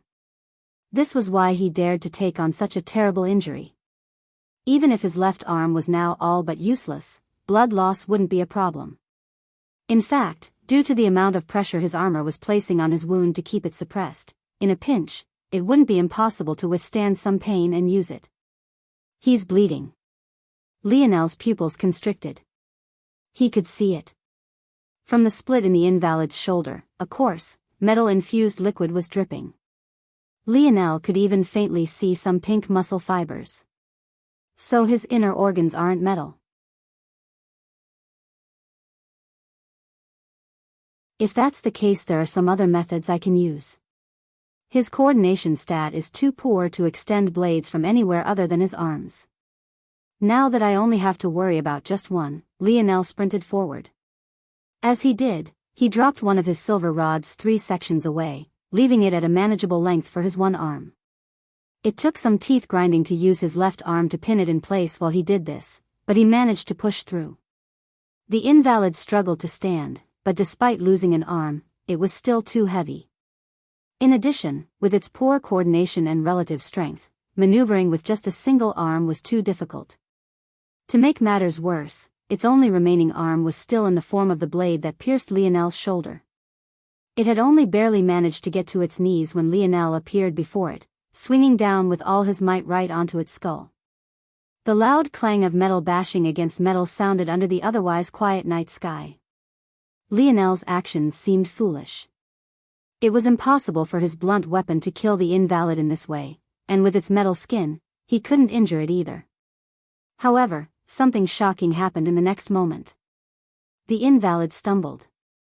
From its position on its knees, it wobbled as though dizzy. By the time it reoriented itself, another strike had come downward, bashing its head again. This time, unable to brace itself, its head rebounded against the concrete. It was exactly as Lionel expected. If this invalid could bleed, if it had normal muscle fibers, its internal organs were likely normal. In such a case, what would happen to a soft brain rattling inside a metal box that was being hit so hard? Not only did the invalid's metal body start ringing, but so did the rod in Lionel's hand. Lionel smartly didn't focus on striking down with as much force as possible anymore. Instead, he focused on finding the resonance frequency of the metal, making it store more and more energy. Lionel's senses locked onto the perfect striking strength. With his unmatched coordination, he swung his arm in perfect rhythm, neither using too much or too little power. By Lionel's 10th strike, his breathing was like hot coal to his body. The invalid lay twitching on the ground, but Lionel madly continued. It was too strong. If he let up and let it recover, it would be him who died here. Unwittingly, in his fatigue, his mind settled into a primal near-bestial state, his hidden imposing aura blooming forth and blanketing the area more and more with every swing. Lionel didn't even notice that blood began to ooze along with an unknown white substance from the invalid's ears. The only so-called twitching was of its fingers just barely scraping against the ground, the last movements of the dead. It wasn't until Lionel's rod slipped through the motes of lights it became and hit the concrete, almost shattering his wrist, did he awake from his stupor. Lionel Morales, strength, 0, 75, speed, 0, 70, plus 0, 1, agility, 0. 80, plus 0, 1, coordination, 0, 99, stamina, 0, 81, plus 0, 0, 5, reactions, 0, 99, spirit, 0, 10. The improvement was shocking. Maybe even more shocking was the fact that over 90% of it had come from this lone grade invalid. The other 6 had hardly caused a shift. Lionel realized that his rating system was too flawed. If he couldn't accurately predict things in this way, it had little value. But in truth, this wasn't what was on Lionel's mind at this moment. He had killed again. But this kill, it was very different from the others. He had done it subconsciously, as though there was a beast lying in his mind, as though his morality was just fake posturing he used to absolve himself of responsibility. Look at that, he really killed it. Damn, I knew I should have bet. Too late. Who asked you to reject free money? You dodged a bullet and now you want to gloat? Weren't you the one just saying the kid was definitely dead? Shut up, the two of you. Lionel frowned. He hadn't picked up these people before. They had definitely been waiting outside the 50-meter radius of him. In meditation, Lionel's senses were near perfect within 50 meters. In a state of wakefulness like he was now, 20 meters was his best. But, he still had vague inklings of the goings-on up to 50 meters away. In addition, he could gain a very rough picture of a few hundred meters if the targets had large enough energy signatures, like the grade invalids, for example. With how he had sharpened his battle experience in the Mayan temple, he would never lower his guard so easily. He had been constantly scanning the area in case other invalids came to interrupt his fight. But he had never thought the ones to come would be other humans. Hey, kid. We can make this easy on you. After all, we're fellow humans. You seem to have gotten some good stuff out of your zone. That rod looks particularly useful. How about you share some with us and we'll let you go unharmed? Lionel's face remained expressionless. His rod? This was about the only thing on his body that wasn't a reward from the zone he entered. It seemed not everyone was able to see through treasure grades as easily as he could. But that inadvertently gave Lionel another thought. These treasures in his hand were gifted by higher-level worlds. Obviously they didn't come from silver zones that one could take treasures out of, or else they'd be higher grade. Didn't that mean these weapons were created? In that case, could Earth do the same?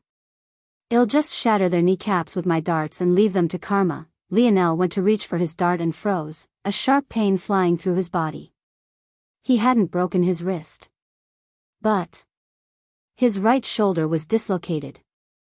Even as Lionel was thinking of running, a figure came crashing from tens of meters above him, landing to his side with a boom. You're tuning in to the Biyao's Wuxia Chronicles YouTube channel. Don't forget to subscribe and join us on this journey to catch the most captivating stories.